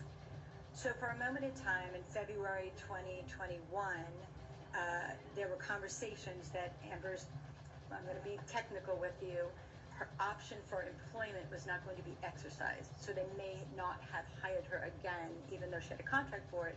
There was some question as to whether she was going to be hired again on Aquaman 2. All right. And did ultimately then she still get hired for Aquaman 2? She did. Her management team fought very hard, and they ultimately ended up hiring her, but also not only because of what her management team did, but Jason Momoa, the star, and James Wan, the director, committed to her in an email saying, if we are involved in this movie, you will. Objection, no foundation, hearsay. No, sustained. Don't say I thought you what said you the didn't email want to said, work with just her. Summarize it or describe it. Oh, please. I'm sorry. I thought you said I thought you didn't want to work with her. I thought you didn't like her. Her management team worked hard. Yeah. And Jason Momoa and the director were adamant that she was in the film. Objection, hearsay. Worked hard. I think that's, she has to be able to say that. I don't understand this. Right. So, what if any Expert assurances gossiper? did Yeah. Mr. Momoa and Mr. Wan give Amber that she would be in Aquaman 2? Objection, hearsay. Sustained. Okay. Momoa just followed Johnny on Instagram too? What if any, are you aware of any chemistry issues between Amber and Jason Momoa from Aquaman? According to the fact that they did a chemistry test with Ms. Heard and Jason Momoa in order for her to be hired, that is a good indication that they thought the two of them had good chemistry. Obviously, when you look at the movie, they have good chemistry, and the poster, they have good chemistry. People said the opposite. It's general awareness that they had great chemistry. No, it's not. And what, if anything, Does she live on the would also moon? suggest, with respect to Aquaman 2, that Jason Momoa believed they had good chemistry? He wanted her in the movie. Okay. Objection, hearsay. I think she has to be able to sustain. Strike it from the record. Well, there it is. In your review of all of the record evidence, what, if anything, did you see in writing anywhere that there was ever any chemistry or creative issue with Amber Heard and Jason Momoa from Aquaman 1? There were no communications whatsoever that there was no chemistry between the two. And what, if anything, did you, in all the record evidence, did you see that the producer or Jason Momoa did not want Amber Heard in Aquaman 2? I did not see any evidence of that. In fact, the opposite, correct? Correct, again. Overruled. Thank you, Your Honor. Now, what, if any, leverage did Amber Heard have to renegotiate her salary under the circumstances of the discussions you were talking about with not exercising her option? She had zero leverage. She was fighting for her life to stay in the film. Ah. Now, is it typical for an actor to be able to negotiate an increase in their salary after a successful franchise? Sometimes I would assume so, yeah. You may know this already, and so I apologize if you've heard it before. I don't know what's been brought to your attention, but in a franchise such as, a potential franchise as Justice League and Aquaman, the customs and practice is that the studio will make an agreement with the actor that incorporates potential future films. So if Justice League does well, they want to know what they're going to pay the actor for the next one and the next one and the next one. And in those successive terms in the contract, the fee for that actor customarily goes up. Yeah, it of can course. go up by 10%, 20%, 100%. You could double. Right. And in the case, as Ms. Kovacevic stated in her testimony, that in a successful franchise, a movie that's made $1 billion, the actors, agents will go back and try to renegotiate that upcoming price tag.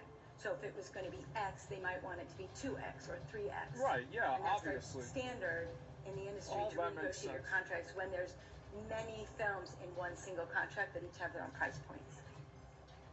What if any other actors in Aquaman 1 were able to renegotiate their contracts? Jason Momoa renegotiated his contract very significantly from Aquaman 1 to Aquaman 2. Good. Do you know roughly how much more? It went up It's from outside of the scope. Somewhere between 3 and 4 million to 15 million. Fuck yeah. Did Amber have a contract There it is. for Aquaman 1? Yes. How much was she paid My for man.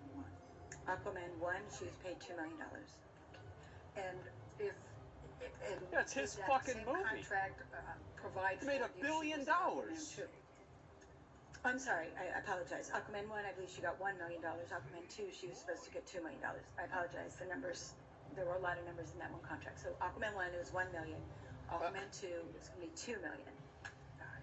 Now, based on your experience and knowledge in the industry, how much would Amber Heard have been able to negotiate her contract but for the Depp Waldman statements? How would you possibly know that? Like, well, as you can see from Mr. Momoa's contract, that went up exponentially. Don't even compare it. Ms. Heard, I don't know if she would have gotten $15 million for the movie, but she certainly could have increased it by $1 or $2 million, or even doubled it. So if it was 2, it could have been 4, or even 5 or 6, depending on the enthusiasm if had just rolled from Aquaman 1 to Aquaman 2 without any of this negativity that was created by the Depp Waldman statements. What, if anything, happened to Amber's role in Aquaman 2 after the Depp Waldman statements? It was diminished. Didn't they say that wasn't true? The people that did the why movie? would Amber have been featured more prominently in Aquaman 2? Objection, no foundation. It's only a foundation. Okay. Yeah, so they what they usually said that already. Are you able to speak to whether Amber should have been or would have been more prominently featured in Aquaman 2? Well, a couple things. I'm trying to get your foundation. Are you able to speak to that? Yes. Okay. And please tell the basis of that and then your opinion. So there's 2 things. When 2 actors do well in a romantic relationship and, they get married or they're going to have a baby, you want to follow that through, because part of what did well in Aquaman was not only the action sequences, but to have a strong female character having a relationship with a strong male character is very empowering, right? So that was working for them in the first place. The poster of Aquaman that went around the world was, one of the main posters was of the 2 of them together standing proud and strong, right? Being that couple. And so naturally, as you go and develop scripts in the industry, you want to follow on the things that are working. And according to Ms. Heard, when she read the first script for Aquaman 2, she had a strong romantic arc for the entire film. And then she also got this great action no me lo ha sequences at the end of tirado. that storyline in that script. Hijo de So she was puta. predominantly throughout the script of Aquaman 2 when she first read it. Bueno, lo dejo aquí, señor. And then what happened? No sé, creo. Well, she didn't hear anything. She wasn't getting the scripts when her colleagues were getting